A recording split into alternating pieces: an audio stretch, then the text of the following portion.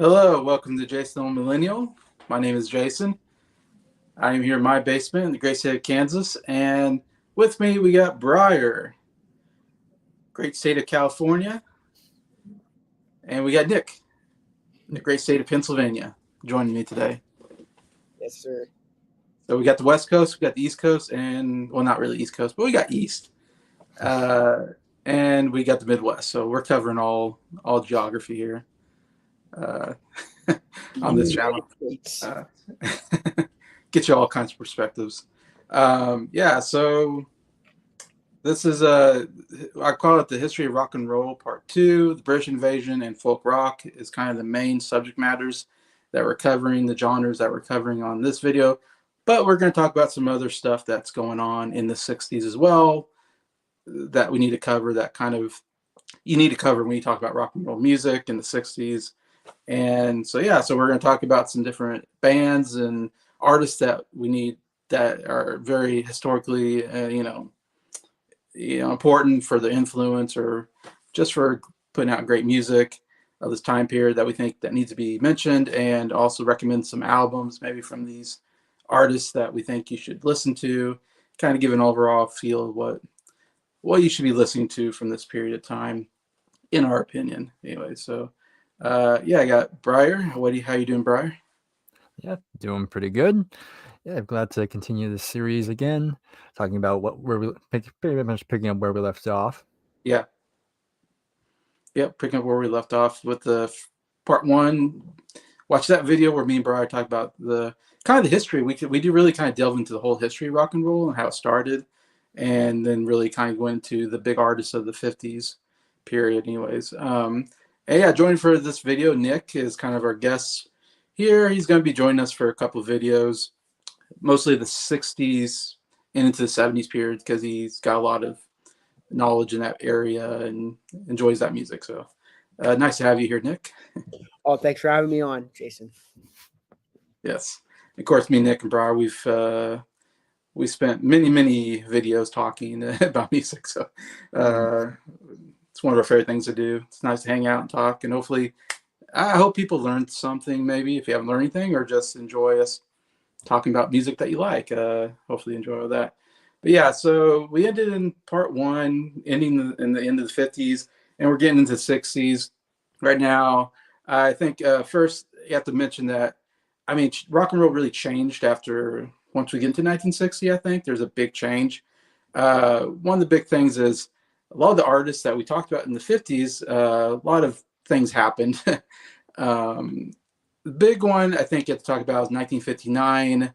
Um, Buddy Holly, Richie Valens, Big Bopper, all die in a plane wreck.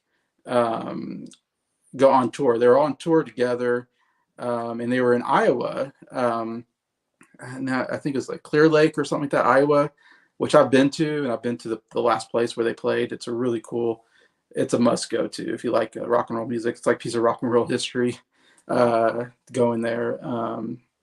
Anyways, and you can go see where the plane crashed, and there's a little memorial for the three plus the pilot, all that died in that unfortunate, very unfortunate wreck. Took out one of the greatest, I think, rock and roll singer songwriters, Buddy Holly.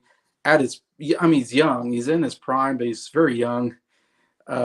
Huge hit to the music industry, I think you have to say. So very unfortunate we get no Buddy Holly in the '60s. I always think, what if Buddy Holly made more albums?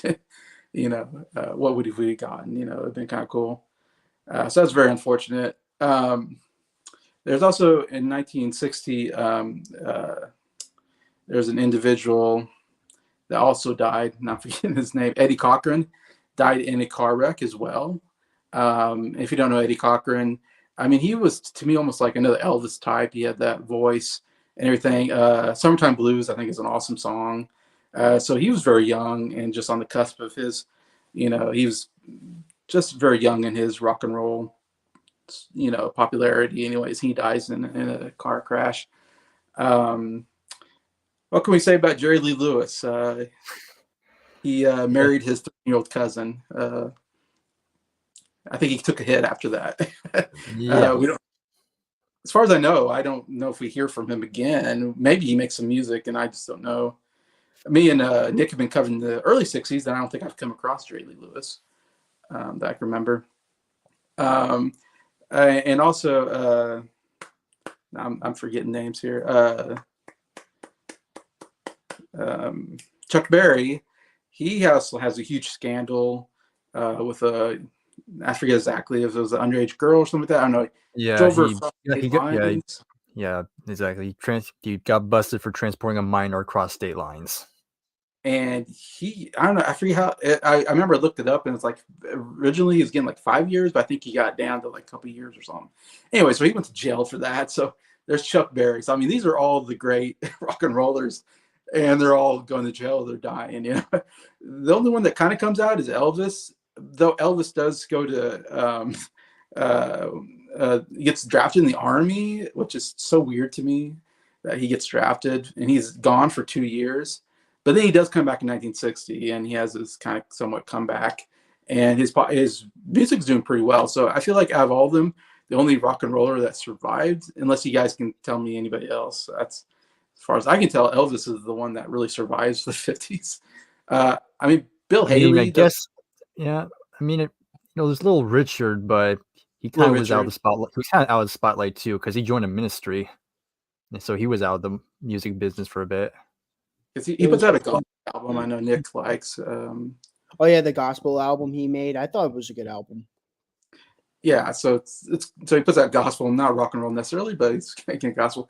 And even Chuck Berry has some music out, but it's not particularly that great. Me and Nick didn't quite enjoy his music. Yeah, Early '60s. once he gets to the '60s, his music drops in quality. Yeah, I think he drops in quality. Bill Haley in comments, I don't think do anything big. It just it feels like everybody drops in quality. They die. They have a scandal. All these things. So I was like, oh, what are we gonna do now? So when we get to the early '60s, it feels like we're lacking rock and roll music, in my opinion. Me and Nick have covered 60 through 62 so far on our albums Yeah, list. it was kind of getting to the point where people were thinking like maybe rock and roll is just a fad. Like it's probably starting to die down. Maybe it's not going to come back after that. Because there was actually another scandal around the time. It was actually more like an industry thing. It was called the Payola scandal, where Like, there was a lot of like independent labels that were accused of like illegally, bribing like disc jockeys to play singles just so they can be played on the radio. And so that was a big scandal. There's like a huge scandal. I know some big names were sued. Like Alan Freed was a big one that was accused of it. So that was another thing that kind of a big blow to rock and roll at that time. I also heard. I mean, there's an Animal song called "The Story of Bo Diddley," and they actually kind of addressed that. Like what Breyer said, because he's like paoli. I remember not knowing what paoli was, but my history teacher told me about that. He's like, "Yeah, paoli." Basically, what Breyer said. Funny enough, he's like, he hates the Beatles, which to me I disagree with that. He's like, the only reason why the Beatles are big is because they did paoli. I'm like, I don't think so, but I don't think so. You can keep thinking that. Okay, that's interesting. I didn't read about that part. But yeah, so lots of scandals, I guess we can say. It feels like, I mean, like me and Nick, we've been covering this on my channel as well. It feels like, I mean, Motown starts coming in and becoming a big deal. You got they formed in 1959. Lots of jazz in jazz. the very early '60s. You got jazz, blues, soul. You get very little rock. I mean, doo-wop we have, but there's no like real rock and roll until we get to the Beatles. Yeah, I know you can say any more about that, Briar. Yeah, and then also there was some. I think in the early '60s, I mean, rockabilly was still kind of there.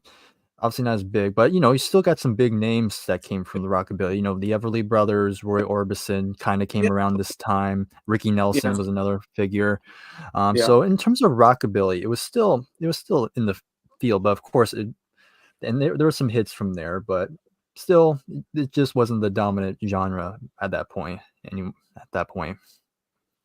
Yeah, we've been covering a lot of Shirelles, the Marvelettes, the Supremes, the Drifters, the Coasters, the Platters, Temptations I even haven't gotten into yet in 1962, so they're coming though, I think. But I'm sure they'll be coming along. The Four Seasons are around 62. Yeah, Sam Um, Cooke.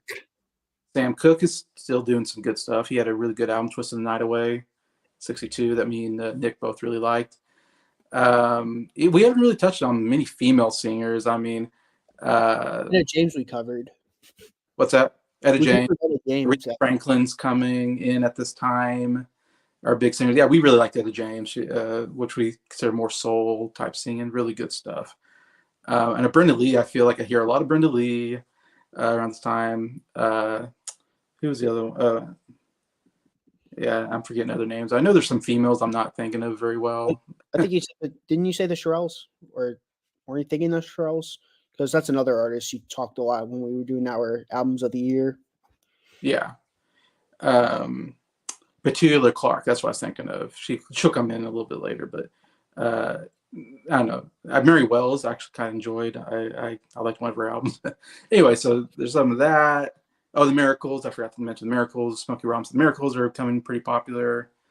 And then you got like these individual, like, I don't know what to call them. I call them like doo-wop pop singers, like Bobby Darin, Dee Clark, Dion. I'm really liking. You mentioned Ricky Nelson. I don't know. I feel like there's these heartthrob. They're like the good looking guys. Yeah, the rise of the teen idol. Teen idols, yes. You got these teen idol singers like that, yeah.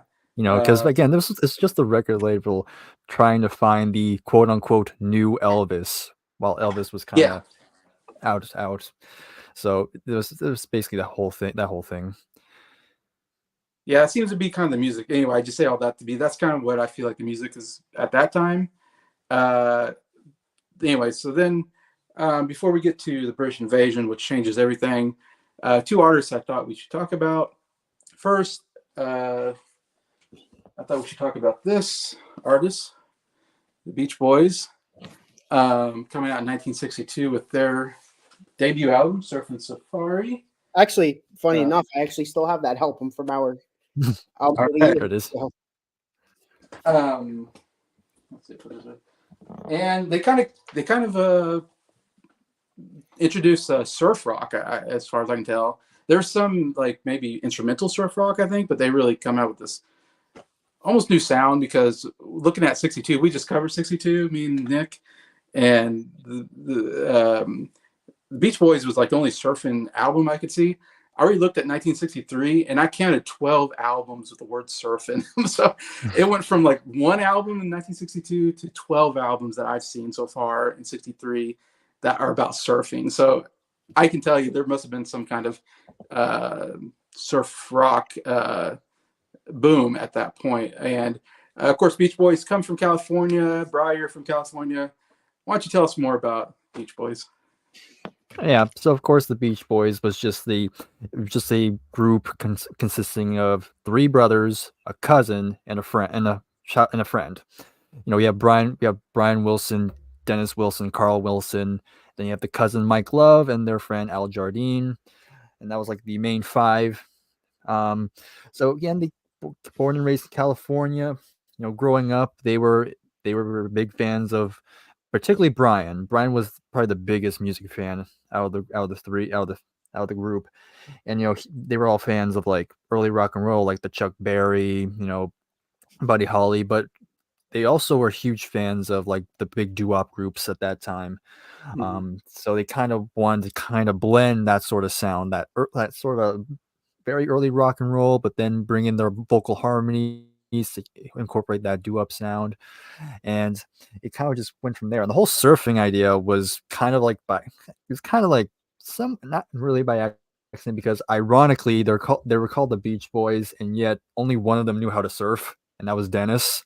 I know Brian said he tried it one time, and he failed miserably. He almost drowned or something. Yeah. Yep. But yeah, and then it kind of just kept going from there. They went through a brief lineup change. I know Al Jardine left for a brief time, but then he eventually came back in the fold, because I know Al wanted to focus on school. But then like I said, he came back.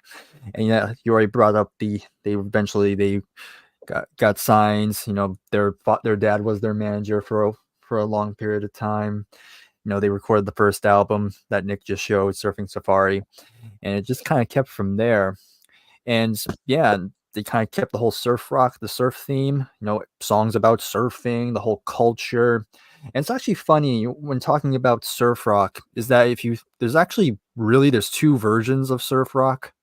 You have the Beach Boys, which is this kind of like this fun, very playful, kind of happy-go-lucky sound. But then there's the other type of surf rock around the same time, which is a bit more intense, kind of more more instrumental type of stuff, like Dick Dale, Dick Dale and the Deltones, which is more this like fast pace, like this that whole thing, something like pretty much the opening of Pulp Fiction, basically. Yeah, that's a Pulp Fiction. Yeah. Right. So it's interesting, and it's funny that there's like there's two versions of it where I heard like there's some people there's like a two camps where one side thinks it's better than the other, because the Beach Boys were more like for a general audience, but a lot of the people who were into like the Dick Dale stuff, like people say like, oh, the Beach Boys, they don't get the true activity. And you can see both sides. Like if you listen to Dick Dale, it kind of captures more of that adrenaline rush when it comes to surfing, when you're out in the waves and you're trying not to die, basically. But in that regard, kind of going back to Dick Dale one more time, but stuff like his music would go on to be kind of influential as well, with his guitar playing, which is more fast-paced, tremolo picking, what is called, that very fast, very on the same note, which would go on to influence metal music or later on. That fast paced. Like it's funny, kind of going off track a little bit, but if you were to take black metal and you turn off the distortion, that's surf rock right there. Like distortion. Okay. Yeah, because it's just that tremolo picking. So that's kind of an interesting fact. But anyway, so yeah, Beach Boys. Going back to the Beach Boys after that long-winded tangent there. But yeah, they would continue on. But of course, we'll get to once the Beatles come into play, that's when things are going to start getting more interesting. We'll get to that when we get to the America's response to like the British invasion and stuff like that. But yeah, they would gradually gain more popularity, getting a lot of hits, and they would start to change their sound, and especially Brian Wilson would take more control in the music, which would also start to evolve, incorporating stuff like, it's also around this time Phil Spector was becoming a big deal, bringing his wall of sound technique, and of course that will be a huge influence on Brian. And so just kind of would go on from there. So basically a surf rock in a nutshell, pretty self-explanatory. To some people, kind of seen, initially, and probably maybe still is today, still seen as like some kind of novelty genre, but it definitely would play a big role in music in more ways than people give credit for, if they really think about it. But yeah, that's kind of like my little speech on the surf rock craze. The Beach Boys that's their identity kind of, but they kind of went away with it, I think. Yeah. And then they came back, I think. So it's never left them, it feels like, if I'm right. Yeah, it's just, because of the name Beach Boys, it's really hard to change your image with a name like that. I don't know if anybody else, continued on surf rock. It seems like that just happened for a little bit, maybe. I don't know. I'll see when me and Nick are continuing on our 60s, maybe we'll see less and less surfing albums. I don't know. Let's see. Like who else? I think Jan and Dean were surf. Yeah, Jan and Dean, they were another one. The Ventures did some surf stuff, I think. Am I crazy? No, I think you're correct. Ventures were like more of the instrumental surf. Yeah, they did. Yeah. Dale and Deltones. Yeah, Dick Dale, yeah. Dick Dale, I think I've heard that's a big one. I haven't really listened to his music, but I think that's a pretty big in the surf rock. I always like surf rock is very fun music for the most part. There are some ballads that the Beach Boys do, but it's just very fun. And it's like it's either about surfing, it's either about cars, or it's about girls. I feel like those are the three big subject matters. That's what surfs. It's like to me, it's like you're on. I don't know, Briar, if you ever go on the beach and you just have fun. I don't know, in Yeah. California, because that's like you have the great beaches there. Yeah. So surf rock is almost like California. I feel like it gives you that sunny skies. What I picture California, sunny Yeah. sky, And beaches, just the summer vibe in general. summer vibe. Yeah, it's like in Kansas we don't have that quite that vibe. So it's like you listen Yeah, to you just got the heat. That's it. yeah, we get the heat for sure. And so I listen to Beach Boys and I imagine myself in California on the beach. That's kind of transports you a little bit. And Nick, you can come in on here. Some albums you'd recommend in surf rock. Okay. Just in general, surf rock, Yeah, mostly or or on the just Beach any. Boys. probably mostly Beach Boys, but I'll Uh, open up anything that you can think of. yeah. I'll say because I do have a couple of Jen Indeed albums I recommend. Surf Surf City and Other Swinging Cities. I think that's a really good album. And one more, The Little Old Lady from Pasadena. That's another pretty good album I recommend. That's it. Yeah, it's good. But Beach Boys though, I have a lot of recommendations for their early stuff. I'll recommend everything up until Pet Sounds, because after Pet Sounds, they get a little psychedelic, and we'll cover the psychedelic stuff after this part 3. So Yeah, I didn't know mention Pet Sounds in this video, or that should be for a later thing. it's not really psychedelic rock. The thing about Pet Sounds that we have to address is that Pet Sounds influenced the Beatles and other American artists and British artists, actually mostly British artists, but Pet Sounds was like a really influential album, so I have to recommend that one for both the videos. Doesn't matter. We can mention Pet Sounds again, how it influenced the Beatles to make Sgt. Pepper's, but just for the British invasion and the folk rock scene, I think Pet Sounds needs to be mentioned. But yeah, early albums aside, I recommend the debut album. I don't know if you love it or not, but I still recommend it because this is kind of like the quintessential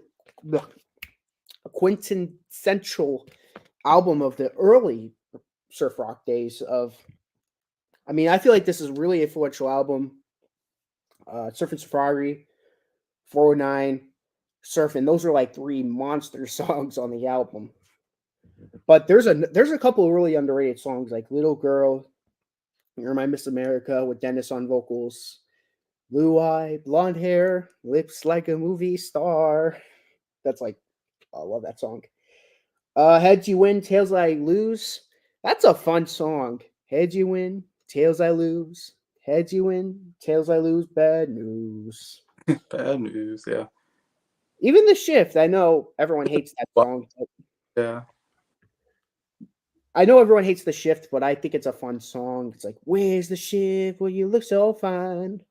It's fun. I know Scott and Jacob hate that song, but it's catchy. I can't ever hate that song. I also recommend Surfer Girl. Surfer Girl is an amazing album. Surfer Girl, of course, is on it. Catch a Wave, Surfer Moon, In My Room. Oh, so good. In My Room. They're good, like more ballad types. Yeah, there's quite a bit of ballady type songs on this album, and if you like their ballad songs, I feel like Surfer Girl is a good album to listen to. I also recommend All Summer Long because has I Get Around, All Summer Long. Has a really underrated song called We'll Run Away. To me, one of Brian Wilson's very first great songs. Girls on the Beach, which was used in the movie called Girls on the Beach. Okay. Which is interesting. 2 more albums I recommend. The Beach Boys Today. Side 2 is like a near perfect side 2, Please Let Me Wonder, I'm So Young, Kiss Me Baby, She Knows Me Too Well, In the Back of My Mind. Those 5 songs are just Brian Wilson's it's like Pet Sounds before Pet Sounds. You know, there's the term proto punk, but I think this is proto Pet Sounds. It's like Pet Sounds before Pet Sounds was even made. Of course, Yeah. that's Rhonda, Dance, Dance, Dance, and When I Grow Up to Be a Man, which I used to not care for I used to not care for that song all that much, but there's the album again. It's one of those songs where it's like you look back, like, well, you look forward, you're like, why I like the same music when I grow older? Why still like will the women I date be the same that I date now as a young guy? Like, Yeah. how is this? How will I be the same when I grow older? And it's a song that makes you think, and I think that's a song that everyone should listen to. I know that's like one of their songs that's on a greatest hits and all that, but when I mean listen to, I mean really listen to the lyrics, because you end up kind of you start relating to those lyrics, like, you know, will I still like the same music when I get older? Will I still like this when I get older? You know, will my thoughts on life change when I go older? It's just stuff that makes you think, like, whoa. It's like even though it's like a pop song, it makes you think, and that's very. I know I'm spending so much time talking about that one song, but it's really good, and That's my favorite song on the album. Yeah.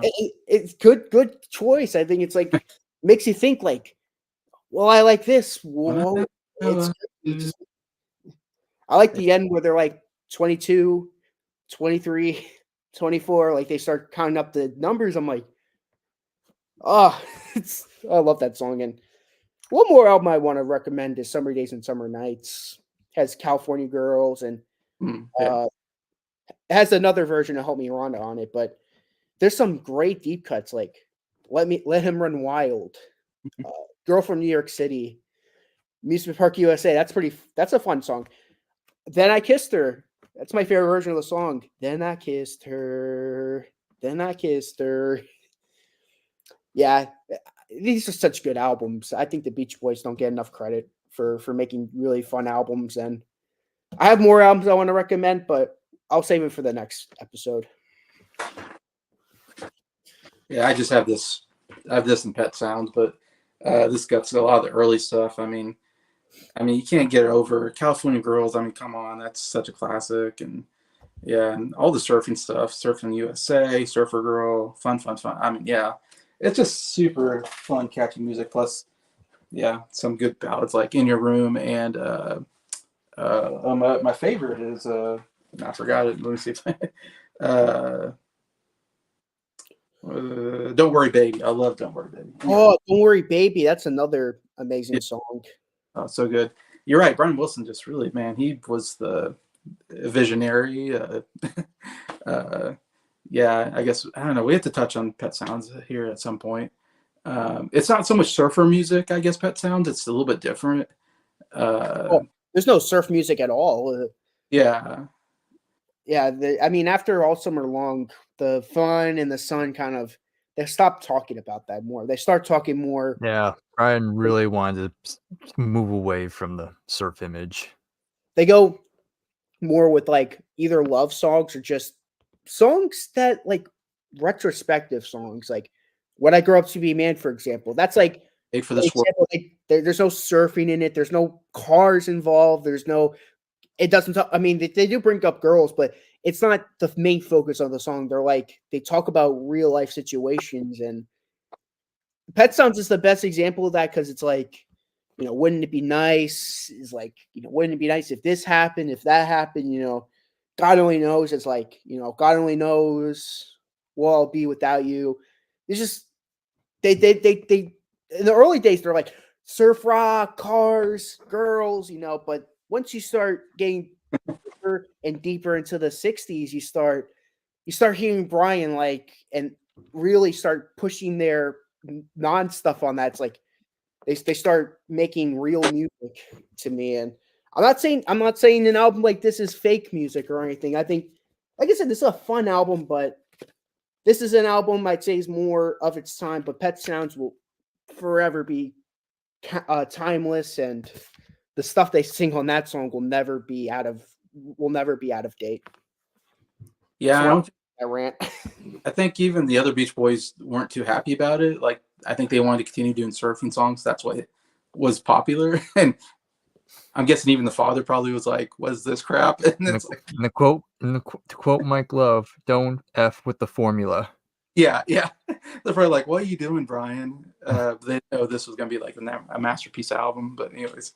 And then Mike Love can go, "Yeah, I knew it was gonna be good." Yeah. The problem with the other Beach Boys is that they were so focused on what the chart success was then. They were like, what could get us famous now? But they never. Brian Wilson envisioned. He's like, what would people 100 years think of our music? Will it be remembered fondly, or will it just be that surf rock band of the early '60s? You know, so that's what I gotta give him respect for. Is that he's like he could have just stuck with this. He could have just stuck with surf songs and car songs, but no, he was like, I'm gonna make music that's gonna stay timeless. People can relate to from now until today, 2024. It's gonna forever be timeless, Pet Sounds. But an album like this couldn't be any more dated. And the other Beach Boys, they weren't thinking about that at the time, and for shame from them, because I think we could have had more timeless music if Brian Wilson could have been full on his envision. So couldn't. Yeah, it's kind of sad in a way where there are people who, especially recently, I found there are a lot more people who are really crapping on the Beach Boys because like they always still associate them as the surf rock act. They didn't really venture into Pet Sounds or anything after that. They didn't listen to Holland or Sunflower, stuff like that. They always just associate them with the surf rock, and to them, surf rock was getting to the point where it was becoming very uncool. It was becoming like it was like a fad thing, and so anybody who did surf rock was kind of seen as just a joke at that time. And I think there's some people who still keep that sentimentality, but I think it's kind of unfair in terms of, especially with how the Beach Boys, especially with Brian Wilson, he really wanted to really push music forward. But again, I mean, we'll touch upon it, but Pet Sounds, an example, didn't sell well initially when it first came out. It did well in UK, but in the US, it was kind of like lukewarm. So it's kind of sad to think that they are still kind of seen as like a novelty act. Yeah, to some people. Yeah, and like I said, I don't know how many times you can talk about surfing, and that probably eventually went away because they probably ran out of ideas. I mean, the whole surf rock. That's my guess. Anyways, let's move on to somebody else we have to talk about that had a big influence on rock music, and that is Mr. Robert Zimmerman, or some people know him as Bob Dylan. Yeah, I got another side of Bob Dylan here. My favorite album of his.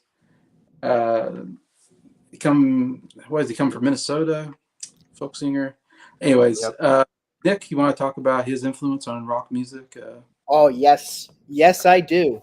So Bob Dylan. So of course, his very first album we talked about briefly in our albums of the year video. None of us have it in our list because I'm gonna be honest, that album is not terrible, but I don't think it's one of his best albums. It's just early folk music. Nothing really much to write home about.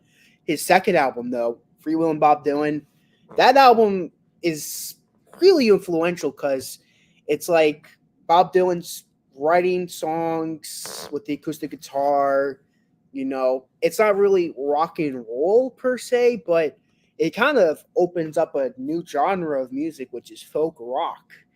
And this is like the quintessential album of that genre because you have songs like Blown in the Wind and Don't Think Twice, It's All Right, and I Shall Be Free. These great Bob Dylan songs where it's like, it's not, there's no catchy lyrics, there's no hook, there's no real catchiness to it. It's more sitting down, making pleasant music, and just writing about things in general.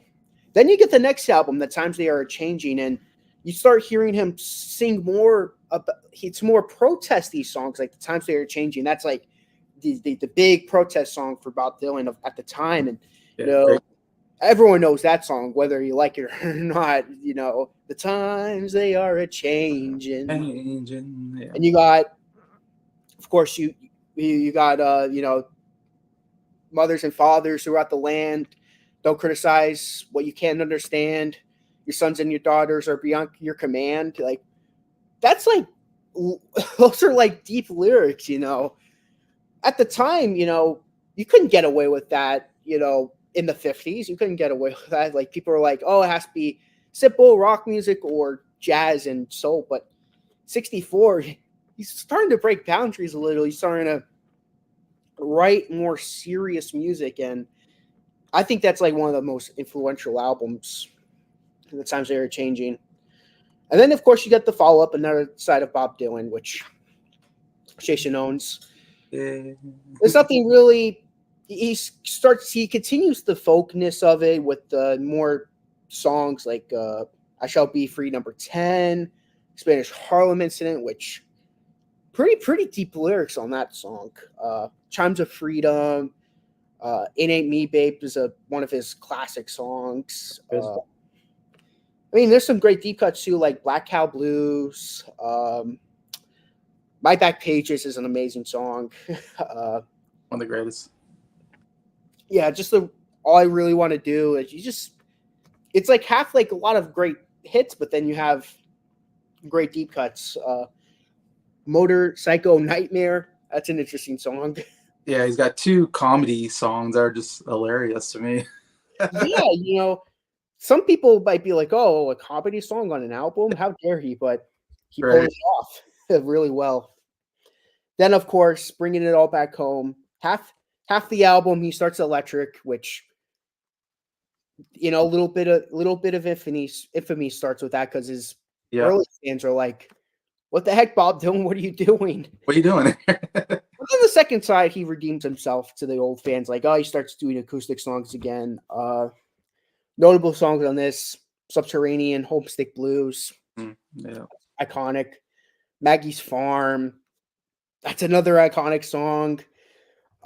She Belongs to Me, Bob Dylan's 115th Dream. But then on the acoustic side, you have Mr. Tambourine Man, which you might be wondering, that's not like one of his big hits out for him, but well, it does end up working in the end because a certain band called the Byrds would end up adapting to that sound, and well, they end up making their Mr. Tambourine album, and the Byrds became, well, we'll talk about the Byrds when we get to them, but Mr. Tambourine Man kind of started that, that song, and it's a little longer, of course, compared to the Byrds version. I like it though. Then we get to the big album, the huge album, Highway 61 Revisited. Yeah. This album is probably the most influential album of this period. He doubles down and he does mostly electric songs now. Yeah, electric, isn't it? Yeah. With the exception of Desolation Row. That's like the only exception to that, but rest of the album doubles down, goes full electric. Yeah. Of course, like a Rolling Stone. Everyone and their grandmother's heard that song before. It's there. Of course, there's other songs like Bout of a Thin Man, Mr. Jones. Love that album. Tombstone Blues, Queen Jane, Approximately, title track.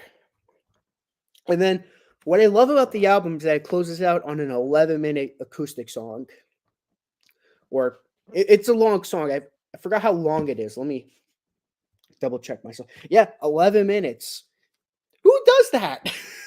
Who does that? No one does that. No one ends their album with an 11-minute acoustic song. But Bob Dylan, I gotta say, he has the guts to do that. And you know what? I think it's the best song on the album for that. You just to take the courage to write that long of a song and just put it on an album. Like, I don't know about you guys, but that takes guts, and I love it for that. And of course, this sort of like, and this is like the first album where this is like the first real complete album, in my opinion, where an artist like starts to really say, you know what?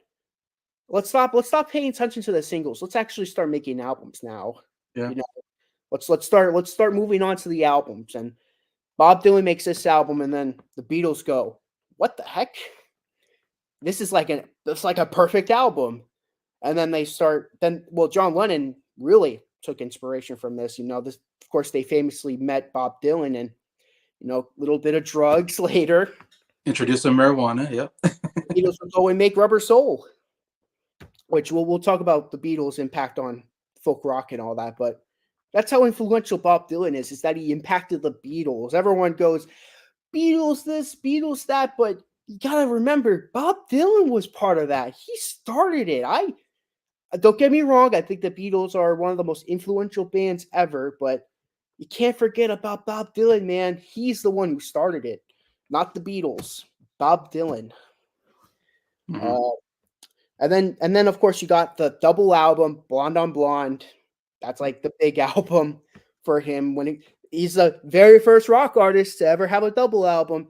Again, people go, "Oh, the Beatles, with the White Album." Nope, Blonde on Blonde. Yeah. Yeah. Mhm. And it's not as electric as it was on the previous albums, but the fact that he went double down and made a double album, that's just, no one was doing that. Like, people are like, single album's enough, especially with how long his albums are, Bob Dylan. But then he's like, I have more to say, I have more to express.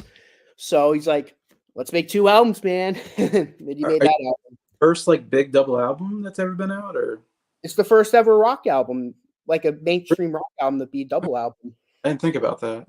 Yeah, That was a big very deal. influential. Yeah. It's funny because mainstream people don't talk about that nowadays. People talk about, oh yeah, the White Album's like the first like real double album, but Right. That'd be 68 when the White Album comes out. yeah. Mm-hmm.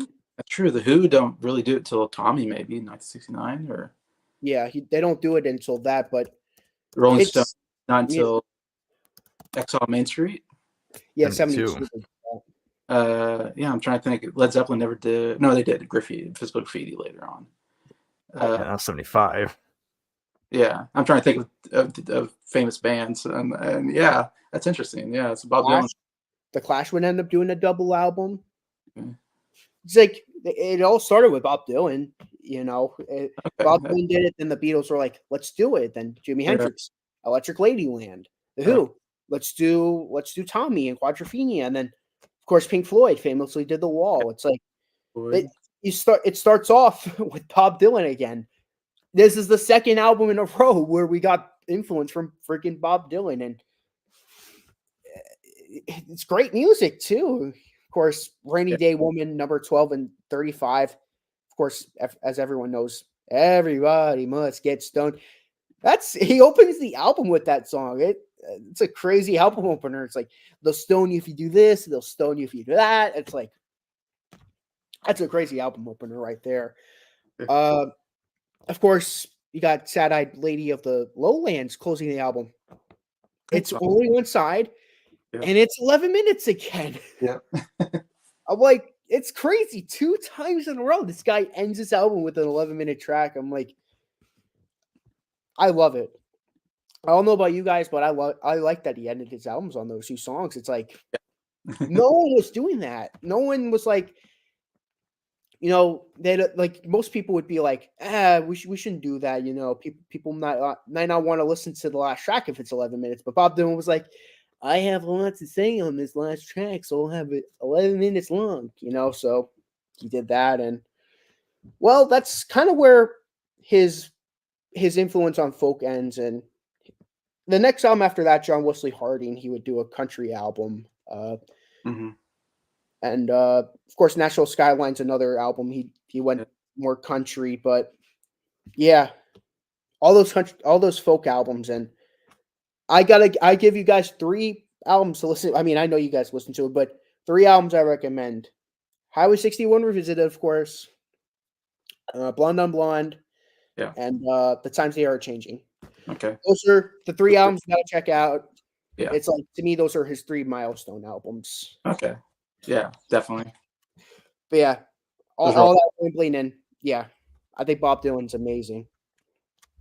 Yeah, I couldn't say it better myself. I think you summed up pretty good his influence, and yeah, obviously the Beatles and everybody else and the Byrds, and a lot of people will talk about will all because of Bob Dylan really influenced them to their sound overall. But yeah, so after that, let's get into the British invasion, which I would say is probably the greatest invasion we've ever had in America.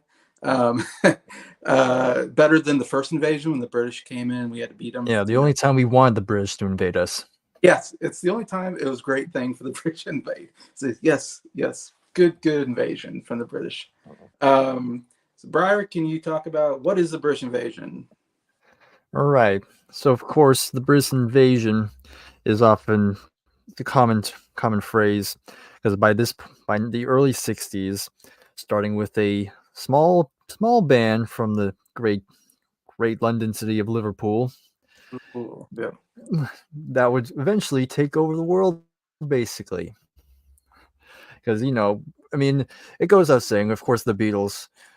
I mean, they pretty much once they hit the scene, it was kind of like, all right, the British has finally crossed that pond. Yeah. Because really, I mean, really before that, England, they had music going, but it wasn't like a huge scene or anything. They were kind of most people don't even know what the British were even doing before the Beatles came in. I'm sure it was still kind of like the typical stuff, but nothing like really groundbreaking or anything.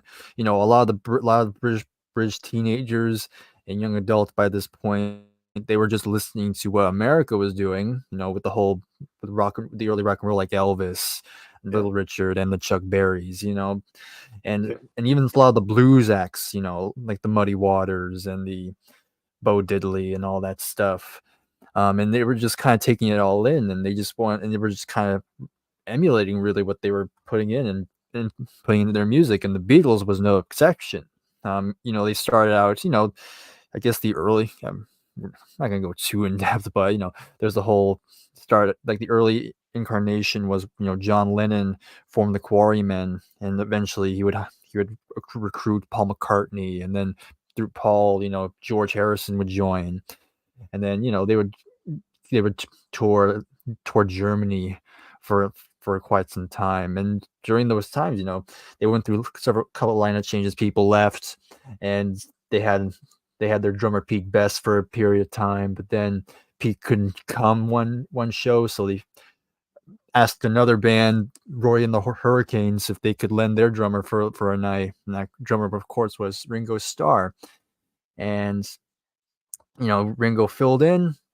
They loved him, and so they offered him the role, and so therefore we have the most classic lineup to any band.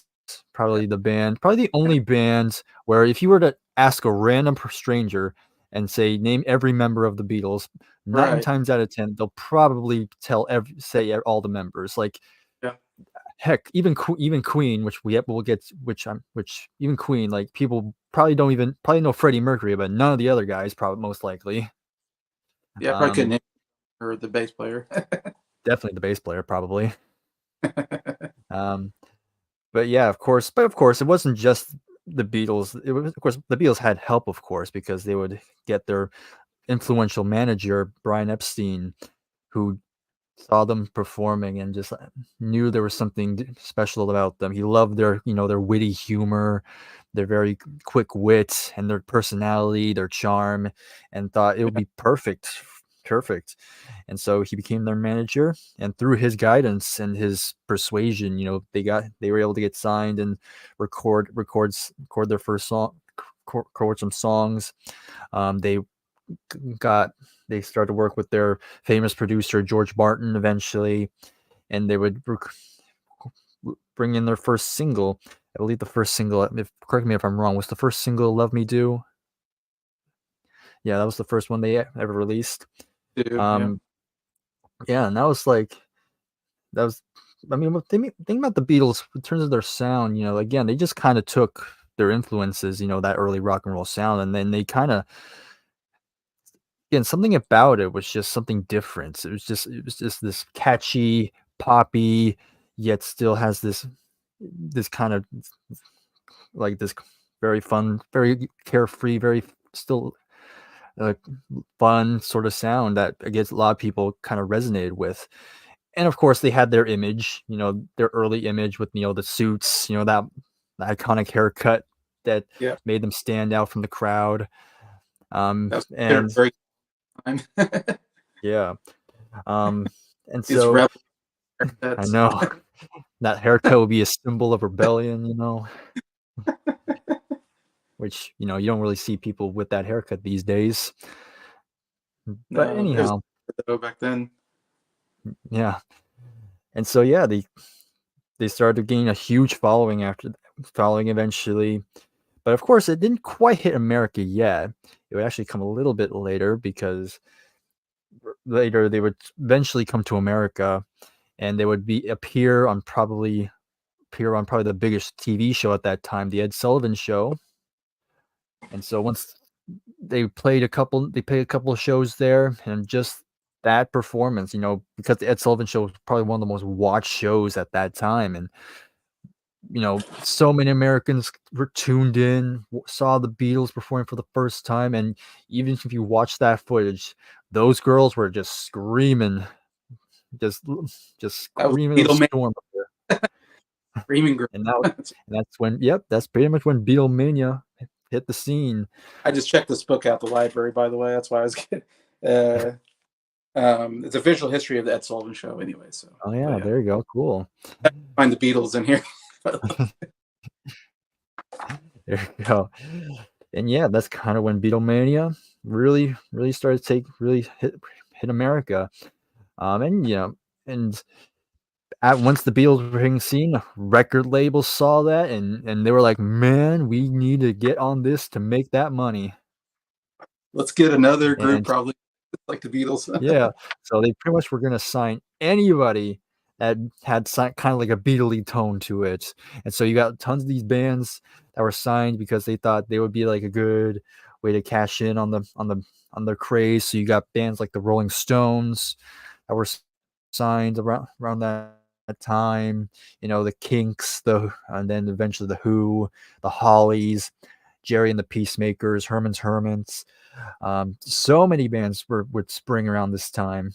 And yeah, and each band, each kind of new British invasion act really started to kind of would have their own take. Like, the Rolling Stones had their more bluesy take on the scene. The Kinks and the Who brought more of a heavier tone to it, which maybe so that was the time made they're different. And of course, you have the Hollies bringing in like vocal harmonies and stuff like that into the sound. But yeah, each one kind of incorporated different elements that kind of try to make them stand out, that they're not a total carbon copy of the Beatles. But still, it was just kind of brought this huge boost in the British scene, that a lot of those bands would go on to be very influential in their own right. So yeah, that's pretty much the British invasion, the start of it, anyway. Yeah, well, I'm looking for a Beatles picture and I'm not finding one. I'm sure it's somewhere in there. I mean, how can you talk about Ed Sullivan Show without the Beatles? Anyways, man, I did that whole spiel and I totally did not show the Beatles debut. Please please me. Yep. Yeah, I feel like the British invasion. Yeah, I agree with you. I think they took. To me, it's like they took what was going on with what we talked about with the rockabilly, with Elvis and Buddy Holly. I think they especially were influenced by them, obviously because they're big fans. And I think with Buddy Holly, they were influenced to write their own music, which not everybody was doing that. That was kind of I don't know if it's a new thing, but it was, I think different and made them stand out. And then you got the R&B rock music with Chuck Berry and Little Richard. They were big fans of. And then I think they also were big fans of like the Motown. I think is also influenced in there. Yeah. They covered some Motown on their albums as well, like Smokey Robinson, the Marvelettes, Shirelles. They covered their song with theirs. Even there's this, I think, a girl group called the Cookies or something like that. They did it. Anyways. So yeah, so it's like because to me, like, Beatles took the rock and roll music and then they put in the harmonies, and that's what made them so great. I always felt like. And I don't know if they got the harmonies. I always felt like they got the harmonies from the Motown groups that sang together. That's just my theory. Is like they heard that, they're like, all right, let's try harmonies and the rock music. And man, it just, when it hit, it just hit. Everybody was like I've talked to my dad who was, a kid in 1964. And it's like when he heard the Beatles, it was like changed his life. Like, and he remembers, everybody. It was just different. It's interesting. Like no one's ever heard music like that before. And it just changed the music industry at that time. Yeah, so I was going to go a little bit into the Beatles, but you covered a lot what I was going to say. Because you have to talk about the Beatles, of course. The first band you have to talk about in the British Invasion is the Beatles, because they're the reason why the whole British Invasion hit, and was hugely popular in the mid-60s period, I guess. Hugely. Like I said, there's so many amazing bands that came over after the Beatles came over. It's just the floodgate of British bands, and a lot of them were really great, that we're going to talk about here. Yeah, really, they started in 1962. I mean, they started back in, like I said, in like 57, whatever, when John Lennon met Paul McCartney, and they were in the Quarrymen, and then it kind of went into the Beatles. They played in Hamburg, really kind of got to know their stuff. And then Brian Epstein, of course, signed them in 62, and then they signed on with EMI, and George Martin became the producer, which was hugely, Epstein and Martin were, definitely were very important to getting their music out. Of course, like I said, in 62, "Love Me Do" comes out, and it was a hit song. Like, I forget, it was like number 16 or something in the charts. And then they hit their first number one with "Please Please Me" in England. In America, we still haven't heard about them, but 63, Beatlemania was starting to grow in England, and they were become the most popular band in that country. Like I said, they come out with "Please Please Me," the album, number one hit album. It's like 6 cover songs, 8 originals, and that was something. Lennon and McCartney were starting to write music together in 62, and it turns out they're pretty good at it. They just kind of sat in a room and just started writing, and just wrote and wrote and wrote, and kind of helped each other out, and they kind of formed the most famous writing duo of all time. I mean, I went to London back in 2015, and if you go to the London Library, they have writings from all of the famous English writers. And then you got the Beatles. The Beatles is the only band that has their writing. I mean, their writings are amongst Shakespeare and Chaucer and all these, incredible, English writers. And then you got Lennon McCartney. That's how big they were. Their writing is up there with some of the great writers because of how popular they were. But yeah, so 63, Beatlemania is hitting. Like I said, they're starting to get swarmed, crowds, women screaming, all that. But they hadn't hit a big one in America, and that was a big deal because no British band at this point has made it in America, or British artists. In fact, even some British artists would come to America and they would fail, and it would like kill their career, like totally kill their career. So it was risky coming to America as a British, artist. It was a risk. It was like, what if you come over here and you don't do well? Then that's it. Because I mean, the thing is, if you want to be the most popular band artist, you have to make it in America. That's just the way it is. The entertainment business, even today, you have to come through America. We're just the entertainment capital of the world, and have always been pretty much. And so they really wanted to come to America, make it big. It was risky. They wanted a number one hit. For some reason, they weren't pumping out number one hits yet. And then finally, with "I Want to Hold Your Hand," it broke out and was the first number one hit in America. And then Beatlemania just blew up in America because it was, like I said, in February of 1964, which we just passed. What was it? The 70th anniversary? What was it? I think like 60. I thought for the anniversary. I'm 60th anniversary. I'm getting math wrong.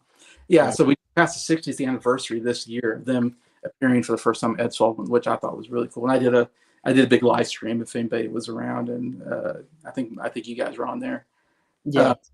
And it was like a 3-hour live stream where I just talked about Beatles the whole time, because how important that date was. Well, February 9th was the date that they came. That was the date they played it at Sullivan. I think they came like February 7th. That was like the big date because they didn't know what they're going to get, and they come to the airport and they're just screaming fans, and that's when they're like, "Oh, I guess we made it." like they didn't know until that point. It's like, "Oh, okay, I guess it caught on." Anyways, and so then once that caught on, all of a sudden you got "She Loves You," boom, #1. You know, all these different songs they're putting out were hitting #1s. And yeah, that was the British Invasion start of it. And yeah, I want to talk about 3 albums for me. I think first one I think you have to talk about is "A Hard Day's Night." And I'm skipping kind of over "Please Please Me" with the Beatles because this is the first time this isn't of course what we got in America. I have the American one, but I got the UK one because you really want to listen to the UK version, not the US version so much. But still, the US version still popular. The movie, of course, they came out with this movie, "Hard Day's Night," in '64 because that's what you did. Elvis was making movie after movie. So hey, Beatles, why don't you make a movie? It'll probably do well, and it did do well. They were correct. And my dad went and saw it in theater when it came out, and yeah, he loved it. Very very popular movie. If you're a Beatles fan, I suppose. If you're not, then you might be like, "What the heck is this?" But yeah, but this album I think is a quintessential. I was thinking British Invasion album that you have to listen to, and for the Beatles because this really captures that time period where they weren't yet influenced by Bob Dylan so much yet, and folk rock music and all that, and psychedelic music. Way before that, this is just the very upbeat, poppy rock stuff that's very catchy. Mostly, there's a couple ballads though here as well, but of course, this was huge hit, #1, both America and UK. And it's the first album that's all Lennon McCartney songs. So that was a big deal because the first 2 albums they had in England were part original, part covers. So yeah, so this is really cool. Once you get this, and you're like, wow, a whole album just of stuff they wrote, and it's all great. Like it's a great album. Obviously, "Hard Day's Night," the opener, was a #1 hit. Starts off the album. I Should Have Known Better is a great one. "If I Fell," more of a ballad, amazing. "And I Love Her," great ballad here. Then you got "Can't Buy Me Love," which was the other huge rock hit that was a #1. And that's the first side. That's kind of the big hits on the first side, basically. Second side still still good stuff like "Anytime at All," "Things We Said Today," "You Can't Do That," and then "I'll Be Back" is also a nice kind of ballad to end it. But yeah, you definitely got to listen to this album. Great early Beatles. 'Cause to me, like you listen to this to get the real early Beatles sound, I think, in my opinion. I'm going to skip over "Beatles for Sale." Again, they went back to doing covers and originals, so it's not quite the big album. But we're going to skip to "Help." I think it's the next album you have to listen to for them in '65, or part '65. Of course, did another movie called "Help." And yeah, this is one of my favorite albums, of course. And this is an album where we're starting to get Bob Dylan's influences in. It's funny we talk about Bob Dylan, his writing, especially his writing style. Because, the thing about Bob Dylan, I think, was like everybody mostly was writing songs about love. "I'm in love with you," or "we broke up," or whatever, "I have a crush on you." It's that kind of music. And then Bob Dylan came around, and he was writing stuff about all kinds of stuff that wasn't about being in love. And you're like, what is this? I didn't know you can write songs about, this and that. And so I think the Beatles were definitely writing more deeper stuff here. They do have 2 cover songs on here, but it doesn't hurt the album, I think. But the original stuff is just so amazing on here. With "Help," great rock opener. You Got the Heart You Love Away, to me, is a very Bob Dylan-ish song. Very more deeper and great John Lennon song. Love that song. George comes out with his first really big song, "I Need You," which is really great. "Another Girl," great. "You're Gonna Lose That Girl," and me and Nick love that song. We're like, oh, that's like one of their best songs in my opinion. That's like our big underrated song for the Beatles. Like it's so good. And then "Ticket to Ride," one of the great rock songs that people say influence like heavy metal or something, or hard rock, or I don't know how that is exactly, but that's what I've heard. You know, but it's great. You know, got a good rock riff to it and all that. Yeah, that's all the big stuff in the movie. That's also on the movie and all that. But still some great stuff on the second side. Act Naturally, the Ringo country number. It's Only Love I Love. It's another really good. It's underrated to me, of kind of more ballad type stuff. But yeah, You Like Me Too Much, Show Me What You See. I've Just Seen a Face is very great, really cool Paul McCartney song people love. And then Yesterday. I mean, wow, what incredible writing. Paul McCartney, his most famous song, greatest like Beatles ballad that they've ever written. With we got the first, I want to say first time we get like string instruments in here. George Martin does that, and really, you know, elevates the song and the emotion of it, of, you know, being heartbroken and wishing to go back to yesterday when you weren't. I just love it. Anyways, but yeah, definitely got to check this out. A little different than Hard Day's Night. Still got the good harmonies and the good Beatles sound, and a little more deeper writing. And then the last album I'll recommend this time, because I feel like once we get to Revolver, we'll talk about that when we do psychedelic music, is my thinking, and Sgt. Pepper's and all that. I'm going to save that for our psychedelic video. So, but I'll talk about Rubber Soul, the other album that came in '65, another huge album for them. One of my favorite albums as well. And again, it's definitely got a folk rock feel to it. I think even though it's '65, that's right when like folk rock was coming out. Still somehow the Beatles were getting kind of that, already getting that folk rock sound to them mixed in. Even though the whole album, the guitars are a little bit heavier, the bass, sometimes you got this fuzzy bass sound to it. So they're definitely experimenting with the sound. It's, again, it sounds different than the other two albums, I think. But you still got the great harmonies and melodies and writing in here. I mean, Drive My Car to me is the best rock song up to this point. Like, that is a rocking song. The bass is just killing it on here. Then you get Norwegian Wood. Feels like a Bob Dylan-ness song to me. The acoustic guitar, and you got that sitar in there as well. So you got a little experimentation, but you know, kind of an abstract song about having an affair and then burning the house down or something. It's kind of crazy. Nowhere Man. Oh man, gosh, the greatest harmonies, like some of the greatest harmonies you'll ever hear. Another song about, like, what is it about? It's about somebody, you know, he's a nowhere man. What does that mean? I don't know who they're talking about, but Hold on, before you continue, I want to preface when there was a part where he's like, "I lit a fire, isn't it good?" I want to like tell him, "No, that's not good. no, it's not good. That's not good at all. That's dangerous." Yeah. Sorry, I had to say that. Yeah, I wouldn't recommend that.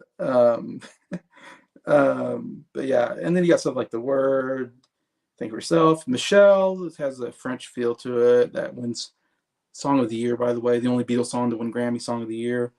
Then Girl's incredible with the Girl. I don't know, it's just some cool kind of experimentation or cool like things that I've never heard before. But you got stuff like I'm Looking Through You, or kind of a diss song, Paul on his girlfriend probably.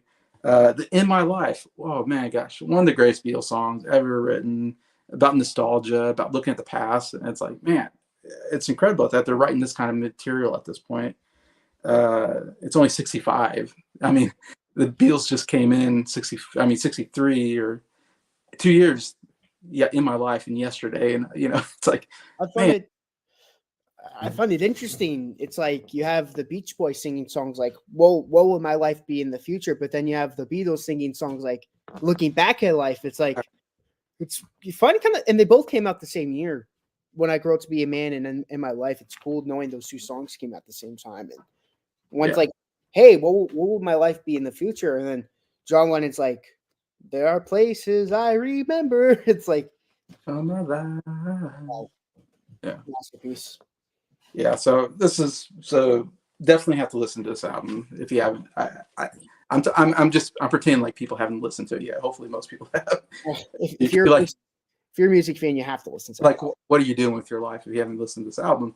But yeah, those are the three I recommend during this time period of the British invasion period that really encapsulate the greatness of the Beatles for me. Anyway, so yeah, there's the Beatles. There's obviously more albums to talk about, but we'll talk about that some other time. I think the next band we need to talk about that was very influential at this time is the Rolling Stones. And Briar, you want to talk about the Rolling Stones and their influence? Yeah. So the Rolling Stones, they somewhat around the same time. Of course, they came from a different background. Of course, they they were kind of this. I mean, to go back, it was all started with Brian Jones.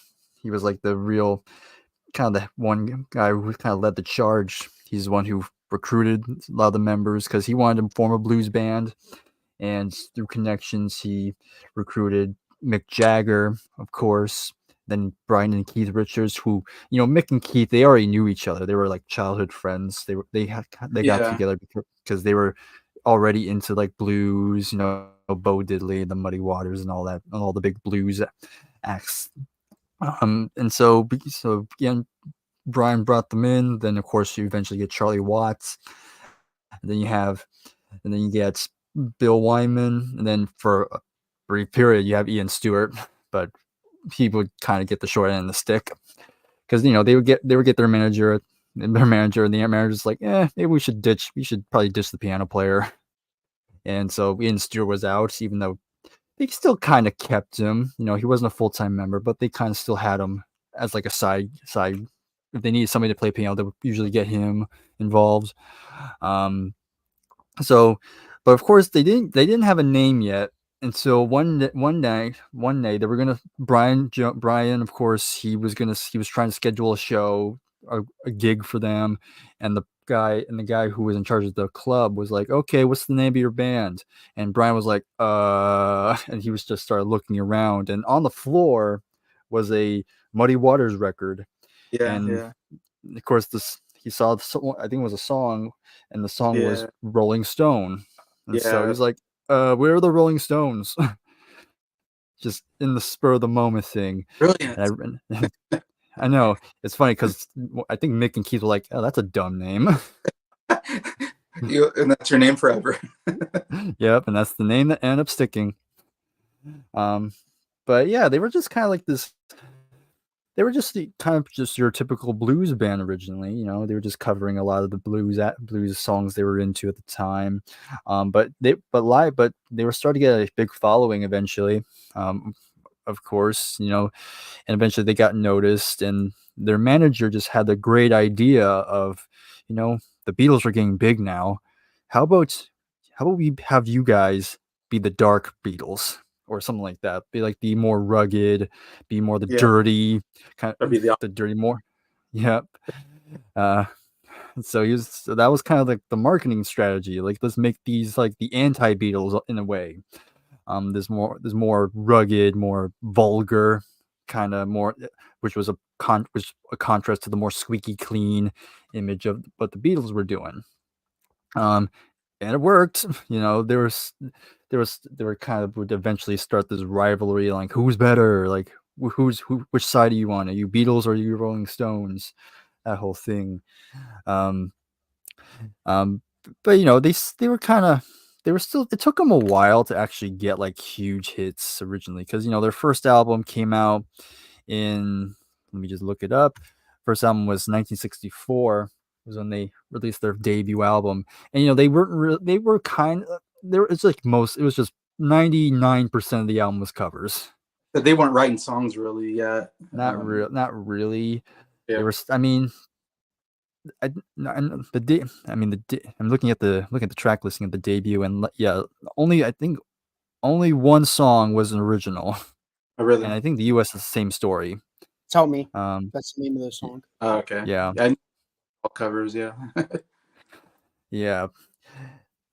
So that was kind of what they stuck with for a while. I mean, gradually as they went along, they would start to write more songs, and that was kind of by force, really, because I think again their manager had thought, you guys need to write some original stuff. And so, okay, which one of you two is going to be who's going to write the lyrics? And he turned to Mick and Keith, like, you two will do it, and just locked them in a room until they came up with something. They come up with something. Yep. Which How many times would in real life? I don't know. Sometimes it probably doesn't work. Sometimes probably not, but I guess it just miraculously worked out.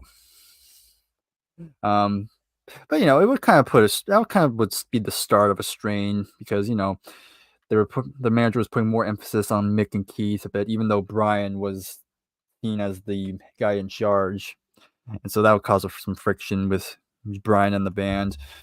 But anyhow, so of course they would continue on. They would release albums, and eventually they would release albums in the U.S., of course, and they would again slowly gain an audience there. Which we should probably point out about how especially in the U.S. and U.K. there's like UK versions and there's US versions where Yeah. the UK didn't have any big singles on it. It was just a lot of deep cuts, but then the US has all the singles on them. So it gets confused with the Rolling Stones. I mean, the Beatles is confusing enough, but the Rolling Stones is very confusing. Yeah. Like I don't like the Beatles. People say the UK is the more canon. The Rolling Stones, I don't think anybody can agree which one's the definitive. Yeah. I don't know if there's versions. yeah, you're right. Yeah, like for example, you have Aftermath where people are like, the UK's version's better, but then you have a lot of people who are like, the US version's better. But like with the Beatles, I feel like a lot of people could agree the US version isn't the better version. A lot of people would say like, oh yeah, the UK version's the best version ever sold. But for the Rolling Stones, I agree. It's more confusing. It's more like, it's like, which one's the best version, So me personally, I prefer half of the really early stuff. I will say I prefer the US versions, like with Satisfaction and all that. But once it gets to like Aftermath and Between the Buttons, that's when I start preferring their UK counterparts. Yeah. Then does it start syncing up around Beggar's Banquet or Satanic Majesty's Request is when they start syncing up. Okay. Yeah. But yeah, they would continue. They would the Rolling Stones, again, they kept going. They kept releasing singles, but really, the single that really put them on the map was "I Can't Get No Satisfaction." With that riff, that guitar riff and all, and of course that very high energy, and vibe. And then you have Mick Jagger's very charismatic vocals, very unique vocal style. Again, it's not like the Beatles where it's like these beautiful harmonies. Like it's the Rolling Stones kind of really captured a sort of, they kind of, I think their biggest appeal was that, they kind of resonate with a lot of like the working class. I think, the people that maybe aren't as like fortunate and stuff like that. Like, I guess kind of like that whole thing. Like the Beatles kind of have that sort of like very, like clean, maybe for like a more sophisticated sort of crowd. But the Rolling Stones were more like the everyman. Like anybody could be them, that sort of thing. So they had that was like their big huge breakthrough.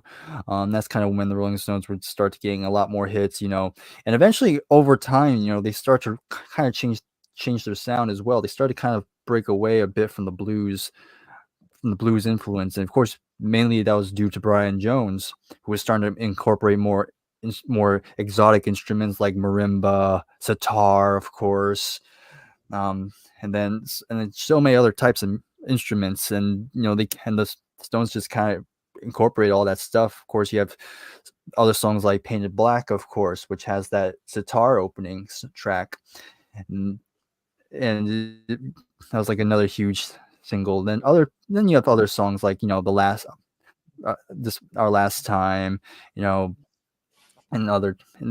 countless other songs. As years go by. Yeah, as years go by, yeah. Get Off My Cloud. Under my I briefly said Satisfaction. Yeah. Yes, exactly.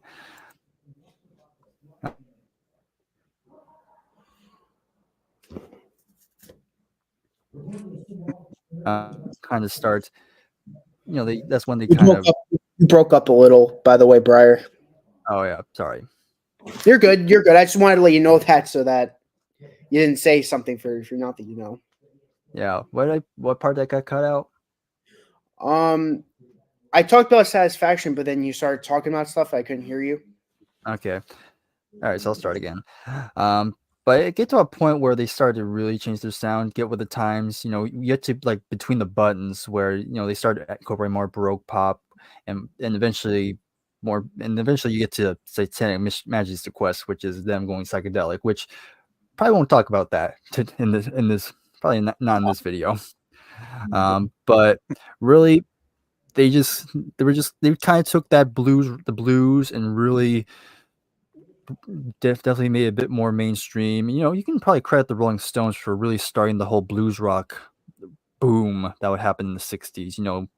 Stuff like the Yardbirds or Cream, taking blues and just bringing it into the masses and getting a wider audience, but still making it commercial enough that it's appealing to a wide audience. So that's pretty much the big influence the Stones have in the British invasion. I mean, when it comes to albums to suggest, it kind of gets dicey. It really depends if you're into like blues rock. Like I'd say their first couple albums, again for me, I like them, but it's just not the stuff I go back to. Their first album, like English Newest Hitmakers, or as a common joke in this friend group, British newest cover band, basically. Yep. But they're still. I think they're kind of still worth checking out, just because if you're interested in hearing how the Rolling Stones were when they started. I think it's like a curiosity thing. I think when they really started to find their stride, kind of around when they get to the album Out of Our Heads. That has the big single, Satisfaction and stuff like that, especially the US version. I'm probably going to recommend the US versions because of bias, because we're Americans basically. So we're going to kind of default to that. But the US versions, of course, has like some good covers too. I like their version of Mercy Mercy. I already mentioned Satisfaction, but yeah, there were some other good songs on there. Probably the best album from this period I would recommend is definitely Aftermath. I think that's like the best album of that period for them, because again, that's when they're really trying to incorporate other sounds into their music here. Of course, again, defaulting to the US version, of course, it starts with Painted Black, but then you have other catchy songs like Stupid Girl, Under My Thumb, Think, which is a great song. But of course, with the US version in particular, and even the UK version, it was like the first time like a major rock act had like an 11-minute track, like a song over 10 minutes, which was kind of big. Of course, that's nothing nowadays, especially when bands that have songs over 20 minutes. Yeah. But that's not until we get to progressive rock, which is later on. So we're not going to get into that. Like 2 to 3 minutes long, I think. Yeah. Bob Dylan started it, but then the Rolling Stones adapted to it, and then of course the Doors were like, "We got to do that now," and then they made the song "The End." And Bob Dylan started it, but I'd say the Rolling Stones was what popularized making longer rock songs. Yeah. He never got to 10 minutes. They maybe got to 7-minute songs. Is the long ones for I want to say. Yeah, I'd say so. But yeah, Aftermath's a good one, and so I think Out of Our Heads and Aftermath, I think those are the two big ones. I mean, again, you can listen to their first couple albums, if you just want to hear just pure blues rock. I think they're kind of nice to listen to. But Out of Our Heads, Aftermath, I think those two are probably the best ones. I didn't mention December's Child. And that's a decent album too. I remember liking that one. Of course, I believe that was either, I know there was one of the versions which Out of Our Cloud, Get Out of My Cloud, As Years Go By. Yeah. Those are like the two big songs on that album. Yeah, so that's probably one to check out too. But yeah, those I think those are my recommendations for the Stones. Right. And we'll get yeah. yeah. What do you got, Nick? I also recommend Between the Buttons and Flowers. Between the Buttons, probably. Yeah. And Flowers. Yeah. Again, but that was kind of I was thinking should I recommend it, but again, it's kind of that a bit after. It's like 67. It's like 67. So I wouldn't consider late. it to be I wouldn't consider it to be psychedelic though, so I wouldn't blame. Yeah, it's not psychedelic. But I wouldn't say it's like rock, like that okay. sort of sound either. It's like a weird in between. I don't blame you, Brian. It's such a that's probably their strangest album, besides of course the Satanic Majesties album, because it's not a rock album, but it's not a psychedelic album either. It's like this weird in between Baroque pop album. So yeah. So, I just wanted to add that. there's more Rolling Stones albums to talk about that we'll talk about probably later in the later 60s. Yeah. Oh, definitely. I suppose the next video maybe we'll mention more Rolling Stones and so forth, and all that. But yeah, Rolling Stones I would say is more in your face rock music, while Beatles were more poppy. I don't know if that would be the difference.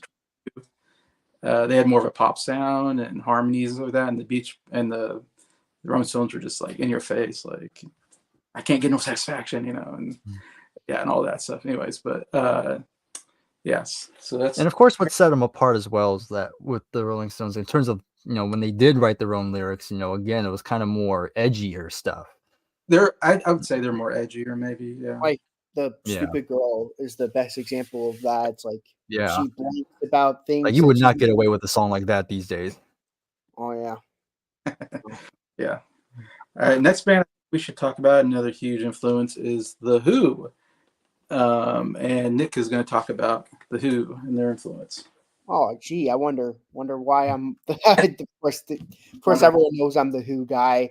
The only thing that sucks about this video is that I can't really go that in depth on the Who just yet, because they have like one album that's not psychedelic, and then after their first album they go psychedelic. So I can only really talk about one album, and that's My Generation. So yes, it's the one album, and that's the one I recommend, of course, because it's the only one I can really now. So of course Briar brought up the Beatles, how they influence everything, and then the Rolling Stones, how they influenced blues rock, like the Who. Well, you won't be entirely wrong about that, but the big influence for the Who is the Kinks. The Kinks, they were big influence on Pete Townsend. Like that's right. Like the Kinks debut album, like that blues rock album, with You Really Got Me on it. That was like Pete Townsend's, like, he loved that album, of course. He was really big into that album. They started out as a country. I don't want to say country. My brain after 11 o'clock kind of blanks on me. I meant to say is more blues rock influence, like Please, Please, Please. I Don't Mind. Those two songs are like more bluesy soul music songs. But then you have rock songs like Out in the Streets. Out in the Streets. Of course, we can't talk about My Generation without talking about My Freaking Generation. My Generation. That song is so ahead of its time. Like, You Really Got Me was ahead of its time, but this song's really ahead of its time. Oh, yeah, definitely. Most people around that time never used the bass guitar that much. They used it just as, just like as the rhythm section. Yeah. John Entwistle, though, like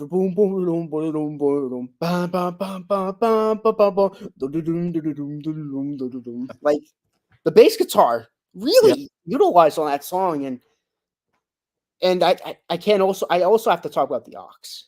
The Ox, that last track on the album, on the debut, is one of the most influential instrumentals ever, in my opinion.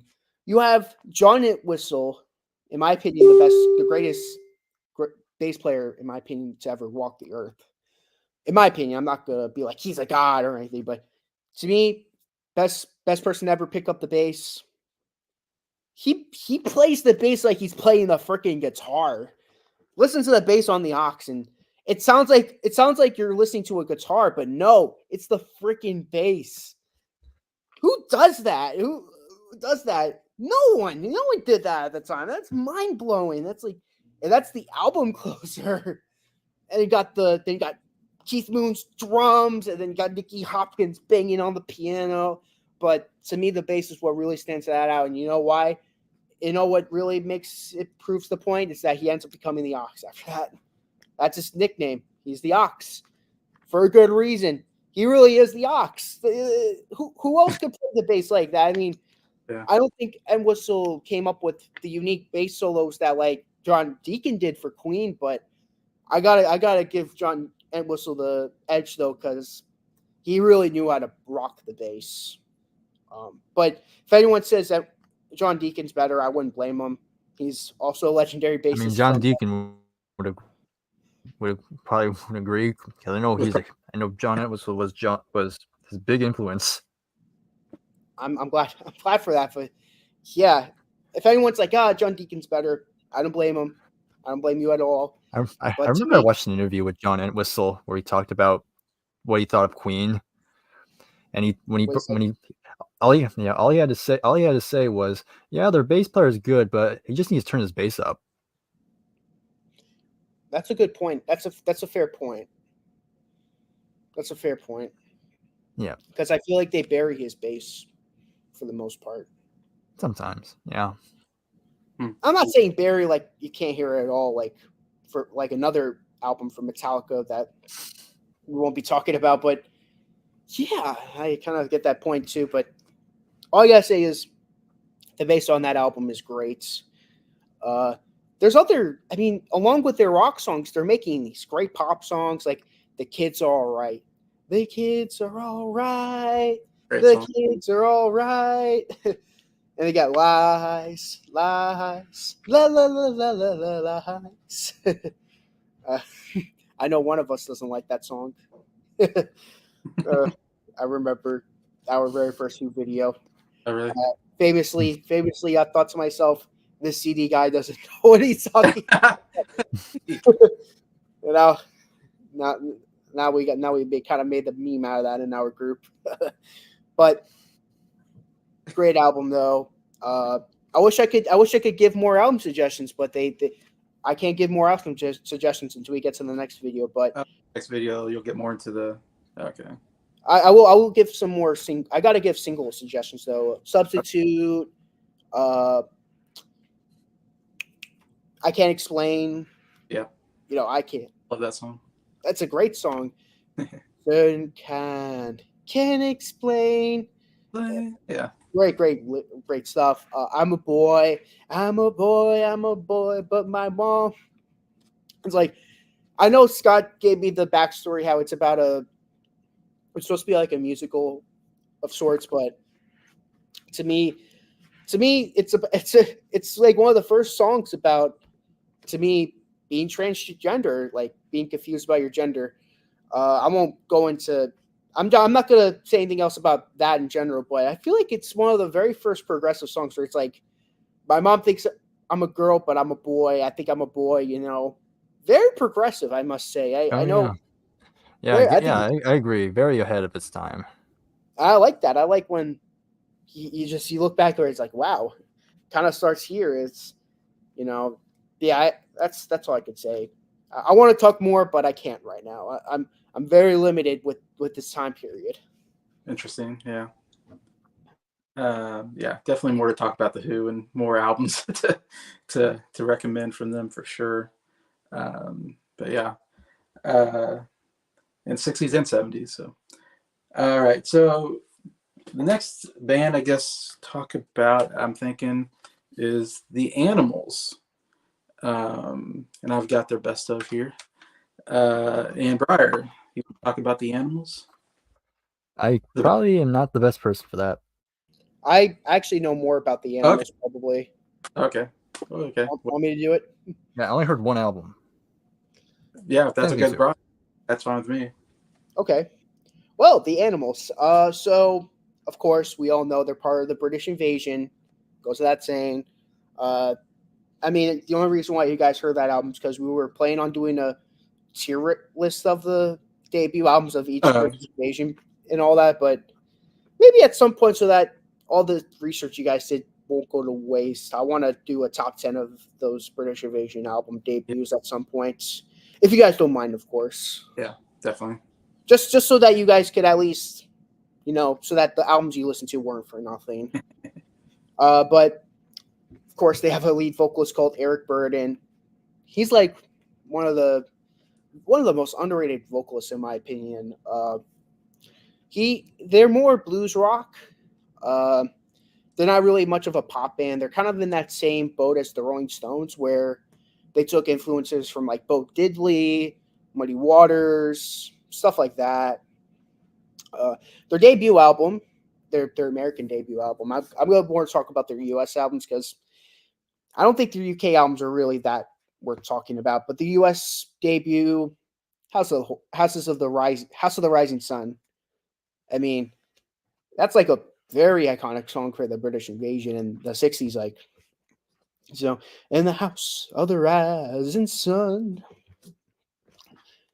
Eric Burdon, man, he's killing it on vocals. The rest of the album, you might be disappointed because none of the songs on the album quite sound like that one first song, which to some people might be like, this album's terrible. It doesn't. None of the songs sound like House of the Rising Sun, but I think it's a really good album. The Girl Can't Help It, Little Richard cover, Blue Feeling, Baby Let Me Take You Home. That's a great song. Baby Let Me Take You Home. Baby Let Me Take You Home. It's a fun song. The Right Time. I mean, of course, other artists did it more famously, and the right time, night and day. It's the right time, night and day. Talk About You, Ray Charles cover, Around and Around, fun cover. I'm in Love, I'm Mad Again, I've Been Around. Just a really solid debut album. Second album, Animals on Tour, they take more of a soul approach to the album. No real big hits on the album. My opinion, it's the weakest of their early Animals days. You might be wondering, what are you talking about? Well, when we get to psychedelic rock, I'll talk about them more. But there's the early Animals, and then there's the later Animals. Of the early Animals, this is my least favorite album from them. They have a song that was written by them called "I'm Crying," because funny thing about the Animals, they didn't really write their music that much. And, How you said that? They never really had to try to either. Okay. Yeah, him, and I think if I remember the name of the other guy right, Eric Burdon and Alan Price, they wrote the song together. But then House of the Rising Sun started to get really popular. Then Alan Price was like, "Just give me the money and I'm out of here." Like I think he quits the Animals after that. He's like, "I'm done. I got enough money to live." Pretty much abandons the Animals, which scumbag move in my opinion. But they were starting to write songs together. Then once the royalty money comes in for House of the Rising Sun, it was like, okay. And he's like holding like two comically big bags of money. He's like, "I got the money. Bye. Big dollar on it. Yeah. Yeah, like Eric Burns, like, what happened to writing more music? Oh, forget about that. The third album, though, is a lot better. Animal Tracks has two big singles on it. We Got to Get Out of This Place and Don't Let Me Be Misunderstood. Those are like great songs.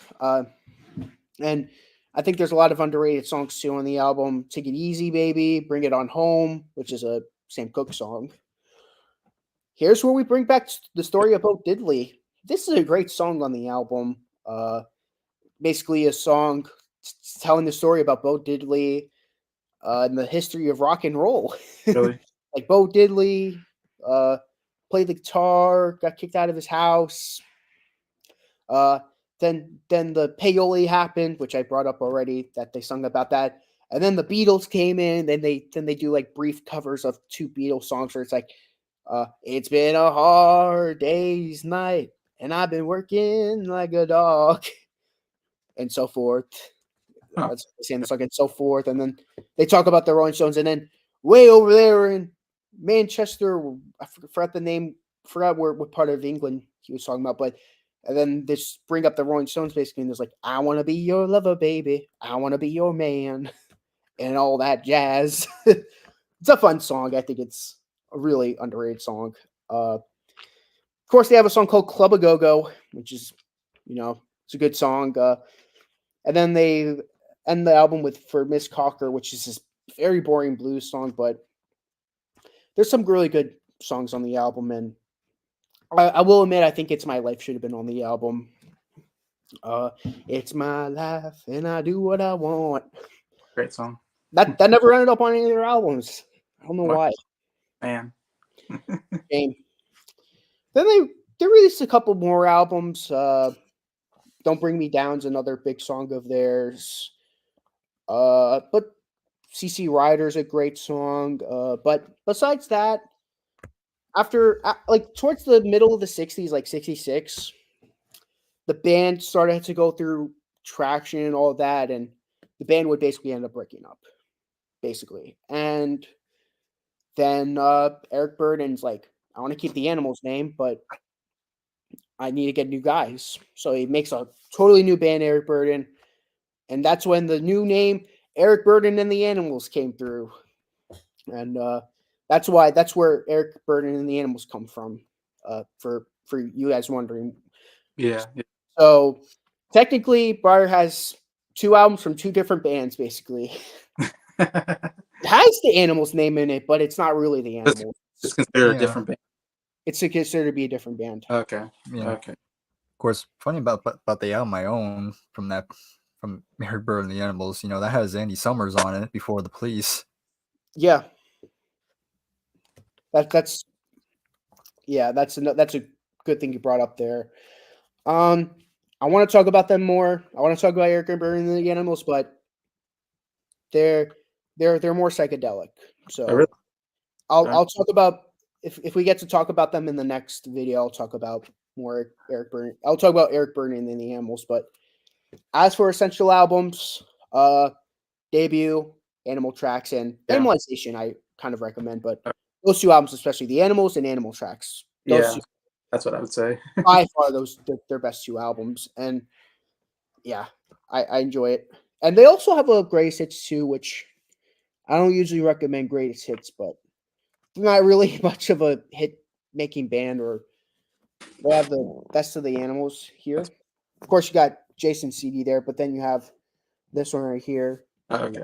Eric Burdon there has House of the Rising Sun, I'm Crying, Maybe Let Me Take You Home, Around and Around, Talking About You, Don't Let Me Be Misunderstood, Boom Boom, Dimples, Gotta Get Out of This Place, I'm in Love, Bury My Body, Gonna Send You Back to Walker, Story About Diddley, It's My Life, and Bring It On Home to Me. So that's like the one I really recommend. But if you want to get into their studio albums, those 2 albums I recommend. But yeah, I like the Animals. Yeah, I think I want to say they're more blues based probably of a band. Yeah. We Gotta Get Out of This Place. I love that song so much. It's one of my favorite of the 60s. That bass is so great. I don't know if Briar, great. You've listened to that bass song, and I have to hear it again. Boom, boom, boom, boom, boom. I don't know. I love it. Boom, boom, boom, boom, boom, boom, boom. Yeah, I agree. That'd be fun to play. If I had a bass, I'd be like, yeah, I want to play that bass line. But yeah, the Animals. Eric Burdon, one of my favorite singers as well. Such a power. I need to listen to more of them. I'm not the kind of person to say this, but I consider them more to be a singles band. Like they have good albums, but I don't think none of their albums really I would give a 10 out of 10 to be honest, because they don't really write any of their songs, and they have good albums, but I consider them. I don't usually like to use that phrase because usually I'm like, okay, I'm just not into their albums. But the Animals, I don't know. I don't really consider them to be an album band. I recommend you deep dive in them because they're. I don't think people check them out enough. So I hope you do check them out at some point. But if you're asking me, in my opinion on them, I like blues rock like the Rolling Stones and the Kinks, but I I don't think the Animals really hold a candle to other British Right. bands. No, they said Eagles, Rolling that. Stones, the Hollies, I, Who. I don't think they really hold that much of a candle against those bands. yeah. No, they had a couple of huge hits, but yeah. Okay, next band I'm going to talk about this time is the Kinks. And this is the only album I have. That's it's not one of the albums I'm going to talk about, but it's one I got at the moment. I need to get more Kinks albums, but yeah, Kinks another pretty big band at this time period. Even though they kind of take a big hit though in the '60s, I'll talk about here. But they basically formed around 1963. The main is Ray and Dave Davis. The two brothers are kind of the main part. Like everybody else seems somewhat interchangeable, but you have to have the two brothers. They're the big writing and playing force. Mostly Ray would eventually he'd be the lead singer and kind of the lead songwriter of the group. Also plays guitar.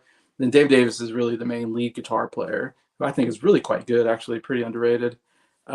We also originally got Pete Quaife as a bass player and Mick Avery as a drummer. And that's kind of the core group, and those will change bass and drummer, and also getting piano, keyboard player. It'll change a little bit throughout, their existence, but that's kind of the main group that came on the scene. Really, the big thing that really got them on the scene is the song "You Really Got Me." Huge hit for them. It was number one hit, and it's really, to me, kind of groundbreaking, kind of ahead of its time. I mean, this is 1964, I believe it came out. And man, this is a hard rocking song for 64. I mean, harder rocking than whatever the Beatles or the Rolling Stones were putting out, I would say. It's got this really heavy sound. And from what I've read, it was Dave Davies. He cut into the cone of the amplifier, and that's what makes it this whatever. I'm doing it different. Sorry, I didn't do the right. Okay, yeah, that's perfect. I did the wrong riff there, but that's the riff. Anyways, and it had this really heavy, different sound to it. And man, it's a really great rock song. Like I said, that really kind of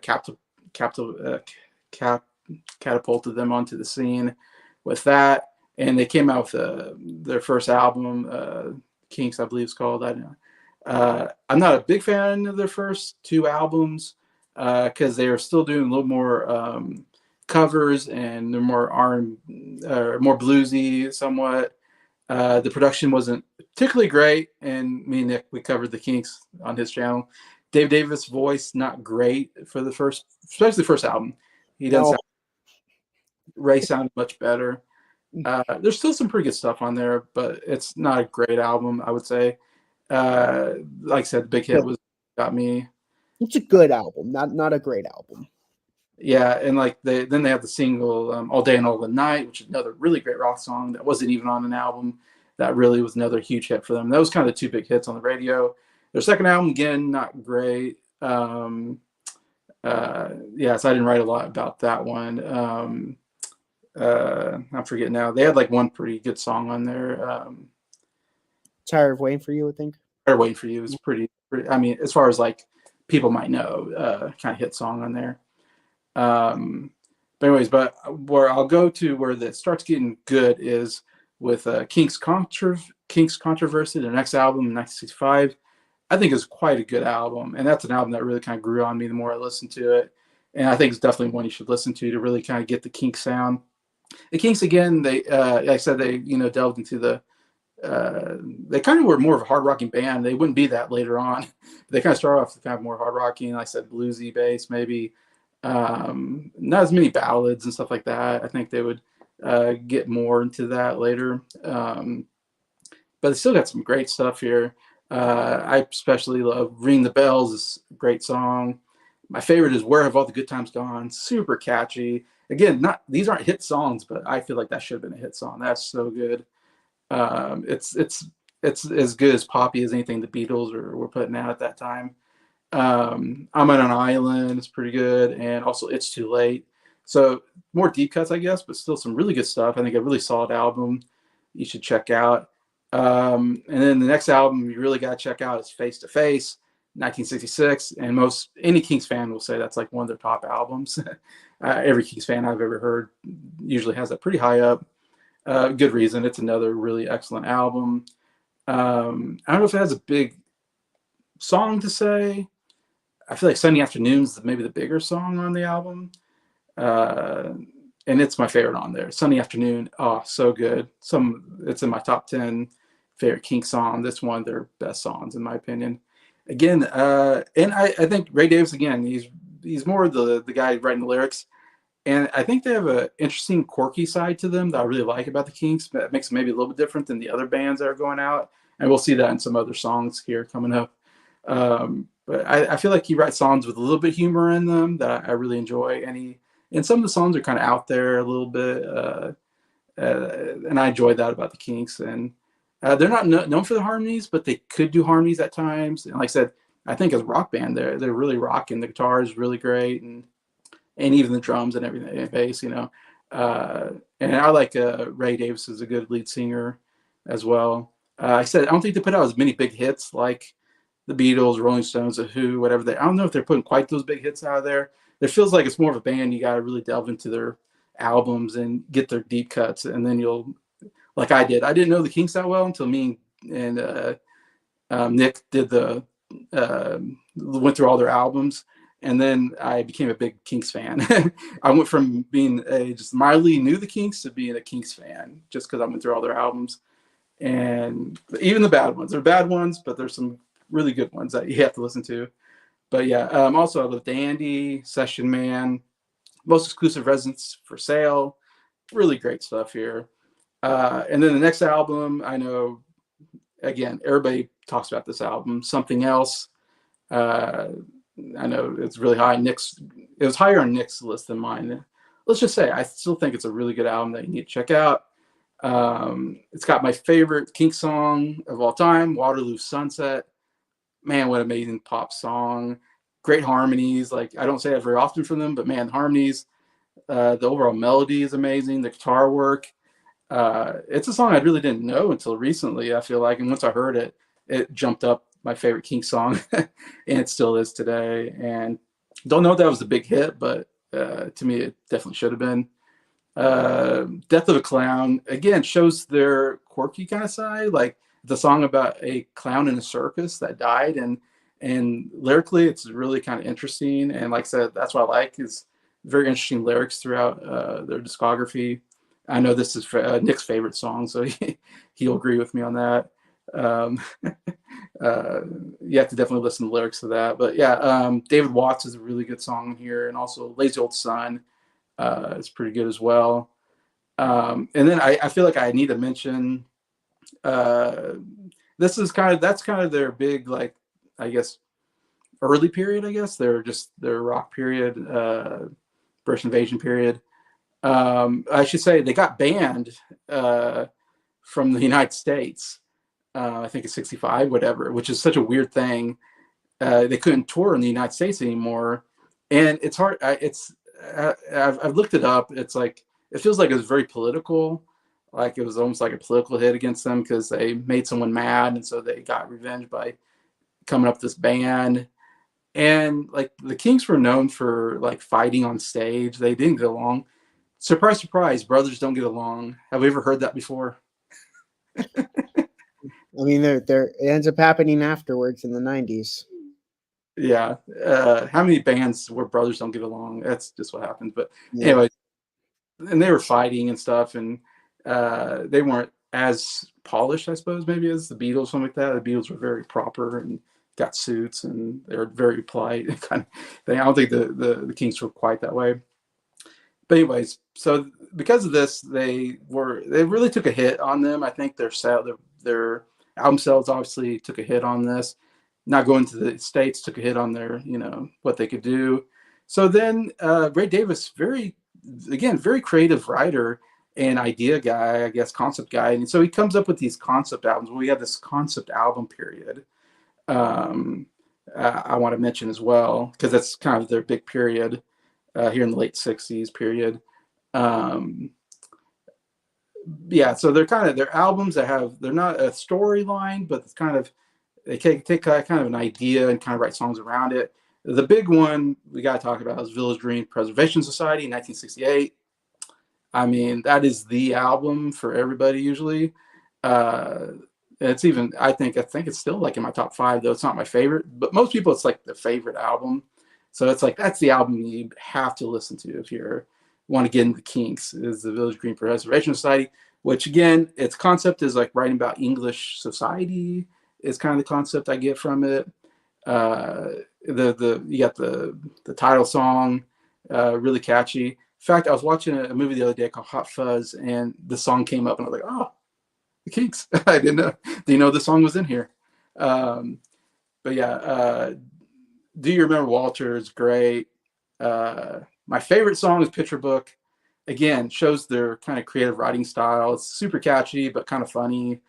Such a great song. Johnny Thunder is another one I love. And Starstruck, I also wrote down. And there's other songs you can write down, but those are the ones I wrote down. Anyways, but yeah, huge. It again didn't sell well for them, but critically and like any kind of list you see, this is going to be on there. So that's kind of like Pet Sounds. It's definitely like their most successful album in that sense. Maybe not money wise, but the one that everybody thinks about. Then I'll just touch on Arthur is another concept album dealing with World War II era in England. Again, not any big hits, but still some pretty good writing. I think another album that I think Radiohead does some really good. So I would say Some Other Son, I think, is some of the best written music that they've done, writing about the war and stuff like that, and a child and a soldier who dies as a mother's son. Really good stuff. Haunting. Victoria is so catchy. Shangri-La is my favorite on that album. And then I'll just mention Lola. Even though that comes out in 1970, I feel like that's the last of the concept album. And that kind of gets them back into the United States because the band is off basically. And this actually becomes a hit for them. Obviously, we know Lola, the title song.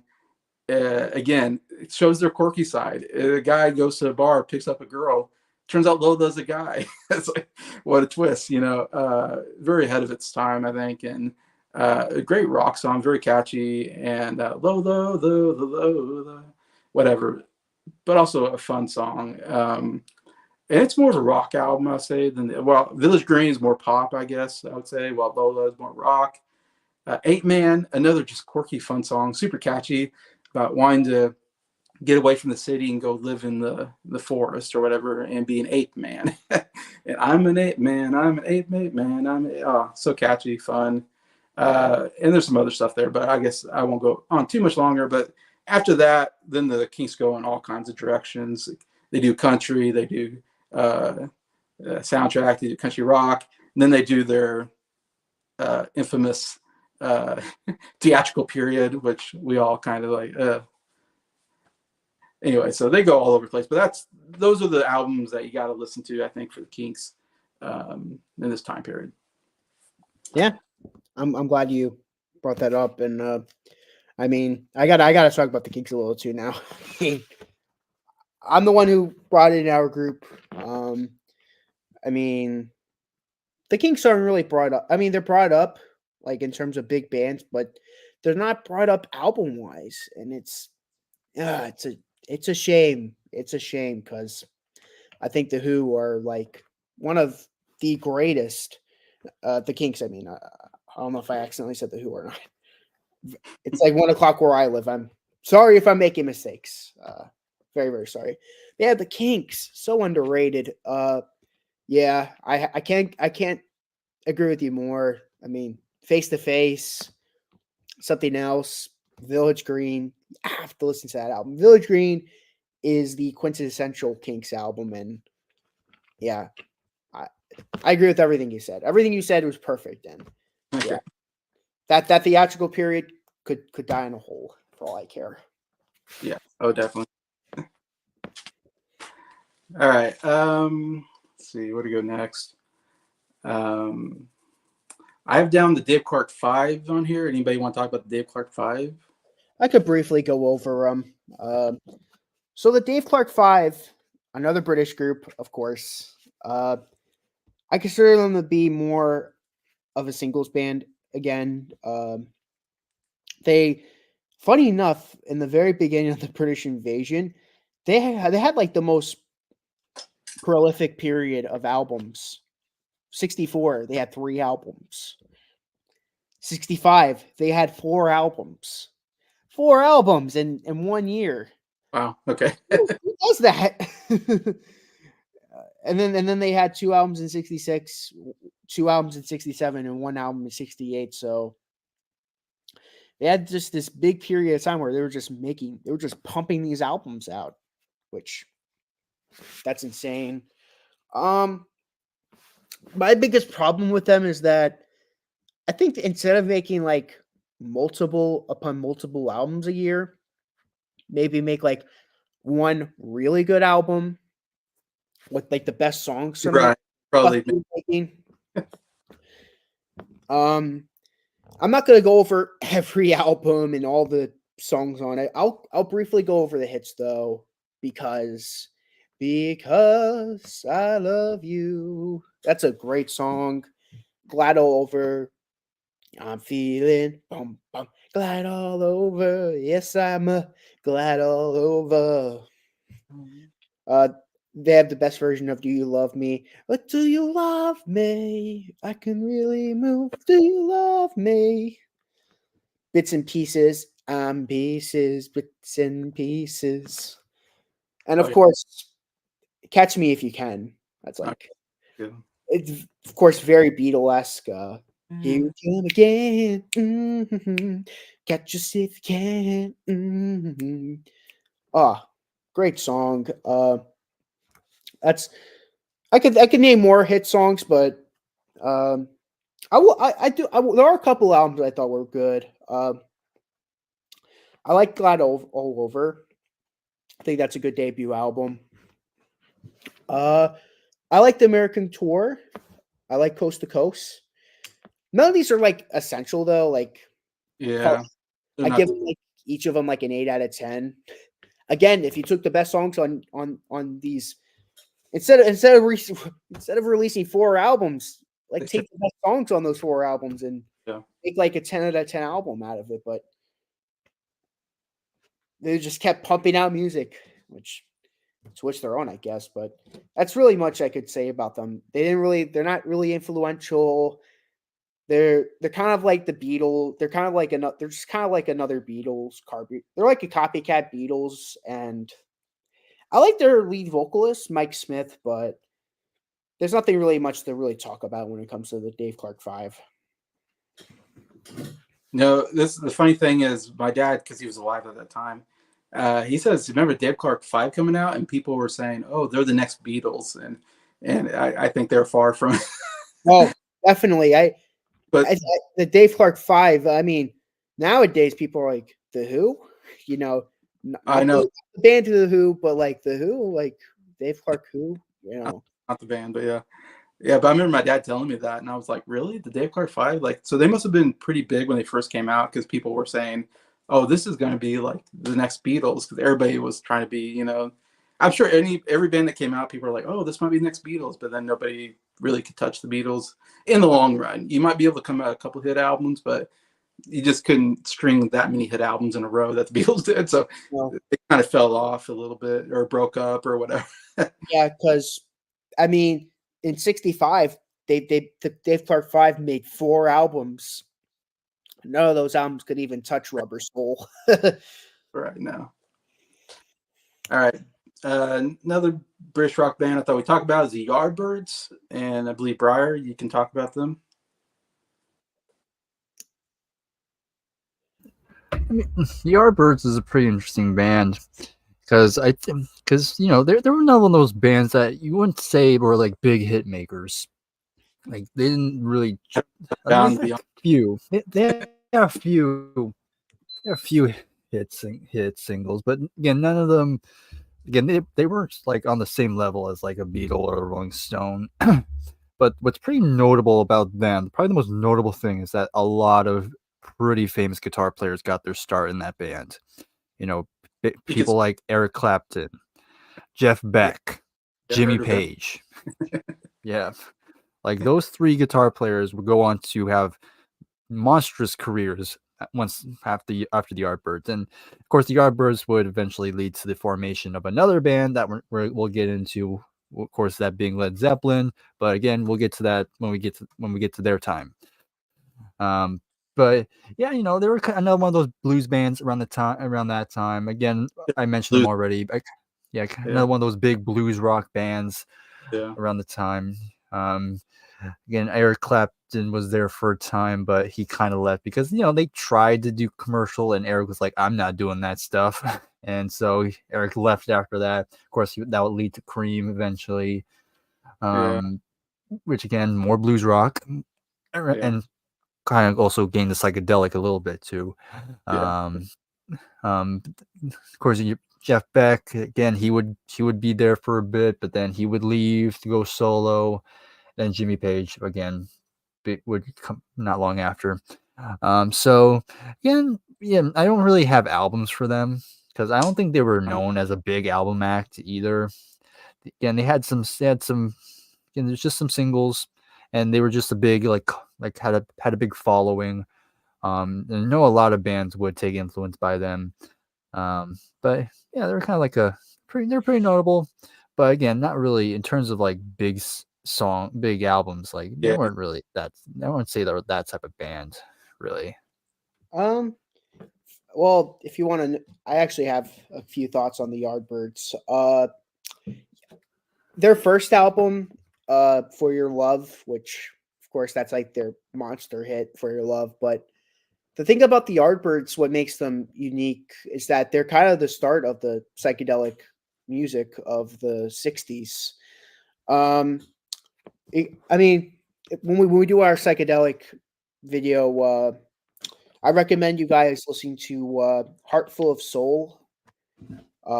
That's like one of the first examples of a psychedelic song. They also have a song called Shapes of Things as well that kind of influenced the psychedelic movement. But yeah, For Your Love, I like that album. I actually think it's essential. For Your Love, in my opinion, I'm not saying it's like it came out the same year as like Rubber Soul and other albums, so I don't think it's like on that level of music. But to hear where Eric Clapton and Jeff Beck get their stardom from, I recommend it just for that alone, just to hear where Clapton and Jeff Beck get their start from. It's crazy to hear those two guitars play in there. And of course, towards the end of the lifespan of the Yardbirds, Jimmy Page, a session man, would join the band. And well, we'll get into that when we get to that. But I don't really have much to add on the Yardbirds. But when we get to the psychedelic movement, I want to talk about the Yardbirds because I think they played a big role in the psychedelic music of the 60s.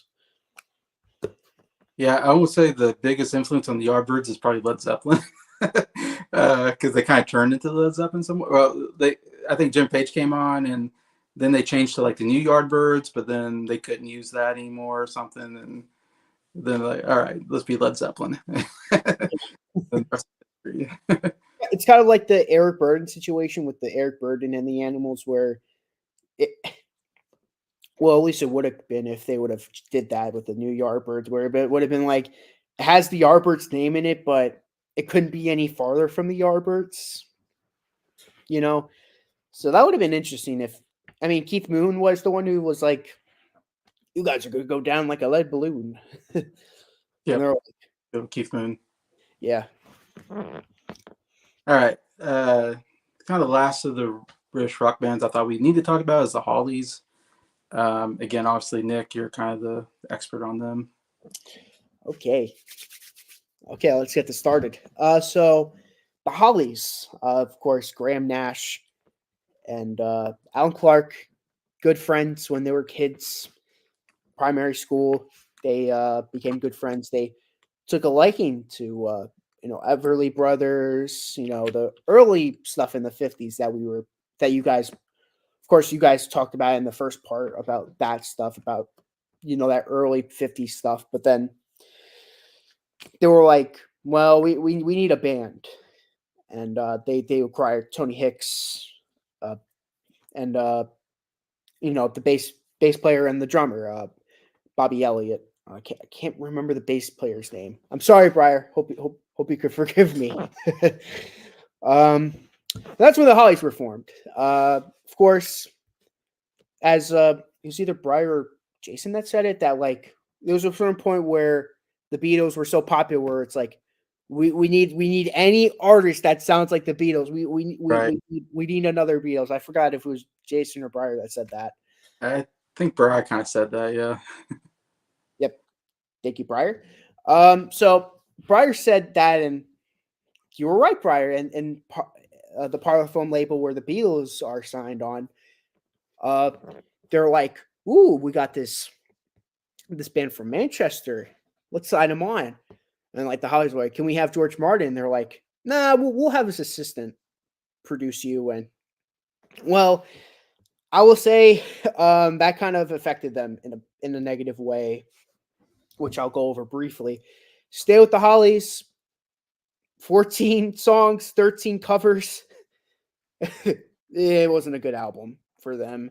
No. Believe it or not, it went to number 3, but I can only imagine that that was because of the Beatle craze at the time, and they sounded Yeah. kind of similar to the Beatles. That went nowhere, which I'm not very surprised. I mean, it goes nowhere now. No one remembers that album like "Please Please Me." That's what I meant to say, which for a good reason. "Please Please Me" is miles better than that album. I'm not really that big of a "Please Please Me" fan, but "Please Please Me" has so much other great songs compared to the Hollies album. Then they would start writing more songs for In the Holly Style. Much better album than the debut. There are no hits on the album. No singles on the album. Just straight deep cuts. I find it to be a big improvement from that album. And then, of course, they would end up making their album, Hollies, which I still haven't took this record up yet from our Hollies review, which Yeah. I'm glad I had it still. On this album, we have less writing, but you could really tell the difference from the writing on this album from the debut album with their atrocious song, "Little Lover." The writing starts to get better. The harmony starts to get better. Everything gets better. Then they get to, of course, one more thing I want to address about this album. There's a Byrds influence song called "So Lonely." So Lonely. Such a good song. That very last day. Too many people. Put yourself in my place. You must believe me. Those are fun pop songs. Of course, I don't think that album's like on the same level as like Rubber Soul is, but they're starting to get better. Would You Believe? Definitely a step down, but there are really good songs on that album. Their version of "I'm a Rock" is incredible, in my opinion. Fifi the Flea, which is written and sung by Graham Nash. Kind of his Yesterday moment where it's just him, no one else doing harmonies with him, just him by himself.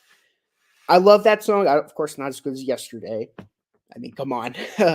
If I'm being real, I mean, I'm more of a Hollies guy than a Beatles guy, but I'm gonna be realistic. I'm not gonna be biased. I gotta say Yesterday's better. It's clearly better. Yeah. Even though I'm a biased Hollies fan, I have to admit when the Beatles do something better. Mhm. Yesterday's like a clear example because I gotta say George Martin was part of the reason why. I Can't Let Go is a fun pop song, and yeah, one more album I got to address because after this album they kind of go a little psychedelic, because Yeah. of Graham Nash. For certain, because easily the best album they've had up until this point. Fun pop songs. What's Wrong with the Way I Live? Pay You Back with Interest. Pay back with interest. Pay back with interest. Tell me my face. Tell me to my face. You're leaving now. Clown. Suspicious look in your eyes. Oh, the harmonies on that song. Ah, you got that suspicious look in your eyes. And you got the Hollies go bop bop bop bop bop bop. Great harmonies. It's You, great song. High Class, Peculiar Situation. Ain't that a peculiar situation? What Went Wrong? Crusader. Stop, Stop, Stop. Which another pretty big hit for them, I must add. Yeah. And of course, throughout this run of albums, they have singles: Bus Stop, On a Carousel. Can't think right now. I'm Alive. Look Through Any Window. Yeah, look through it. So good. Here I Go Again. Just One Look. These awesome singles that should have been on albums, but yay UK, I guess. I don't know. I don't agree. It's the Beatles, the Hollies, the Rolling Stones. I'm like, just put the Gospel singles on the albums. Stop trying to be stubborn. No one's gonna fault you. I'm not gonna fault you. Yeah. Albums I recommend for certain because Hollies, this album right here, and In the Holly Style. Those are the 3 albums I recommend from their early period. Okay. All right, got you. A band I didn't really think it was, and I didn't really want to delve in too much, but I thought I just need to mention this album, The Odyssey and the Oracle from the Zombies. The Zombies is, of course, part of that British Invasion. Unfortunately, they only made like 2 albums before they broke up. And the first album only has like 1, I think, big hit on it.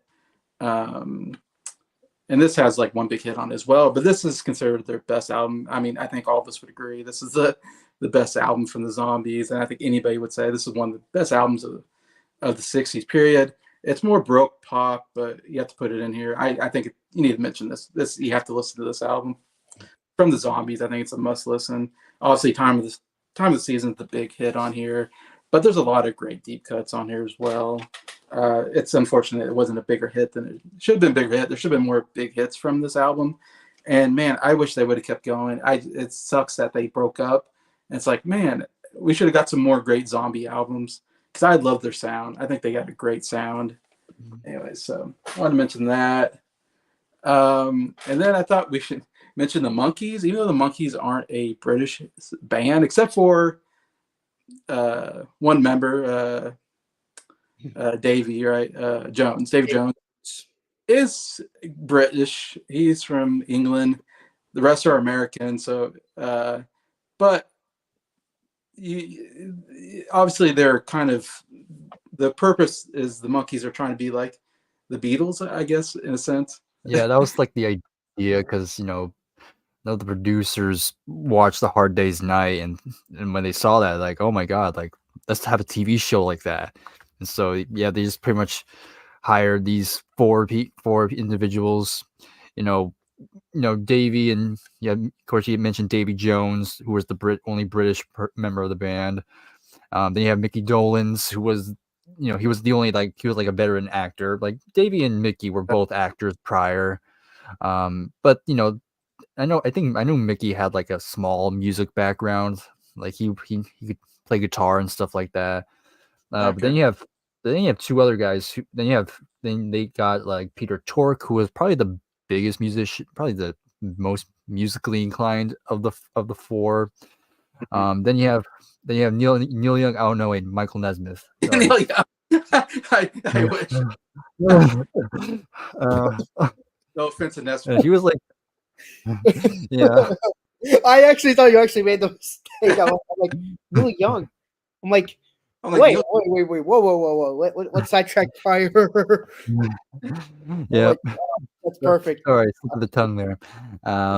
But he was also like a budding songwriter around that time as well. But yeah, it was just the 4 of them.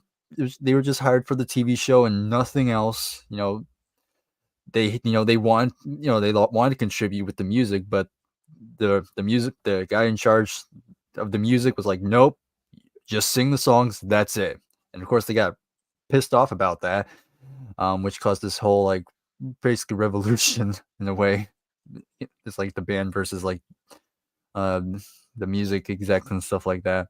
So long story short, they would eventually get more control, but prior to that, the TV show The Monkees was like a huge hit. Like it's one of the big TV shows in that time. Of course, I've seen I've seen the reruns, and it was very charming, very Goofy as very hell. goofy. Again, just really playing those tropes and stuff like that, appealing to the young crowd and stuff like that. But hey, it worked. I mean, their debut was a huge seller, and stuff like that. And even when they started getting more control, it still worked for a time. Of course, once their TV show ended, that's kind of when their popularity started to wane. But yeah, it was like the Monkees was just like them.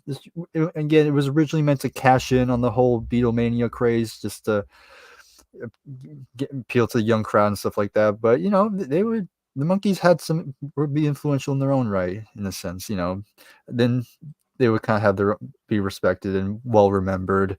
They have a lot of songs in their own right. Like, of course, you have "I'm a Believer." Their debut had some good other great tracks like Papa Jean's Blues. The Last Train to Clarksville was Yeah, yeah.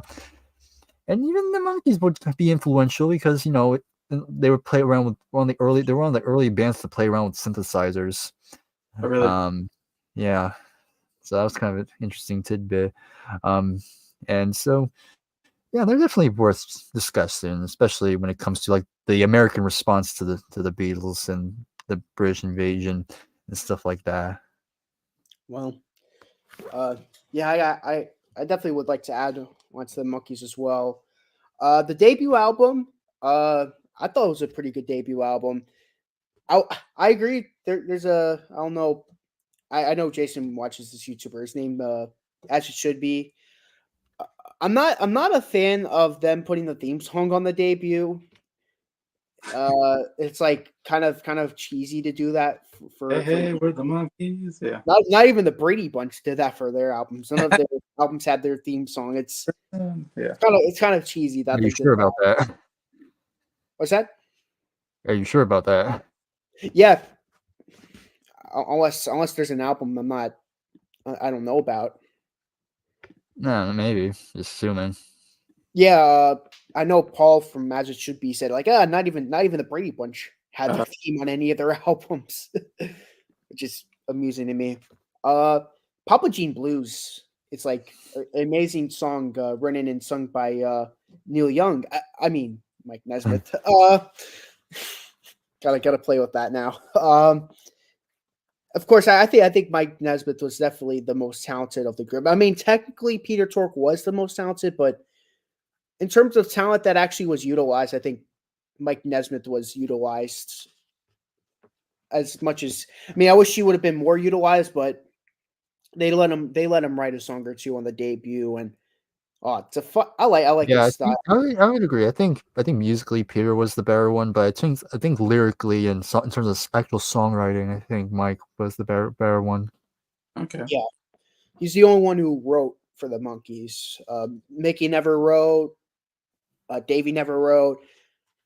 Peter Tork, not really either. The second album though, which you probably have it with you right now, More of the Monkees. More of the Monkees. Thank you. Yeah, More of the Monkees. So this was the album that really pissed the Monkees off. You might be wondering why. Look at the album cover. Just look at it for a quick second. That was a shot for a Sears commercial, and they went with that album cover. They just picked a random 12 batch of songs and they just put that album cover in and they released it without the Monkees even knowing about it. The Monkees was pissed when they found that album. They're like, we didn't know they were making another album. We didn't know that. They had no idea the track listing. They had no idea what would make the album or not. They just threw 12 songs on and they just threw on that picture, the Sears cover picture. They were like, at that point, that was like, that really made them snap. They were like, we want more writing. We want to play more instruments. They're like, that really snapped them. They're like, who the hell do they think they are? Just Yeah, putting and of that course, out. this kind of led to the famous story of. By the way, the person who was in charge of the music was Don Kirshner. He was the one in charge, and there was a famous story of how they were so pissed off that Mickey took like a soda, like a either I think it was a soda bottle, and just poured it on Don's head. Like, this is what we think of you, man. Yeah. Yeah, I mean, you guys would be pissed off too if that happened. You're like, well, we didn't we didn't look at the tracks. We didn't authorize this. They just randomly put a Monkeys album out. Yeah, they were pissed, really pissed. Funny enough, I actually think the album's really good. Yeah, that's The a good one. it's funny. It's like you know they do all this, and I'm like, I actually like the album though. Yeah, I actually think it's better than the debut. Oh, I think it's a lot better than Honestly. the debut. When Love Comes Knocking at Your Door, Mary Mary, Hold On Girl, Your Auntie Griselda, which that's a funny song, sung by Peter Tork. I'm not your stepping stone. I'm not your stepping stone. Look Out, Here Comes Tomorrow, Neil Diamond song. I wish Neil Diamond sung it at some point, but he never did. I know, yeah. The Kind of Girl I Could Love, another great Mike Nesmith sung song. The Day We Fall in Love. That song sucks. I think that's the worst song on the album. See, if any of the Monkeys were making the track listing, they would have never put that song on the album. They would have been like, yeah, The Day We Fall in Love. Yeah, let's not have it on the album. It's this I know at some point we're gonna be doing a Monkey series because I mean we talk about the Monkeys a lot on the Buffalo Springfield review, and I figured we all like talking about the Monkeys. Yeah. And I'm excited to talk about Buffalo Springfield when that gets to me. But yeah, I mean, to give Jason perspective as to what it sounds like, it's this whimsical piece. It's basically Davy Jones trying to seduce you. Yeah.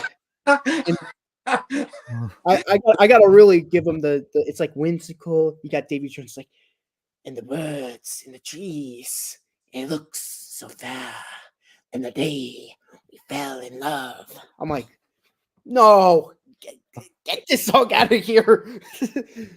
There's another song. Davy Jones was basically the heartthrob of the band. Oh, Yeah. Yeah.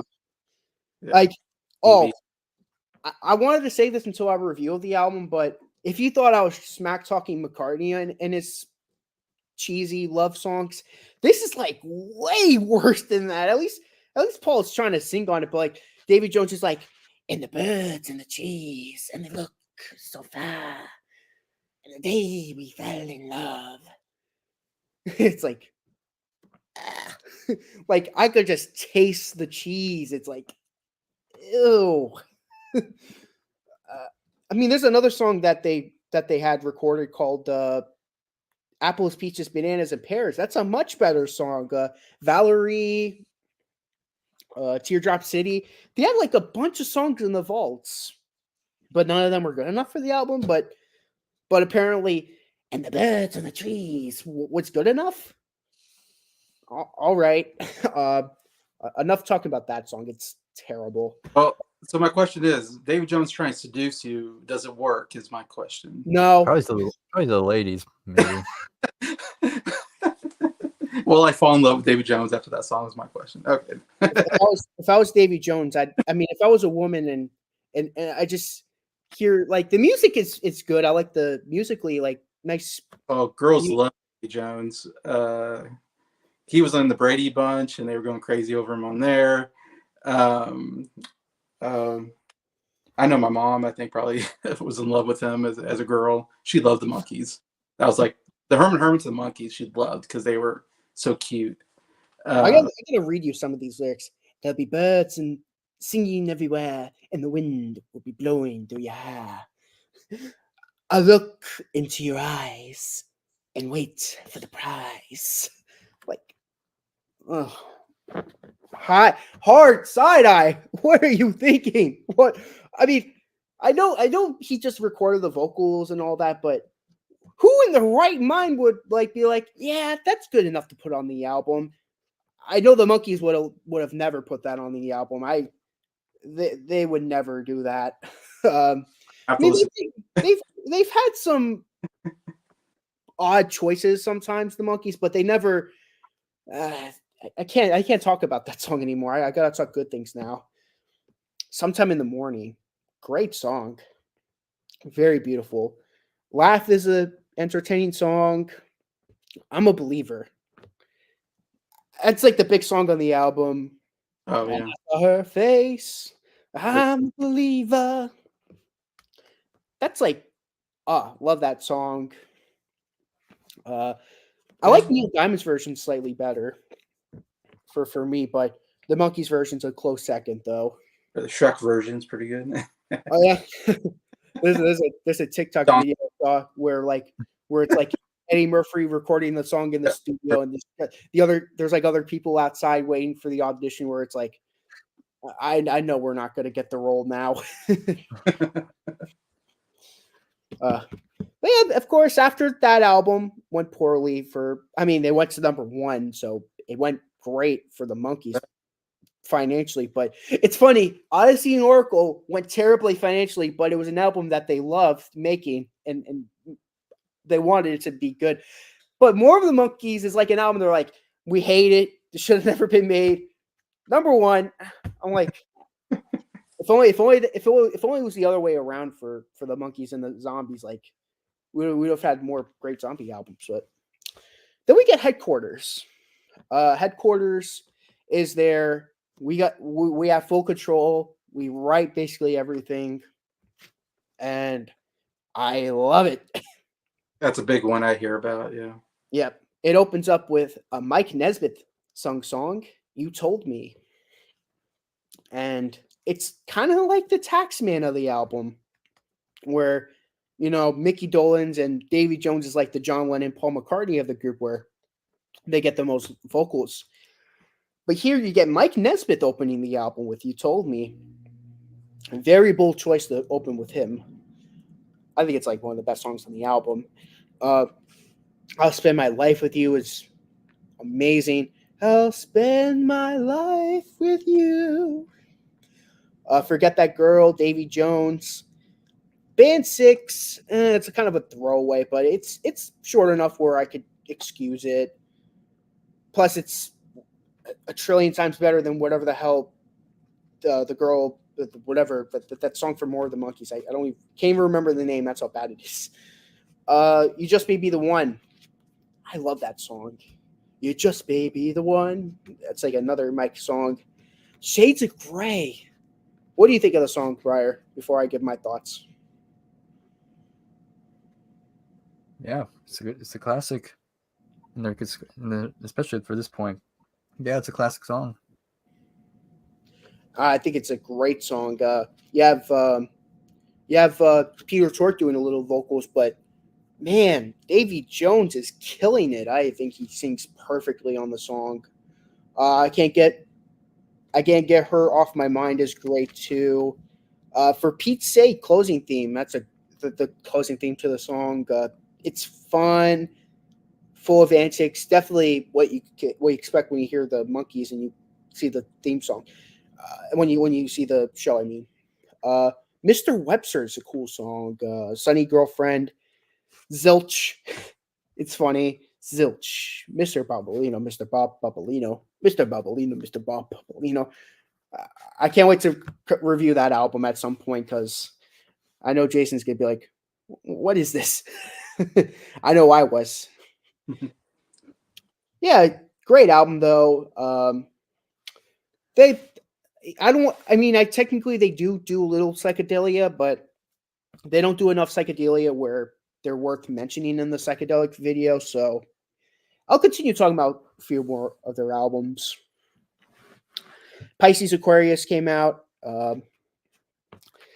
They go back to having session musicians again. They don't quite write their songs again, which is weird because Headquarters went to number 1, so I would think they would let them keep doing what they're doing, but is what it is. But I think this is either their second best or their best album. Salesman, again, we open with the Mike song. She Hangs Out. This kind of like sleazy, kind of Frank Sinatra Rat Pack type song. Door into Summer. Great harmonies with Mike Nesmith and Mickey Dolenz. Love is Only Sleeping is their first psychedelic song, and kind of like I'm Only Sleeping by the Beatles, like a kind of like I'm Only Sleeping light, but I think it's pretty cool. Cuddly Toy, it's like the nicest sounding song on the album, but it couldn't be any more messed up. So basically it's about this girl where it's like, yeah, you're not the only girl I sleep with. You're not the only cuddly toy who's ever enjoyed by every boy. It's basically like, yeah, you're not the only girl, you're not the only girl people are messing around with.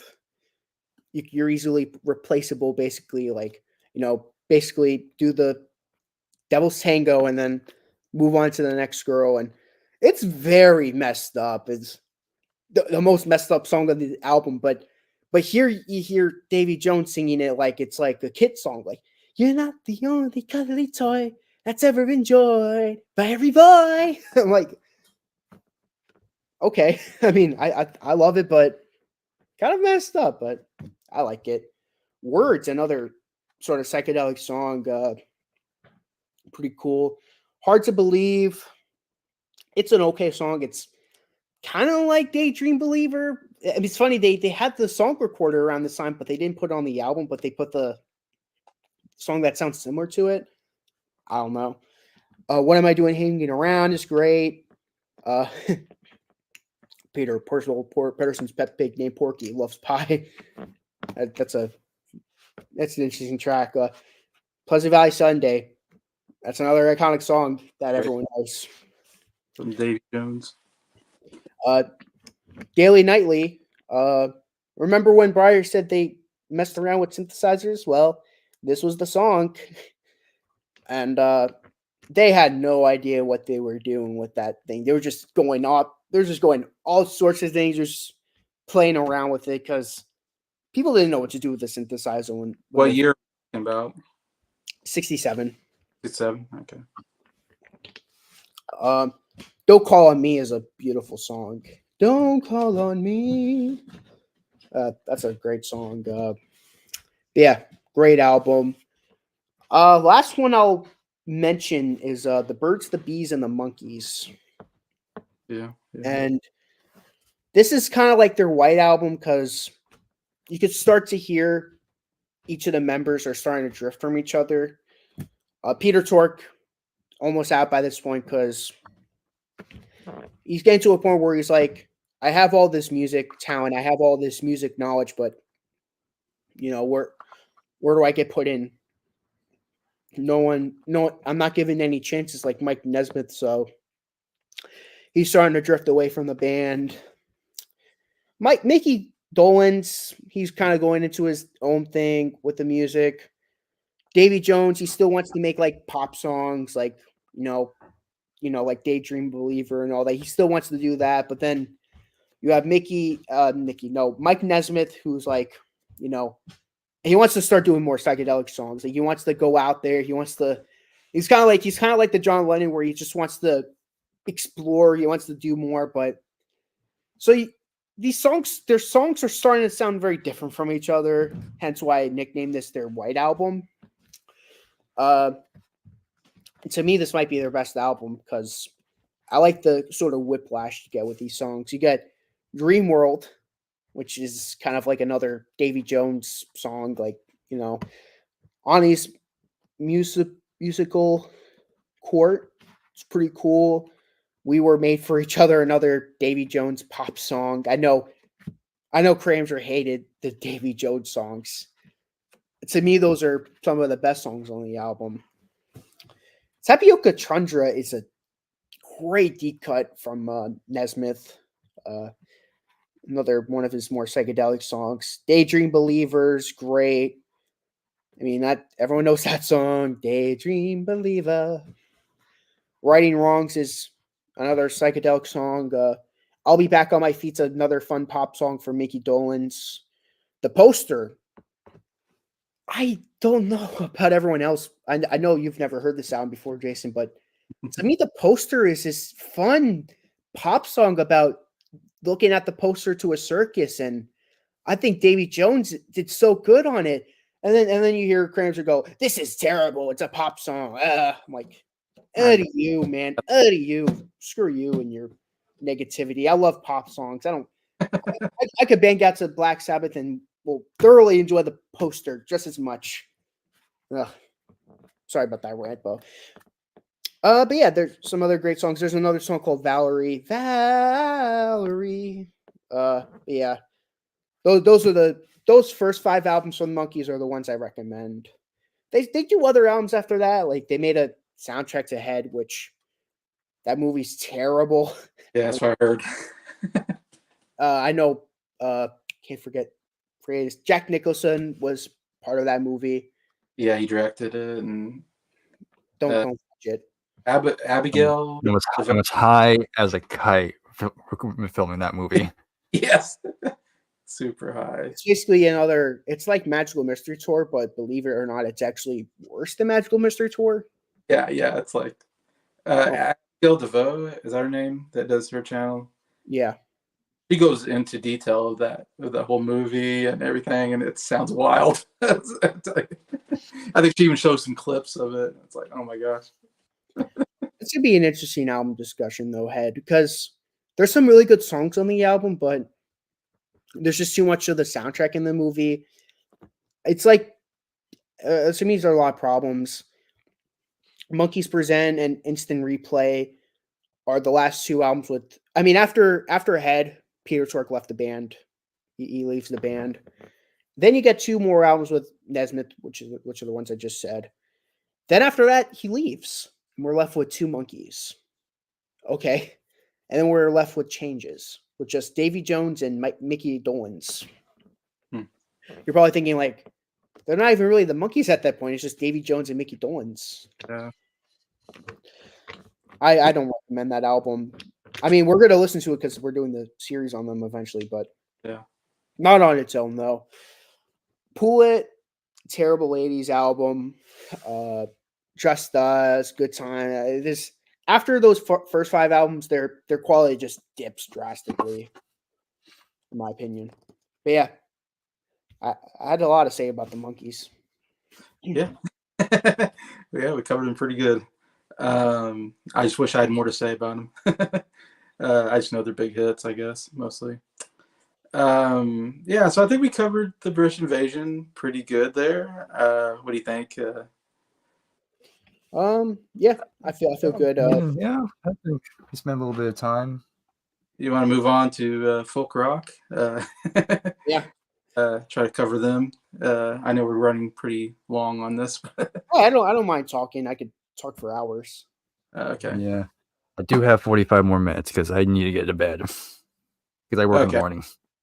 Okay. Well, I thought maybe Briar, you could talk about the folk rock music and also talk about the Byrds, because I feel like you have to talk about the Byrds when we talk about folk rock. So you might as well just kind of, talk about what is the folk rock, what is it, what makes it different than other rock music, and the Byrds' influence, I guess. Right. Yeah. So of course, the folk rock was the genre, which was in essence was kind of America's response to the British invasion in a sense. Of course, when you talk about folk rock, of course, you got to know about folk, which we kind of already did talk about. Nick brought up Bob Dylan. Of course, it wasn't just Bob Dylan. You had Joan Baez, and then you have the Kingston Trio, and countless other like big folk, like Pete, like even like stuff even before like Pete Seeger, Woody Guthrie. Even those guys date back even before Bob Dylan. Those are the guys that influenced Bob Dylan. Yep. I mean, when it comes to folk, when you think of the tradition like folk singer, folk is an old genre. It's been around for like decades prior. You have, when you think of it, it's just mainly just acoustic guitar, just a guy just on the acoustic guitar, just kind of strumming along. Maybe they'll be playing harmonica. But for the most part, it's a very stripped back. It's all about the lyrics. It's all about the storytelling and how that singer is portraying it. Of course, it kind of went out of favor in the 50s, mainly because of that was when the that was when the Red Scare, the communist scare, was becoming a big thing, and back then, folk was kind of more like a political thing. More And of once a communism, yeah, once communism became a big thing, a lot of folk was kind of like out of favor because it was deemed controversial because you're singing about something you shouldn't be singing about, that whole thing. So it kind of went out of favor, but then it started to regain popularity again in the 60s, like with the aforementioned, Dylan, Baez, that whole thing. And in that early period of the 60s, folk was becoming a huge thing. Again, lyrically, talking about that's talking about the war, the Vietnam War, and the civil rights movement, stuff like that, which were very appealing to the college scene. Rock and roll was, that was seen as like, the kids, what young teenagers were listening to. But when those teenagers grew up, they start to think folk was the more like the next evolution, something more socially conscious. But once the British invasion hit, folk started to kind of die down a bit. That this become not as popular. And so the natural thing, and Bob Dylan was the guy that really pushed it, was starting to infuse more electric elements, going electric, his famous or infamous Newport, like, it was Newport Folk Festival, where he went electric, and he got booed pretty much the whole time. How dare you? Yep.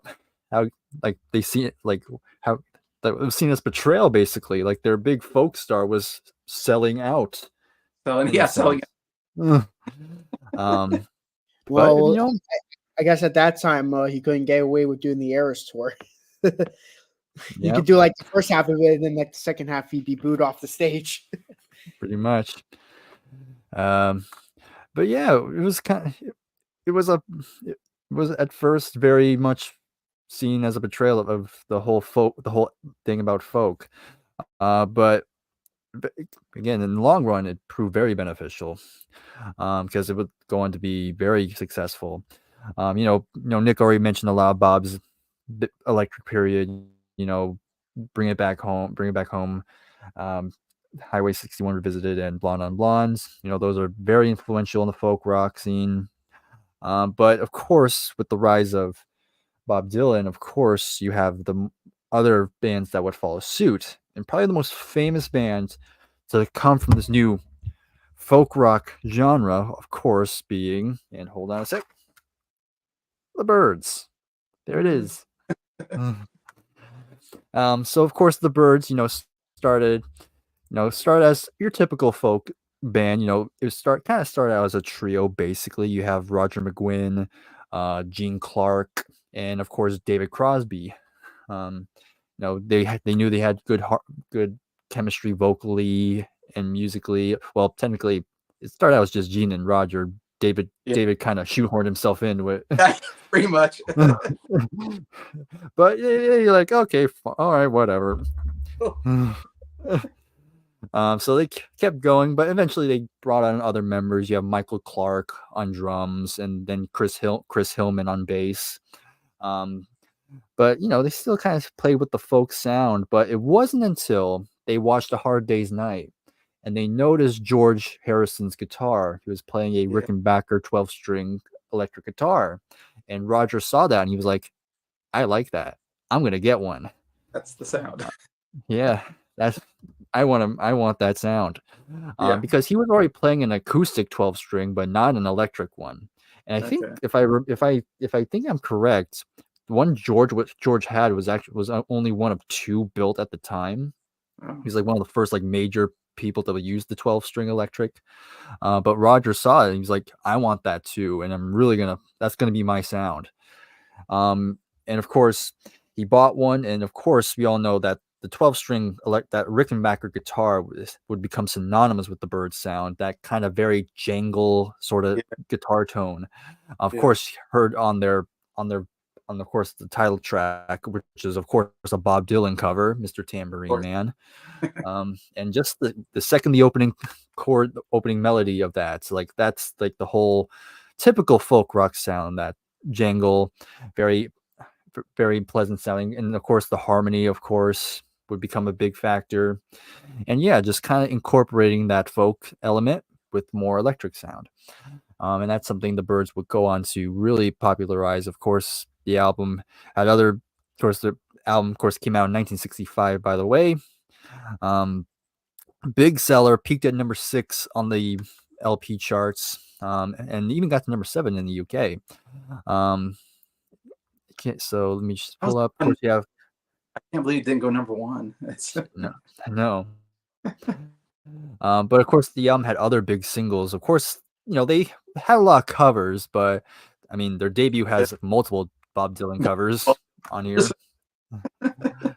But they wrote originals too. Of course, Gene Clark was the big songwriter of the band. You have "I'll Feel a Whole Lot Better," which was another big single for them. But I also have great songs like, both you won't have to cry. They have the other great covers like "The Bells of Ribney," and also another Gene Clark song like "I Knew I'd Want You." And just a really very nice, very well put together album. And of course, in the same year, they would release another album, and that album will become Turn, Turn, Turn, which I wish I pulled up. It's somewhere up there, but I wish I didn't have time to get everything. But it was another big seller. Of course, this have another big single with, of course, the title track, which is primarily there it is, of course, the title track being a Pete Seeger track originally, but the Byrds pretty much kind of made their own version of it, which has become probably to some people the definitive version. Like when people think Turn, Turn, Turn, it's usually the Byrds version. Again, with the iconic guitar intro, probably the very, very great one. And of course, you have their harmonies as well. Good. And probably as an album, not as strong as their debut, of course, but it's still some great standout tracks like "It Won't Be Long," "Set You Free This Time," "Satisfied Minds." But of course, this is kind of when they started this tradition of ending their albums on a joke song. Like this album ends with "Oh Suzanne," which is kind of like this. It's kind of like a whatever track. Just to throw. I mean, me and Nick did a whole series covering the Byrds. Yeah, and I actually was the only one who liked that song. I know. I was gonna say I think Nick liked it, but I didn't care. Yeah, so that's become a whole tradition, and I'd say Turn, Turn, Turn is kind of like their last album where their albums were purely folk rock. After this, they have the next album, Fifth Dimension, which that's when they're starting to incorporate other genres into this fold. Fifth Dimension, there it is, released in 1966. Not only are they having their folk rock, but they're also starting to incorporate more psychedelic elements to it. I mean, of course, you have 8 Miles High, which is kind of the big song from this album. Yeah. Not only is it big, but it was like it's like the song that started the psychedelic movement of the 60s. Yeah. Yes. And Clark was kind of, I don't know if he was still with the group. I think he had some part in writing that, but he kind of left the group somewhere around there. Mm-hmm. Yeah, pretty much. It's a good album overall. Again, I don't love everything on the album, but side one has like the title Fifth Dimension, which is a nice song. I also really liked Wild Mountain Time. I thought it was pretty good. Mr.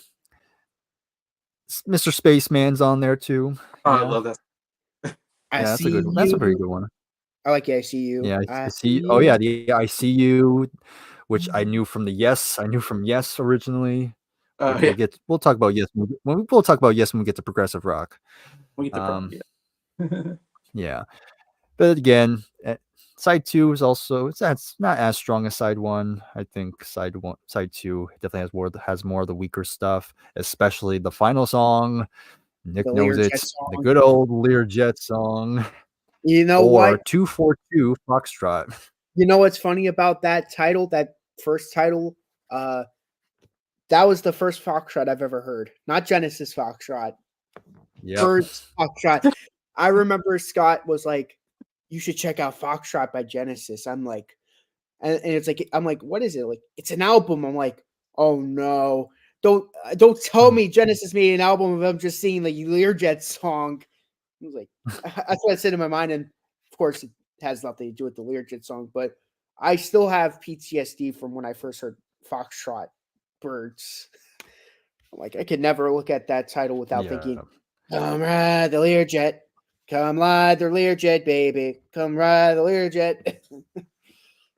Terrible. Yeah. But of course, another thing about Fifth Dimension was kind of when the things were starting to change within the band. Of course, before the album came out, Gene Clark left the band because he was going through some challenges, some personal issues. So he had to leave. So he still contributes some songs to Fifth Dimension. That's So what I there's thought. that. So the band continued. Yeah. So the band continued on. Then you have their next album, Yesterday, Younger Than Yesterday, which is somewhat a return to form. It's not as psychedelic as Fifth Dimension, but there's still elements to it still. And even they're starting to slowly incorporate a little bit of country into their sound more. Yeah, Um, yeah. but I think this is another. I think this is a big step up from Fifth Dimension. There's some really great songs on here, and this is where Chris Hillman started to write more songs, and I think some of his songs are very, very top notch. Of course, the album has "So You Want to Be a Rock and Roll Star," which is actually a kind of like a somewhat kind of a diss track towards the Monkees in the Really? sense. I mean, yeah, it's yeah, kind of seeing the Monkees like, oh, they want to be a rock and roll star, huh? That whole thing. That's a good song though. But again, there's other great songs. Again, Chris Hillman with "Have You Seen Her Face?" Love that song. One of my favorites on here. Great, great vocal harmonies on that one. Um, let's see. Of course, you have Renaissance Fair. Let's see what time between. That's a I'm thing. thinking. I'm Then thinking there's of another CTA. song. You broke up a little, Briar. Yeah, CTA. That was a thing. I love that That was a song. track. I'm sorry, that's like a guilty pleasure song for me. That in Mind Gardens. I know everyone hates Mind Gardens. Yeah, Mind Garden was okay. It was pretty good. I did like that one. That was a David Crosby track. You know, Dave Crosby. but then you have another Bob Dylan cover with "My Back Pages," which to me is I prefer I prefer the Birds version to Bob Dylan's to My Back Pages. I think it I works a lot. I think have to I love. agree. Oh, good. Yeah, I love. I mean, their harmonies on that track is just Oh, stellar. yes. Yeah, and shorter too. Shorter Yeah. too. Oh, yeah. Yeah, I think it helps as well. But Better. still, you have that. Yeah, I mean, Mr. and of Tambourine course you Man. have Yeah. yeah, and of course that guitar from McGuinn also gives it a little boost. Um, but yeah, great. I think it's a really good album. Really top notch. And I'll talk about one other album because after their fifth album, that's when their sound would drastically change from from their folk rock sound. The country. Um, Yeah. but hold, of course we have. Give me one sec. I need to pull it up. Give me one sec. But my internet's being weird. There it is. The Notorious Bird Brothers. Yeah. Um, kind of the last of an era because this will be the last album with David Crosby before they would There's pretty also much a trivia. fire him. There's also a trivia fact where Um, they yeah. magically turned him into a horse. Yeah, he's not on the Oh, cover. Yeah. They replaced him with a horse, basically.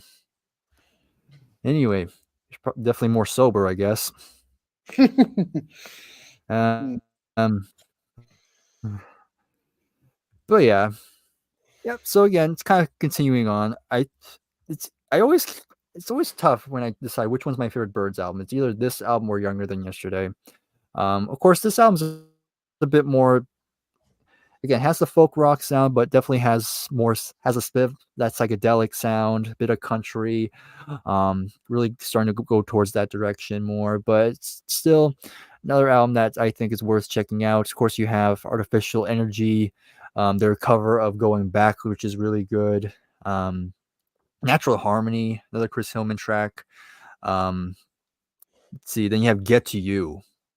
I think that's probably my favorite song here. Again, another Roger McGuinn, Chris Hillman track. Literally great one there. And I Changes Now, again, old John Robertson, that whole thing. Yeah, it's another really top-notch album. And I'd say, yeah, when it comes to the Birds, I'd say those first 5 albums are definitely ones to really check out. Again, everything after that, stuff like Sweetheart of the Rodeo, that's when they really go into the country rock sound, which in its own right is pretty influential in its own right. Maybe that's a discussion for another time. Maybe Yeah. if we Yeah, talk about from that point on. Yeah. But again, they go through other changes. Their albums get a bit hit or miss from that point onward. And there's some big misses in this discography. Bird Maniacs and Further Along are like the two big examples of those misses. Yeah.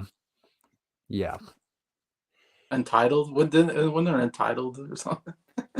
Oh yeah, but yeah, I remember what Jason was commenting on my video when I remember you're like, well, Led Zeppelin had an album name. Why didn't the Birds do it? I'm like, I guess they're not popular enough to get an unofficial title for an album. Crazy that you just go Untitled. It's like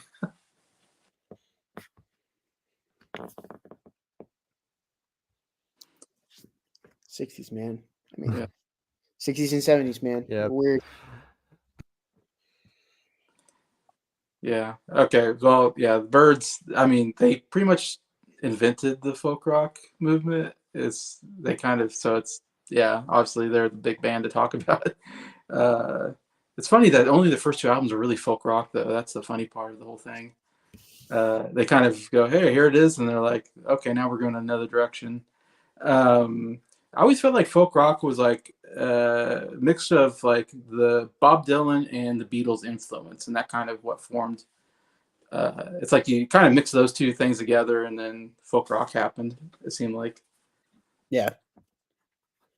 That makes sense. No, that makes 100%. That's a perfect analogy. Actually, it's like you have the sort of pop direction that the pop rock that the Beatles are doing, plus you got the Bob Dylan. That's perfect analogy. I agree. Yeah. All right. I wanted to talk about a group or a duo, actually. Simon and Garfunkel, which kind of fits into this folk rock era, I think.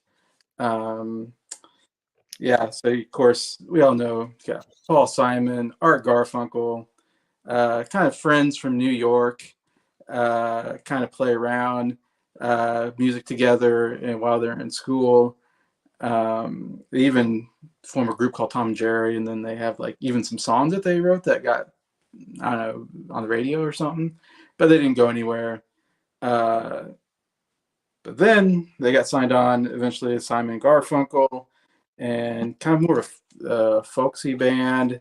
And they come out with this album, Wednesday Morning 3 a.m., their debut album. And this album, it's not so much folk rock. It has a lot of like, I don't know, it's more folk maybe, or it has a lot of these kind of almost hymnal. It feels like you're listening to like a lot of like church hymns and stuff like that that they turn into songs here. Still, it's a decent album. I think it's actually not a bad album overall. But the thing to really that you have to talk about this album is that we get the Sounds of Silence on here. Crazy enough, written by Paul Simon. But it's an acoustic version, not the version we hear on the radio. And it didn't hit big or anything. And this album didn't hit big. So they kind of broke up after this album because it didn't sell well.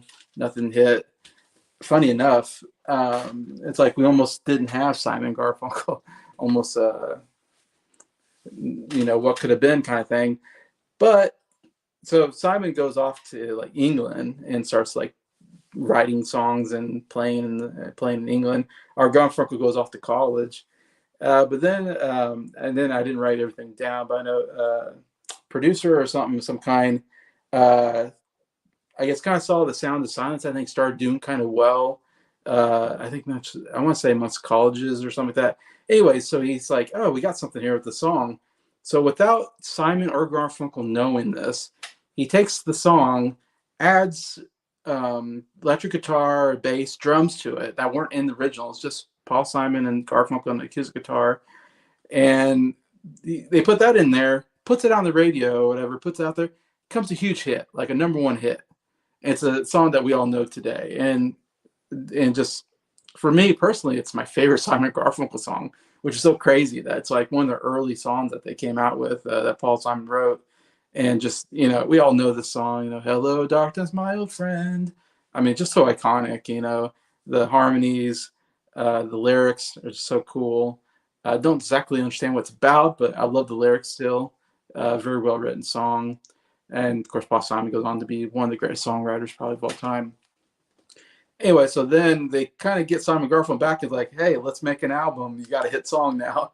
And so they come back together and they come out with the Sounds of Silence album in 1966. And I know I learned most of this from Nick, that a lot of the songs are from Paul Simon already wrote these songs in England, and he put out an album called the Simon Paul's Songbook or something like that. And so funny enough, like a lot of these songs, Paul Simon already put on an album and he already had written. So they kind of quickly put this one together. Of course, they put the Sounds of Silence, the electric version on there because it was a huge hit. And of course, the name of the album is called Sound of Silence, whatever. So it makes sense. But yeah, throw in a bunch of other songs. And I think it's actually a really good album. I think I would say like all 5, they only make 5 albums. I would say I recommend like all 5, but as far as folk rock kind of goes into, this is definitely the one that you definitely need to listen to because of the Sound of Silence. You also got I Am a Rock, which was a big hit for them as well. Really great song. I also really like Kathy's Song. Is an excellent song from Paul Simon anyways. But yeah, so that album comes out and now they're writing together and Paul Simon is, and they're coming out with some really great stuff. The next album, 1966, Parsley, Sage, Rosemary, and Thyme. And this is an absolutely fantastic album. Actually, Briar bought me this. He sent me this. So thank you, Briar, for getting me this album. Yeah, excellent album. Me and Nick went through all these albums.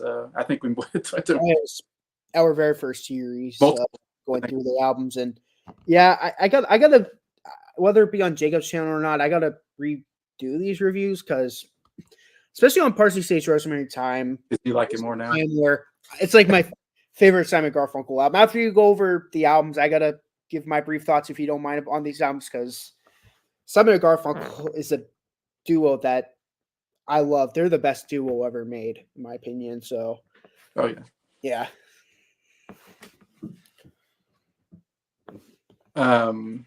Yeah, this of course has a bunch of big hits on it. I think the opener, Scarborough Fair, is some of the best harmonies you're ever going to hear in a song, and the way they go back and forth on that song, oh, so good. I mean, it's such a good. Yeah, I agree. I think you have to say they're the greatest duo. I can't think of anybody that could surpass them.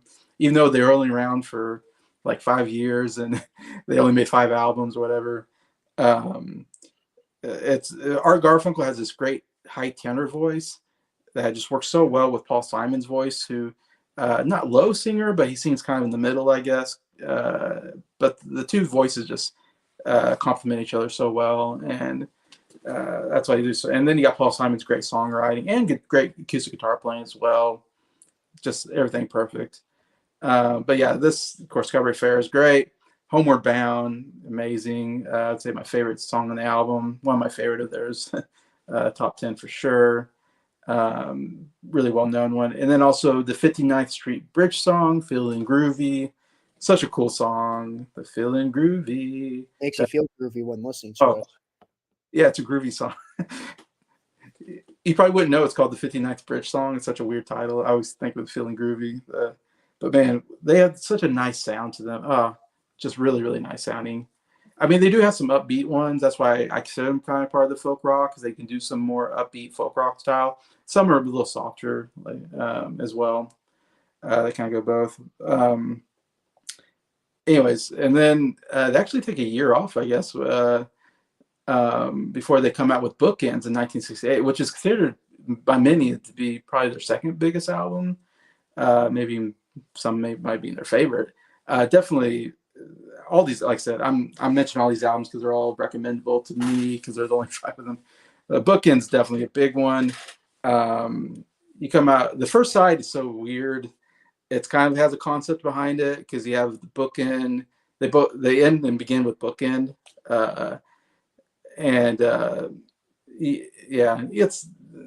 it's not my favorite thing because you get the old people talking, which is just old people talking that could have done without that. But then I think second side is all like hit singles or something like that, or hit songs that they had out at that time. Of course, the big one is Mrs. Robinson, which was a huge hit. I might have been #1 hit. It was written for the movie The Graduate because there's a Mrs. Robinson there. And it won Grammy Song of the Year. So huge song for them. Again, so fun and poppy. Do, just them doing the do's, and great acoustic guitar playing as well. Incredible. Also America is another top 5, top 10 song for me from them. Incredible songwriting and harmonies and all that. Also Hazy Shade of Winter, I think, was also a hit song for them as well on here. But yeah, another really good album for them. And then of course they cap it in 1970 with this amazing grand finale for them, Bridge Over Troubled Water. I think we all agree that's like the best album from them. Most anybody I talk to, that's usually the #1 album. It's in my top 10 favorite albums of all time. A lot because of the title song is a beautiful piano piece with Art Garfunkel doing the solo. Paul Simon wrote it, but Art does the singing. Love Art's voice. He has such a great tenor voice on that. A beautiful song, uplifting song, kind of song about being in troubled times. And it's done some, it's a great song that comes anytime I feel times of trouble. It's a song that really resonates with people. Like I remember when 9/11 happened and Paul Simon sang the song on Saturday Night Live in New York with the New York firefighters around him. It's like a very emotional moment having Paul Simon sing the song, stuff like that. Anyways, and of course, this album was a huge seller, one of the biggest sellers of all time, I think, and won tons of Grammys, including Album of the Year and Song of the Year. I mean, huge for them. But it has a lot of great stuff on here.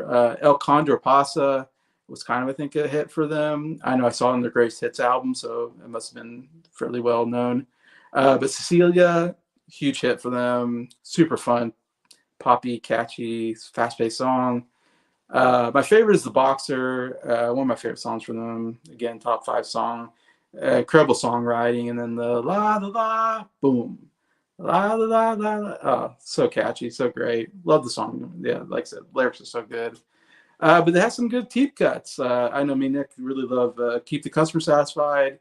It's so good. And it's not even a hit song. It's like, man. And then I also mentioned The Only Living Boy in New York. I think it's an absolutely fantastic song. Yeah, so it's obviously I can't say more enough. You have to listen to that album if you haven't listened to it. And yeah, greatest duo of all time, in my opinion.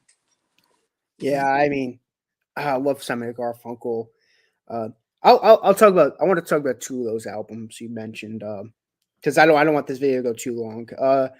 Parsley, Sage, Rosemary, and Thyme. I'm gonna I'm gonna be honest. It's my new favorite Simon and Garfunkel album. It's my second. Yeah. Guys, don't get me wrong. I love Bridge Over Troubled Water. That's a great album. I love it. I'm not trying to be contrarian. I'm like, that's the popular one. It's not my favorite.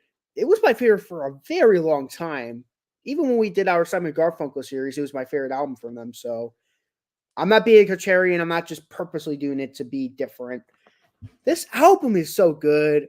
Scarborough Fair is like to me the best song on the album. Are you going to Scarborough Fair? Parsley, sage, rosemary, and thyme. Love that so much. Patterns, I'm starting to like more. It's like this sort of avant-garde kind of piece. It's interesting. It's cool. I'm starting to like it more. I used to not like it. If you watch our review, I said, I don't like this song, but I'm liking it more. Cloudy. Cloudy. I love that song. That was great. Cloudy. Beautiful. Homeward Bound. Oh, it's such a good song. I love Big Bright Green, Pleasure Machine. Of course, Feeling Groovy. Great way to end off side one. The Dangling Conversation is amazing. Flowers Never Bend with the Rainfall.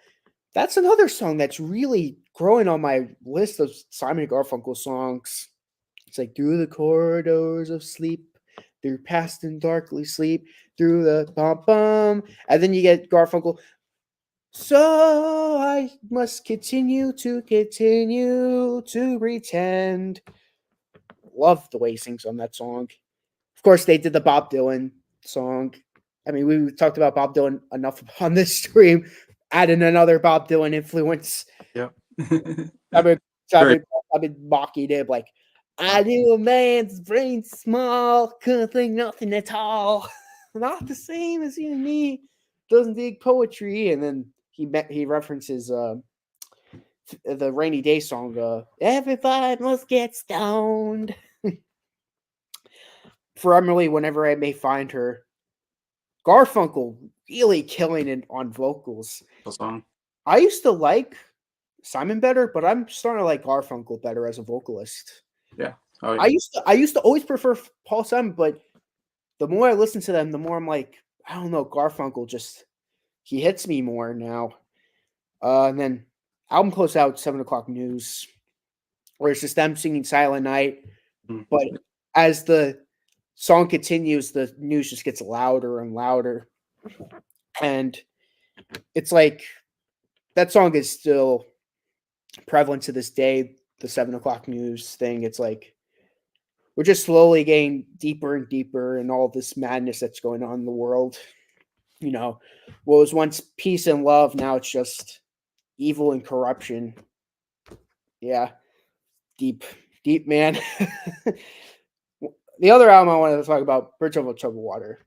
That's a masterpiece of an album. I have to contribute to you, Jason. I have to. Bridge Over Troubled Water. It's a good song. I love it so much. Oh, it just gets better and better with each listen. It's now a top 10 song for me now for them. Yeah. Used to not be. That's Scott's favorite song.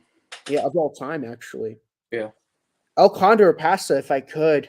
Oh, it's a great song. You know, I'd rather be a sparrow than a snail. If I could, if I only could, I surely would. Celia, to me, their second best song that they've ever made. It was my favorite song for a while. Before I listened to their albums, it was my absolute favorite song from them. Yeah. Then I discovered Keep the Customer Satisfied. I'm like,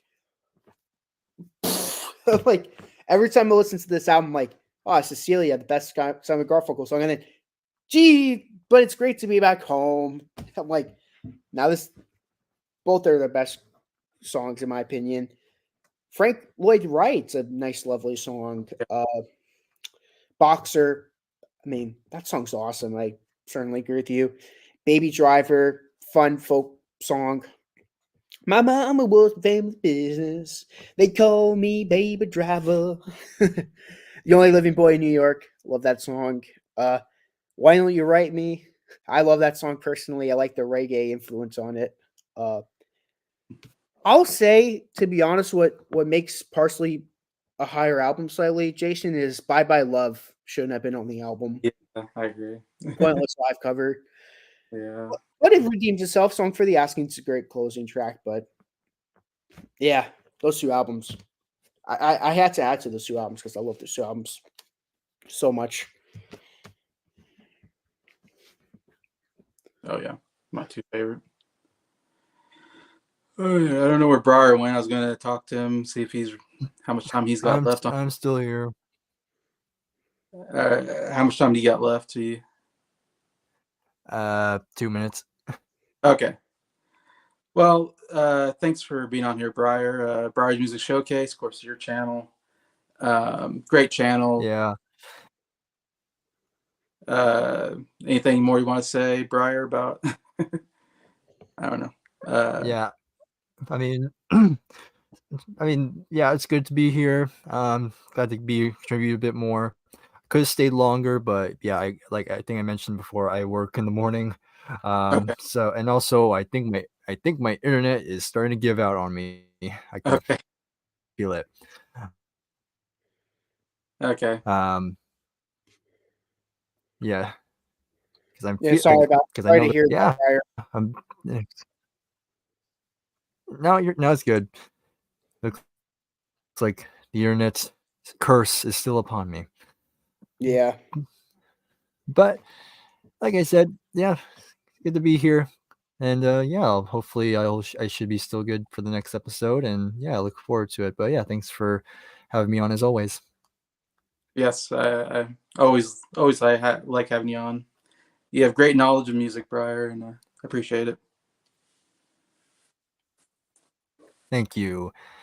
I still take my crown as having the most colorful CD collection. So Yeah. Yes. And Yes. Briar, I'll see you tomorrow for Kate Bush if we're still doing Kate Bush this Saturday. Yeah. Yeah, of course. Yeah, I'll let you know when I'm available. Awesome. Yes, Briar listens to Susan Boyle All right. and then Black Sabbath afterwards. There you go. Or Samantha, what's her name? Sabrina. No, Sabrina. Is it Sabrina? I don't know. Like Sabrina Carpenter or something? Yeah, he had a Sabrina Carpenter. Yeah. I was like, Sabrina Carpenter? Okay. Oh, don't forget about the... I'm sorry, I keep forgetting the name of the Asian artist, but he also listens to that artist too, in the mixed. Yeah. Of course, you got the Thomas the Tank soundtrack as well. All kinds for Briar. But all right. Have a good night, everyone. You too. Thank you. You as well. We'll see you. All right. All right. Okay. So, all right. Want to talk about the Mamas and Papas? Yep. I mean, I think it was originally going to be Briar, but then now it's me. Yeah, but you can cover them. I mean, I'm a diehard Mamas and Papas fan. So the Mamas and Papas, of course, they were American band around the same time as Buffalo Springfield and the Byrds, of course, which I can't wait to talk about Buffalo Springfield. We're getting closer and closer to talking about them, but yeah. So of course, there's Mama Cass. Everyone knows Mama Cass of the four Mamas and Papas, but originally they didn't know each other personally. So John Phillips, or Papa John, not the pizza place, so that's just Papa John. That's him, and he had a wife, which he would end up cheating on with Mama Michelle, and they became close lovers, of course. And then they were like, "Oh, we should make music." And then, of course, There's a band called the Mugwumps, which that's a strange name of a group, but very obscure group. But there were Zal from the Loving Spoonful, which I think we're going to talk about them as well, the Loving Spoonful. But Zal from the Loving Spoonful. I always forget the name of the other guy from the Mamas and Papas. He's like one of their main singers too. I know, Briar. I was hoping you can cover them, but unfortunately, ran out of Oh, time. I'm sorry, Briar. I had to steal your thunder. I feel bad now. And next, we're going to talk about Queen. I'm just kidding. Sorry, just Brian. randomly, just randomly, we're just like, okay, time to talk about Queen. You missed out on Queen. I'm not as knowledgeable as Briar, but I guess I'll give it a shot. There's a guy I think is called Freddie Mercury. I think his last name has something to do with the planet, but I think there was a guy called Brian April or something. Oh man, hope Briar's listening to that. Yeah, that'd be funny. But going back to my history though, Papa Denny, Mama Cass were in the Mugwumps along with Zal, whatever. Why did you play with my emotions like that? That's funny.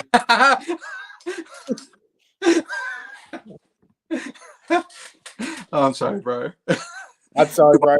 Talk about Queen without you. I would never do that to you. Yeah. But again, going back. Okay, one more time. I'm gonna go back to the history though. Zal, whatever the heck from the Loving Spoonful.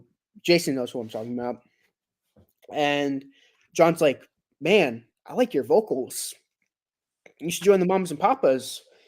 And he's like, of course, And of course, Denny was like, Mama Cass had an interest towards the Mamas and Papas. And funny enough, John Phillips was like, I don't think she would fit quite well with our sound. And Mama Cass slowly kept digging at him to have her in the group. And yeah, sooner or later, she's finally in the group.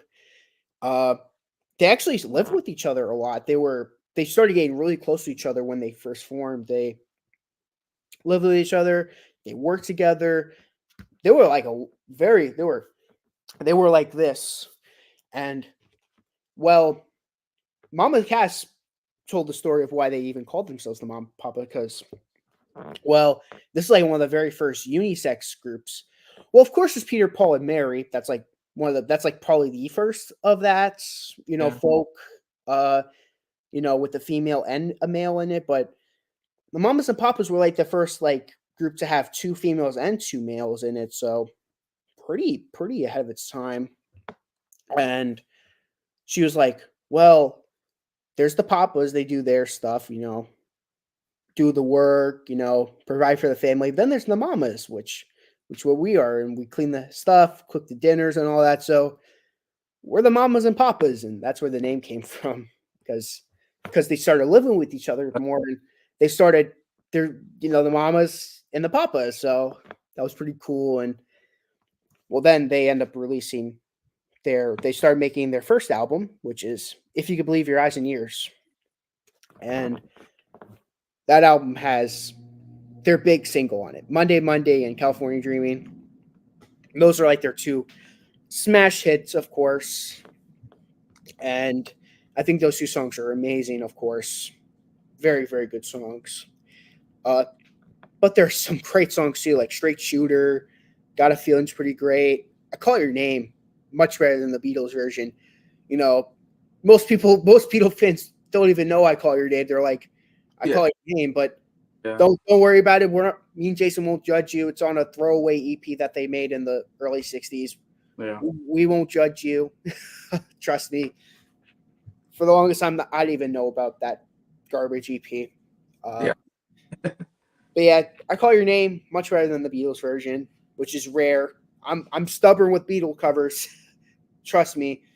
That's like the one case where I say that the Beatles version pales in comparison to the cover version. Do You Want to Dance? What a beautiful version of the song, because most of the time it's like a faster pace. Like the Beach Boys did a "Do you wanna dance and hold my hand," but the Mamas and Papas, they take it slow. They're like, "Do you wanna dance under the moonlight?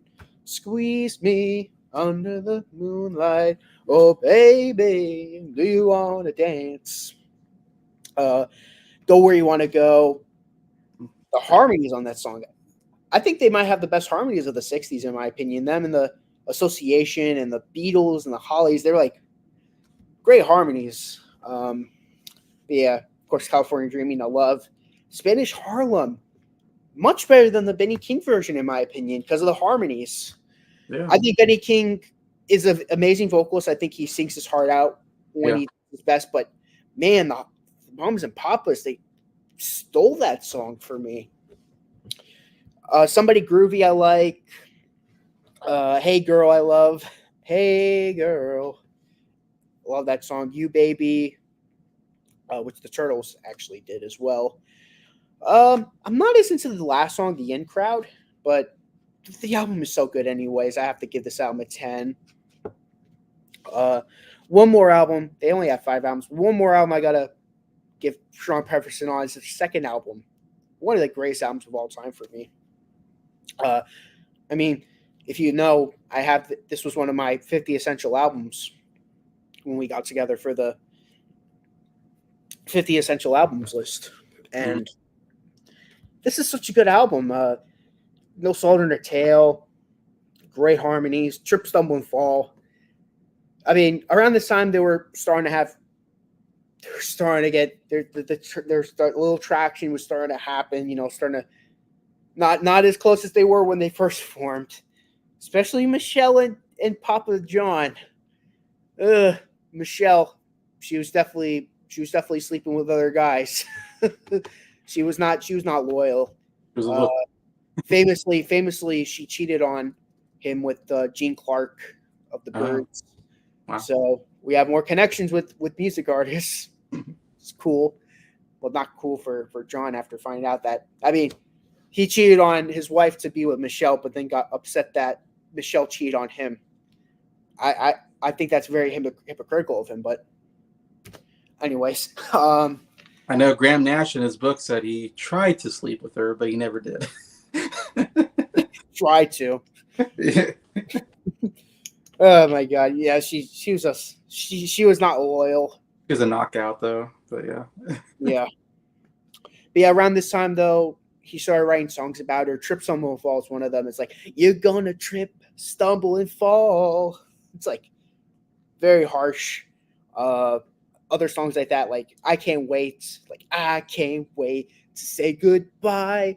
I can't wait to make you cry. It's like he was really pissed. That kind of girl will make you cry. Or it's like, that kind of girl will run around. Like, really nailing into her. They actually fired her, actually. She was not in the Mamas and Papas for a short bit, actually. They replaced her. In the group. I forgot the name of her. I'm sorry. To whoever got the replacement, I forgot her name. She was in for a little bit. She did a little bit of the harmonies, but then they brought Michelle back. They forgived her. Well, John forgave her. I don't think Mama Cass and Denny really cared about that. They're like, okay. Guess all that happened. Dancing in the Street. Tastes Like Music, I disagree with you 1,000%. I think they have a great version of that song. They're like, it's a terrible version. I don't like it. I'm like, I don't agree at all. I think their version's fun. It's different. I dare say it's the best version of the song because of how different it is. Of course, Words of Love. Not Buddy Holly Words of Love. It's a different Words of Love. Yeah. Mama Cass kills it. Yeah. Words of Love. Good song. Soft and tender won't win a girl's heart anymore. It's like basically like a girl like, hey, if you want to press us, you got to buy things for us. You know, got to take us to places we've never been before. It's like, I don't know, it's more true now than it is then. Now it's like more gold diggers nowadays, but that's a different discussion for a different time. But yeah, I saw her again. That's another song about the whole fiasco because Danny and Michelle were starting to get close to each other. John ends up finding out, and then he wrote the song about it. Pretty awkward session, if I have to say. Like imagine singing a song. Imagine like you get caught doing something, Jason, and like you're singing about yourself. Basically, you're like, these lyrics kind of sound similar to what happened. It's like you kind of have to sing it. It's awkward. It's very, very awkward. Yeah, that's about it for that album. The third and fourth album, I like their third and fourth album, but a little bit of a dip in quality after the first two albums. Fifth album's terrible. It's Contract Obligation album, but yeah, I think the Mamas and Papas are very influential. I mean, I'm not saying they're the band who inspired it, but to me, they're like proto ABBA, because ABBA started kind of like the Mamas and Papas, like, you know, just pop music, and then, well, the ABBA would end up becoming their own thing. But I could hear small bits of ABBA in the Mamas and Papas, or at least early ABBA, I should say.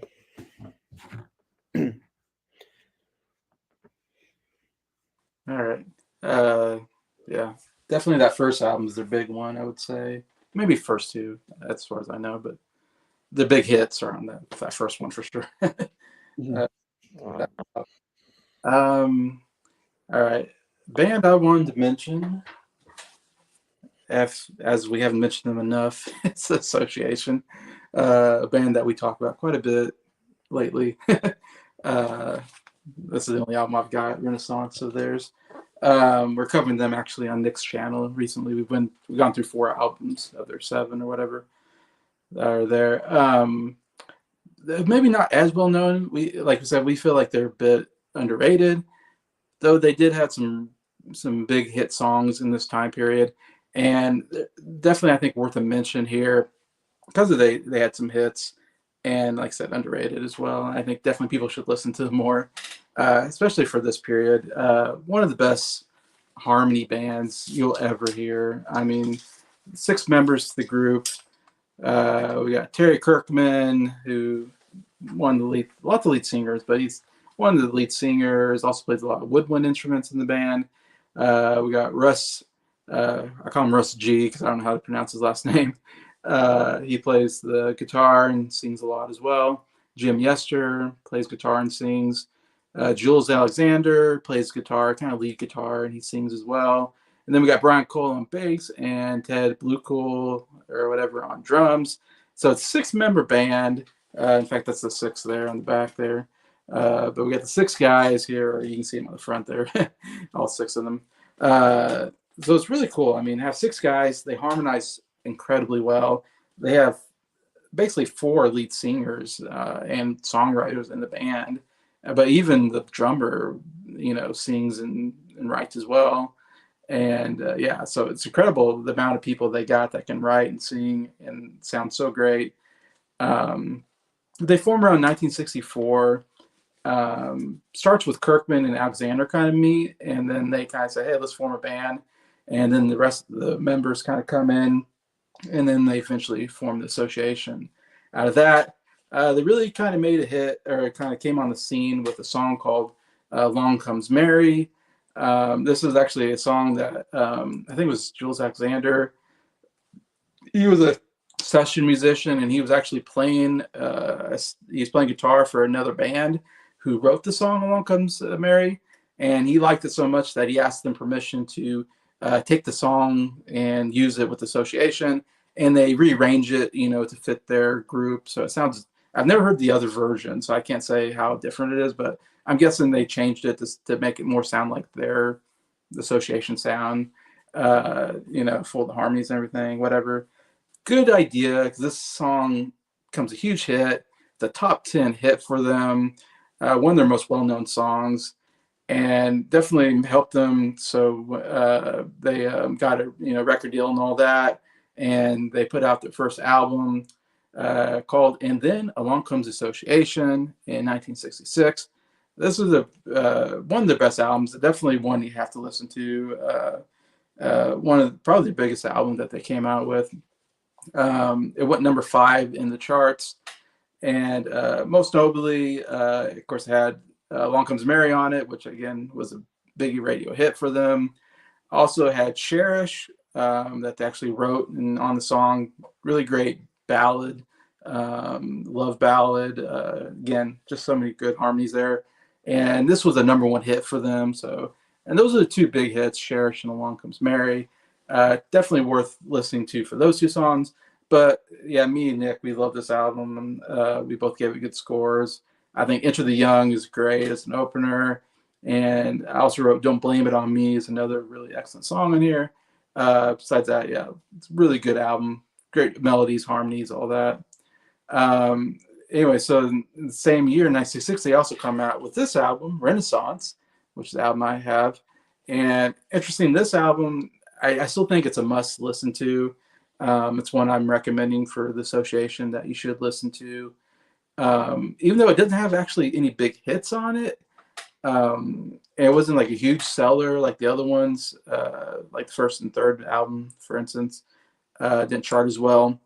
It's just a perfect pop album for me, and I can't say enough. I love this album. It's my favorite of theirs. The one song you have to really listen to is "No Fair at All." Everybody I talk to and I say, listen to this album, everybody says this is the best song. Like I say it is, and I think everybody else in my group that I had listened to it. I made a couple people listen to it, like Adam and Breyer, and of course Nick listened to it, and we all kind of were like, "Yeah, that's the best song, No Fair at All." I mean, it's one of the best harmony songs of all time. Really beautiful song. Should have been a big hit for them. So it's like they don't have any big hits, but they should have. That's my take on it. It's like you should listen to it and just say, "Yeah, that should have been a huge hit for them." Like I said, I don't think anything charted real well off that album that I know of, but "I'm the One" is a great opener to it. "Memories of You" I think should have been a big hit. I think that's an excellent pop song, very catchy. Um, and also like "The Closer," "Another Time, Another Place." And there's a lot of other great songs, but I guess I'm just kind of hitting the highlights for me. "The Closer," another really excellent, but yeah, overall great album. Definitely should check out. And then the other album I'm going to recommend is the third album. Is you have to another one you just have to listen to because it's the other one that has 2 big hits on it for them. And this one came out the next year in 1967 called "Inside Out." Is the third album. In fact, Nick just talked about it on his top 100 favorite albums list Yeah. today or yesterday or whatever.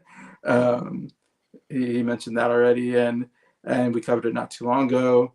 The big change here is Alexander leaves the group, and they replace him with a guy named Larry Ramos, who fits right in with the group. Sings, I think, writes, plays a kind of lead guitar, takes over that spot, and does a really great job. And the album sounds great, so they didn't lose anything there with him coming in.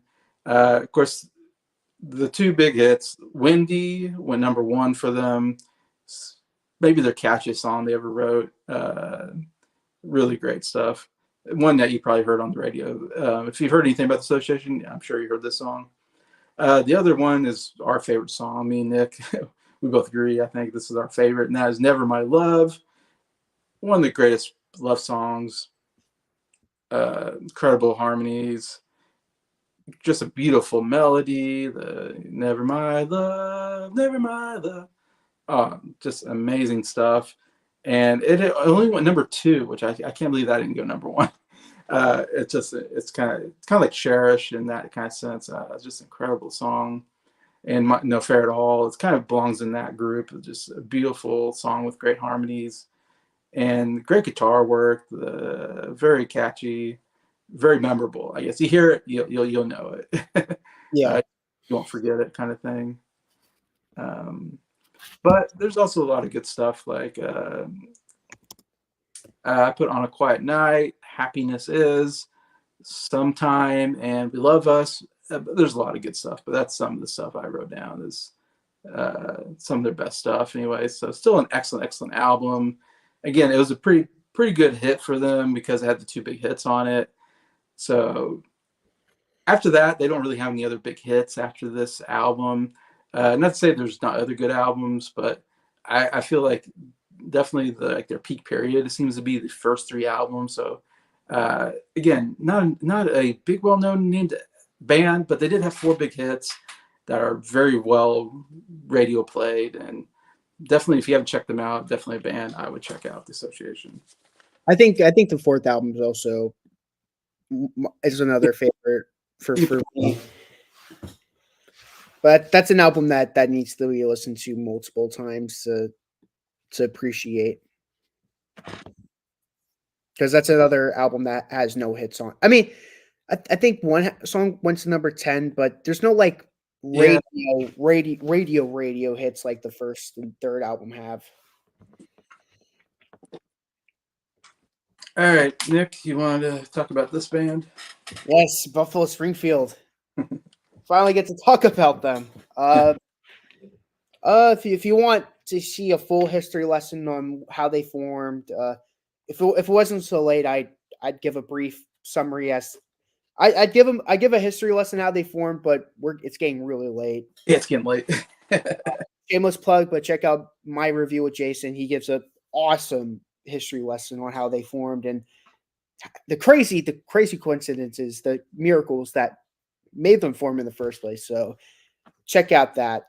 So I want to give a brief summary, but I just want to talk about the music that they made. Of course, they were part of that folk rock music of the 60s that we're talking about now. They did have one big hit on the album, but funny enough, wasn't on the album originally. Wasn't on the original, yeah. It's crazy. Got a song called "Baby Don't Scold Me." And the first song on the album was "Go and Say Goodbye," but then this song called "For What It's Worth" came. Little song. Big song.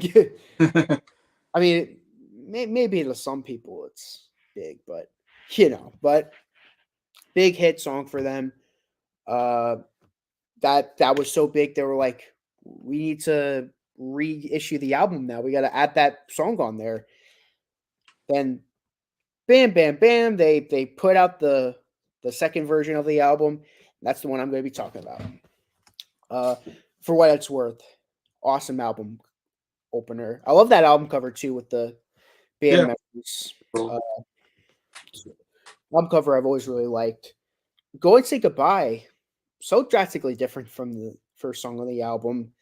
But the harmonies are great. Bum bum bum bum bum bum bum that you told the night before that you really should know better because she's worth a whole lot more. Brother, you could run away and hide. I love that song. Sit Down, I Think I Love You. Sit Down, I Think I Love You. Great song. Nowadays, Clancy Can't Even Sing is like one of Neil Young's best written songs, but he doesn't sing it though. Just like Clancy can't even sing. Neil Young can't even sing. Yeah. Let him. Right, like one only sings 2 songs. That's the crazy part of this whole album. Yeah. Well, I will mention one other crazy thing when we get to it. But yeah, nowadays Clancy can't even sing. Richie Furay, great vocals. Who's that stomping all over the place? Blah, blah, blah. It was their first single, but undoubtedly, I don't think it was single worthy. I love the song; it's one of my favorites on the album, but I don't think that's what the people of the '60s wanted from them. "Hot Dusty Roads" is a fun song. Oh God, hot dusty roads, I'm a city boy. Great song from Bills. Everybody's Wrong. Love that song.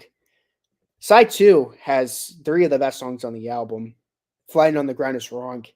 Another great Neil Young written song, but again, didn't sing it. And I'm sorry. I'm sorry to let you down. Great song. Flying on the Ground is Wrong. Yeah.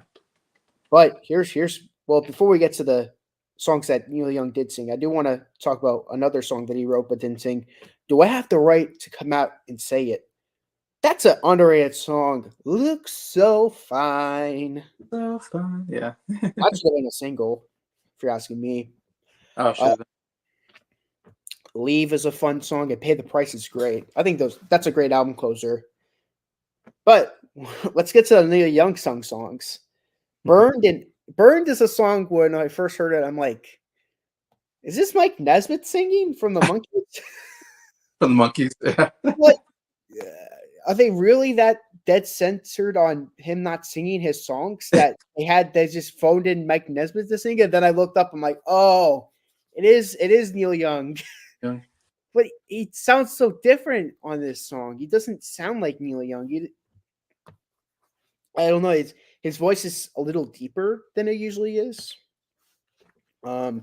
I thought it was Nesmith. I can't believe I thought it was Nesmith. I'm like, is this Mike Nesmith singing? Okay. I mean, I guess I'm down for it. But to me, the real winner on the album is Out of My Mind. Out of my mind. And I just can't take it anymore. Yeah. Left behind.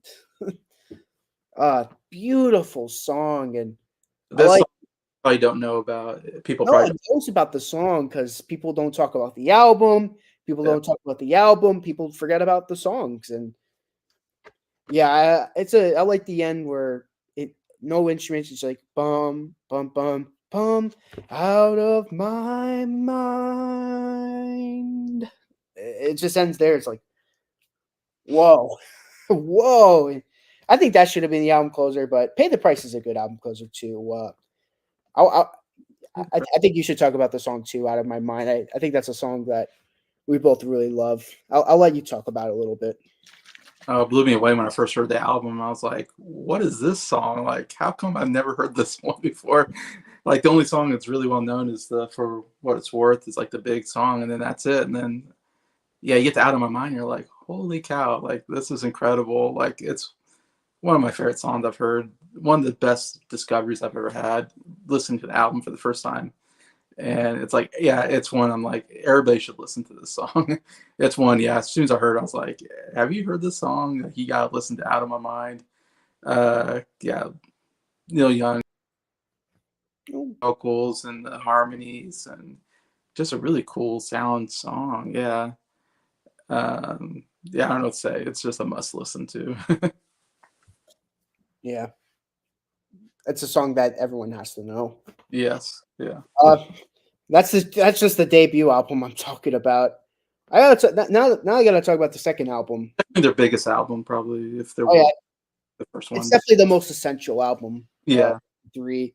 But the second album is great too. You gave it a 9.5, so that's Yeah, second's really good.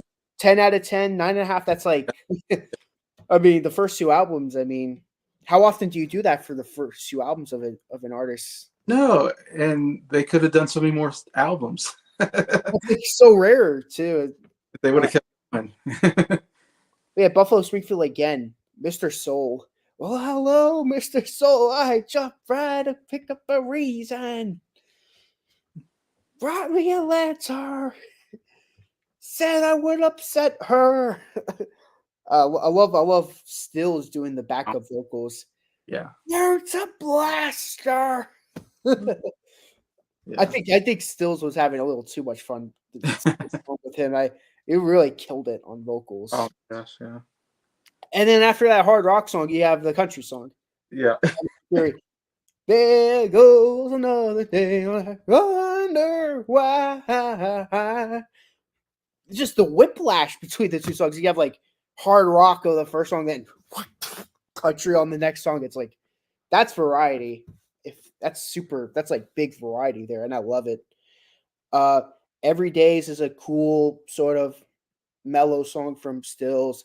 Well, well, well, another day. Well, well, well. Yeah. Great song. Expecting to Fly. Expecting to Fly. Neil Young killing it again. Another good Neil Young. Side 1 closes out on Bluebird, and I've been appreciating that song a lot more the more I listen to it. I mean, I always loved it, but man, underrated song. Listen to my Bluebird. And the instrumentation is great too. Side 2 is really good too. Hung Upside Down is great. Sad Memory. I'll admit, I like Good Time Boy, the drummer song sung by the drummer. Some other drummer. I know I'm in the minority with that, but Yeah. I love it though. Rock and Roll Woman, though, that's a song we could agree is great. La la la la la la la la la. There's a woman. Ba, ba, ba, ba, ba. It's another. I feel like they were trying to do what they were doing with "For What It's Worth" on the song, but for some reason it didn't pick up as well. I think the song's amazing. It should have been big as well. This song, but Yeah. it's a shame. Broken Arrow. I give the album a 10 out of 10, but I'm gonna be honest. I could The really, weak one. I could do without this song or at least parts of the song because I wish they would have. Yeah. there's Okay. like parts of the song I really Yeah. Yeah. like when Neil Diamond, like Neil, not Diamond, Not Neil Diamond. Young starts singing. It's 3 in the morning where I live. I know. About 2 a.m. Yeah, we'll probably cover like 1 or 2 more artists after this, but it's like the lights turn, bum bum bum. It's like so it's really good, but then it gets weird. I forgot what happened. I haven't listened to the song in a while since our album review of this, but not as good. But this is a great album, though. I check it out, and check out the third album. It's only 3 albums. I'm not gonna say it's essential. I think it's a lot weaker compared to the first 2. Yeah. Oh yeah. Check their songs to check out. They're like On the Way Home. It's So Hard to Wait. Pretty Girl Why. The Hour Not Quite Rain. Questions. Merry-Go-Round. Uno Mundo. I know there was a disagreement with on Uno Mundo. Yeah. One of us didn't like the Spanish or whatever. Yeah. Kind Woman is amazing. But yeah, those last 3 songs on the album are amazing. I'll say there's one song on this album that I really didn't like on the album. Carefree Country Day. That song is terrible. I woke up in the morning with the cock-a-doodle-doo. I'm like, this is terrible. It's not even one of the main 5 members of the band that sung on it too. But yeah, never sang on anything. It's like just some random person. some random. Yeah. I mean, technically, it's not random once we get to Poco because he's actually one of the members of Poco, but it's a song. But yeah, those first 2 Buffalo Springfield albums are a must. I think the third album would have been a 10 out of 10 if it wasn't for the fact that they were recording it at the point where they're like, we don't care anymore. They just wanted to break up at that point.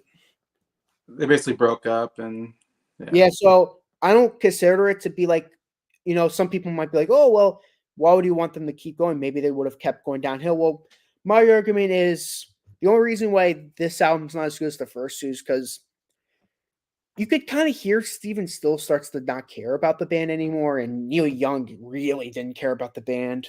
He was out, yeah. I think Richie Furay was trying his best, but yeah.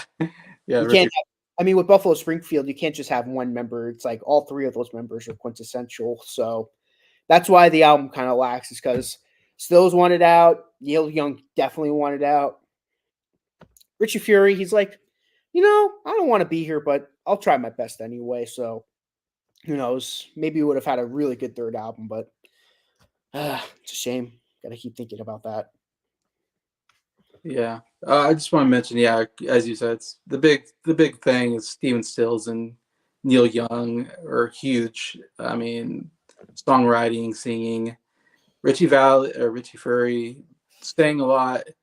Wrote on the second album, didn't write on the first one, so he would get into the writing as well. He was more country. He kind of brought the country into the album. So interesting. Like the first album was more folk rock, I would say. The second album has a little more, a little harder rock in it, especially with Mr.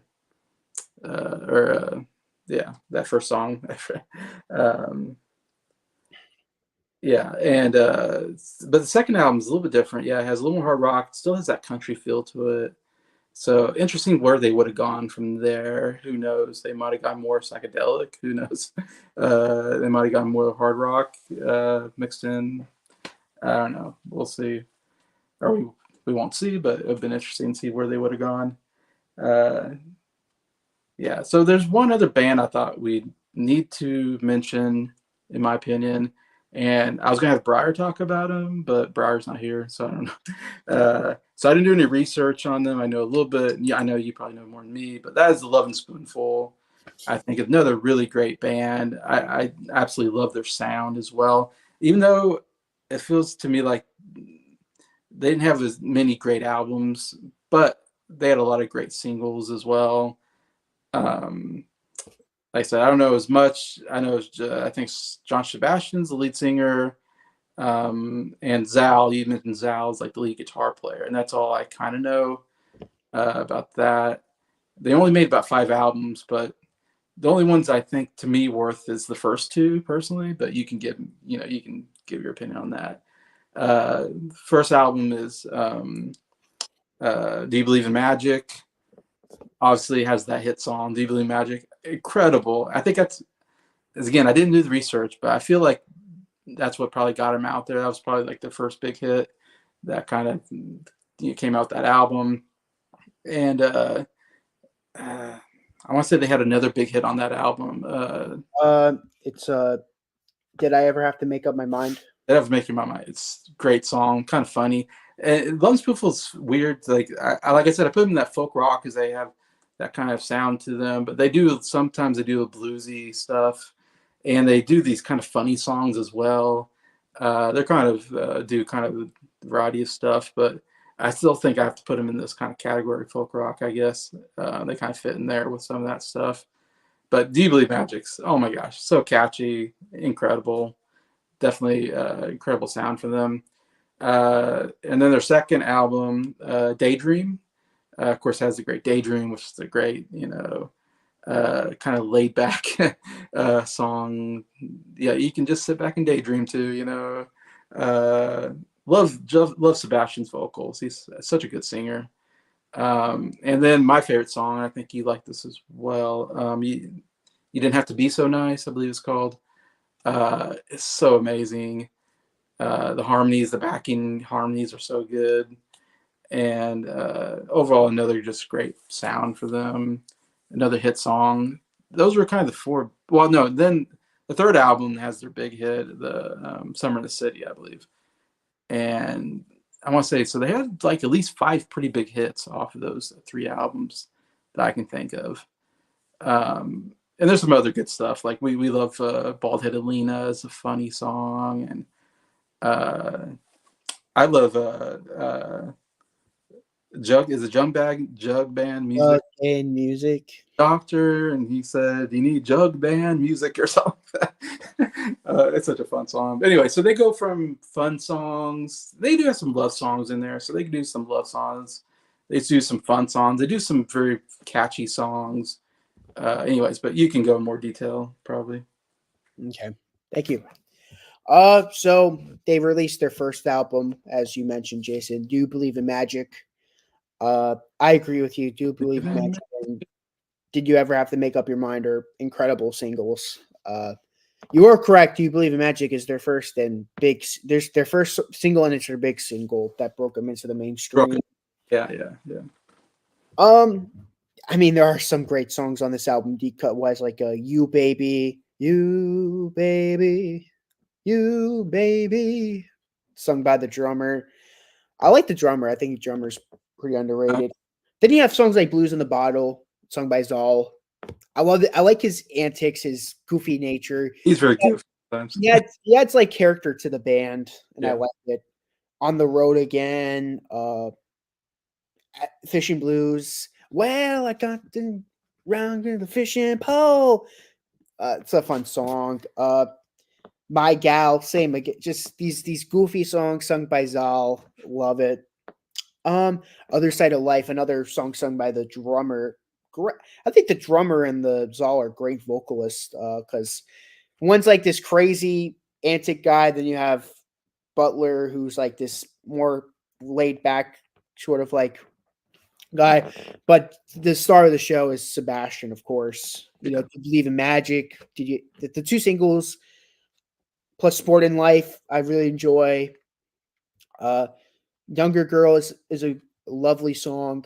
You know, she's one of those. Bum, bum, bum, bum, bum, bum, bum, bum, bum, bum. You know, like just very lovely, just nice music. Uh, I give this album a 9.5. Night Owl Blues is the one song that kind of ruins it for me. It's like this blues instrumental at the end that shouldn't have been on there. I don't like that they do that kind of stuff, but unfortunately, but Just they do that. I don't know. Daydream, definitely their best album in my opinion. favorite album of theirs. To me, it's a peak album. I give it a 10 out of 10. Yeah. Even though the last track I'm not into, it's another one of their bluesy instrumental tracks. Everything else is amazing. Daydream, there she is. She's the one. That's the one I turn to. Another song by the drummer. I like the drummer's voice. It's not time now. It's cool, laid back. Warm Baby, I enjoy. Day Blues, I like. Let the Boy Rock and Roll. I heard the Mamas and Papa. Like, I don't know if he's name dropping the Mamas and Papas, but I heard Mama and Papa talking last night. I thought that was cool. Side 2, jug band music. Yeah. The doctor says I need jug band music. Fun song. Love that. Didn't want to do it. That's a great song too. Didn't want to do it. Great song. Didn't want to do it. Yeah, that should have been a big one. Yeah. Bald Head Alina. Come on. That song's awesome. Bald Head Alina. Has anyone seen her? Oh, that's. And be. Oh, I love at the end he does like the bubble thing. Yeah, he does like the gurgling. Yeah. It's stupid, but you know I love it. You didn't have to be so nice. Oh, that's their best song in my opinion. I don't think that song is. That's my favorite. Like it's like Never My Love type. Yeah, it's just like got the great harmonies. Didn't have to be so nice. Be so nice. Bum bum bum ba bum bum ba bum. Yeah. I might have to do a track versus track on this album. Daydream versus Inside Out. Take out the instrumental track. You got 11 songs against 11 songs. Yeah. Imagine this song against Never My Love, which one I would pick. It'd be hard. It'd be hard because it'd be hard. I can't even think about that right now. That you'll see which one I pick when I eventually do that. Butchie Soon. Oh, great. Another great song. Bum, bum, bum, bum, bum, bum, bum. It's like another great song sung by the drummer. Yeah, definitely their best album. Hums a Loving Spoonful, definitely a big drop off of the quality. Sitting Here Loving You is a good Sebastian song. I like Best Friends is pretty good. Voodoo in My Basement I like. Darling Companion I think is an amazing song. Henry Thomas I think is terrible. I like Bald Head Alina. I like that song, but Henry Thomas, it's like they're like blowing through like it's like this weird whistle thing that they're blowing through. It's like, I'm like, I don't like it. Full Measure is pretty good. I like You and Me, Rain on the Roof. You and me and rain on the roof. Bum bum bum bum. Call for hours. That's very underrated. Coconut Grove is pretty good. I like Nashville Cats. I like Nashville Cats. Nashville Cats are sleeping in the water. they name drop Mountain Dew. Bump a Mountain Dew. Four Eyes is pretty good, but Summer in the City, easily the best song on that album. Hot down, Summer in the City, back of my lip with a dirty gritty. Maybe they're only number one, I think, if I remember right. You're correct. It's only number one hit. Only number one hit, which is crazy to me, but it's not my favorite song from them. I mean, of course, I think, you know, You Don't Have to Be So Nice is their best song, but this is definitely one of their best songs. They have soundtrack albums, which they have two soundtrack albums, which when me, you, and Briar eventually do the Loving Spoonful series, we don't have to go through those. I think the main 5 is just fine. Okay. Of course, they have one more album with Sebastian, Everything Playing, released in 1967. And of course, Sgt. Pepper's, the big album, the big breakthrough album. Everyone wants to sound like Sgt. Pepper's now. And even the Lovin' Spoonful try to get that feel. She's Still a Mystery is an amazing song. She's still a mystery to me. And though I thought I'd grown up gracefully, it's a great song. Priscilla Miliera, I don't know how to pronounce the song, but their bass player gets to sing one song, and oh boy, I could definitely see why it was his only song. It's terrible. He kind of sounds like this. He sings like this. Like he sounds weird. Like he sounds like he's trying to do a Bob Dylan impression, but more annoying. Like I sound like this. Terrible. Boredom, pretty good song. 6 o'clock. That's an awesome song. It's 6 o'clock. I haven't heard the song in a while, but it's really good though. Forever. It's a throwaway song in my opinion. It's a 4-minute instrumental. It's awful. Younger Generation. It's like one of their best songs, and it's unknown. It's like John Sebastian, just him and the acoustic guitar, and he's like, it's such a beautiful song, and no one knows about it. But why must every generation think their folks are square? It's just this. You got to check this out. Hopefully, you listen to this album at some point. Yeah, I will. Yeah. Younger Generation, though, definitely check that song out. It's this beautiful Sebastian song, and it's like, after that terrible instrumental, I'm like, you redeemed yourself, John. You redeemed himself. Money I like a lot. Old Folks and Only Pretty, What a Pity. Those two songs sung by the drummer. Last two songs are pretty good, and I'd say it's like a 9 out of 10 album. There's a lot of highs on the album, but to me, there's too much. There's 2 terrible songs on the album. There's a couple that's just okay.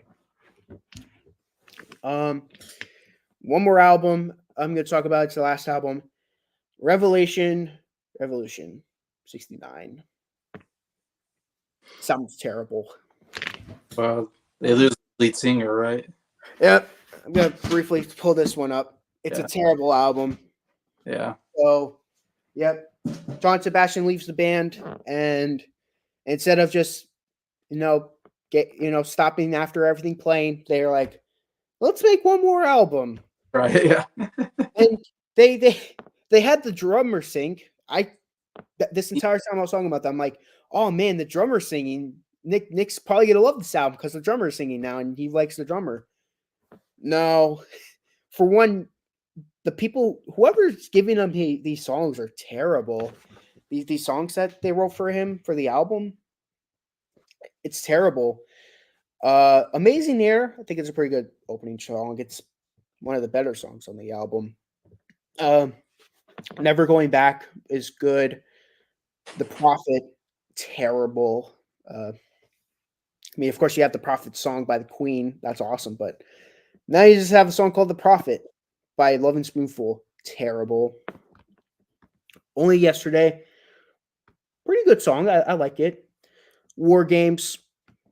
It's the Revolution 9. It's first you opened up the album with a woman giving birth, I believe. Then you hear the baby crying. I'm like, this is terrible. Right away, you're like, oh, can this song end already? It's just, it's 7 minutes of just nothingness, and it's terrible. Till I Run With You is a pretty good song. They released as a single. The album cover, right here, you can see them running. Yeah, I've seen the album cover. It's kind of crazy.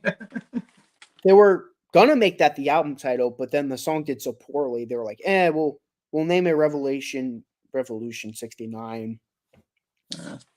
That song's terrible, by the way. I like Till I Run With You a lot better. Yeah, I know the single didn't do well, but And now you're naming it after a terrible song on the album. There's another song called "Me About You," which is a cover from a Turtles album. I'm like, this song sucks. Yeah, this album's terrible. I give it like a 2 out of 10. It's actually 1 out of 10 if I'm being honest. It's a big drop off from the last 4 albums. Even the third album, I give like a 7.5 out of 10. But Yeah. Revolution 69 is a terrible album. And it's a terrible way to end off their career too. And on such a dud. Yeah. That's my thoughts. Yeah. In my opinion, listen to the first 2 albums. That would be my. I think the first 2 albums are good. I don't care for the third album that much, and I haven't listened to the other albums. I heard they're not good, but yeah, definitely listen to the 2 albums. Do You Believe Magic and Daydream? I think are good albums from them. I'd say listen to the 4th album too. Okay. Besides, there's 2 songs I don't really like, but I think the 4th album's good too. But yeah, I agree with Jason. The first 2 albums are the best too. Yeah. All right, so we got 4 hours and 15 minutes into the stream. Covered all the major bands that I think we should cover. Unless there's somebody you really want to cover. The only group I feel like I didn't really want to go into is the Turtles, because I don't really know a lot about them except for Happy Together is a great song. But I feel like they're kind of part of the folk rock group. I just need to go into them more at some point. But again, I don't think they made any. I don't hear a lot of people talk about them as far as like great albums or anything. So, as much as I would love to talk about the Turtles, this stream is pretty long. Yeah, it's pretty long. So, besides that, anybody else, or you're ready to quit there? Mm-hmm. I mean, I will name a couple of artists, like Jefferson Airplane's a big artist of the folk rock period. Doors, and we'll cover next video for sure. The Jefferson Airplane, the Doors, and the Grateful Dead started making an entrance around this time. Yeah, we'll definitely cover some of that next video for sure. Yeah, the Turtles. I want to cover them, but it's 3:00 where I am right now. Yeah, it's getting pretty late, but we've covered, I think, pretty good. I think we covered all the major groups I wanted to cover for the British Invasion, the folk rock group that came in the mid '60s period, and hopefully you got a good idea of what those 2 periods were like.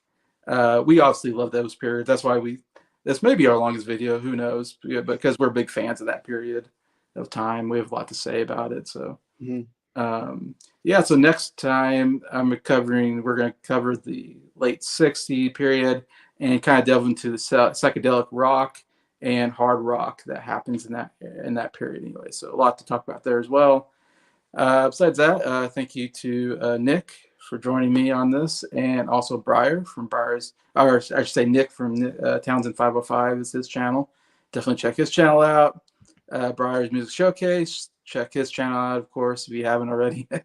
So thank you to you two for joining me and talk about one of my favorite periods of music, this history of rock and roll music part 2, and look forward to part 3. Hopefully next month we'll get together again, and hopefully anybody watching this, hopefully you're enjoying this. You got some insight. Didn't get really any commentator except for Briar after he left. He commented. Besides that, feel free to discuss any British Invasion or folk rock band we didn't mention or ones we did. What's your favorite? All that. Love any comments. Appreciate anybody watching and commenting. This is a kind of a passion project of mine that I really enjoy getting to research and do. Anyways, all that. But yeah, besides that, from me and Nick and Briar, thank you for watching and have a good night, and we'll see you later. Have a good one.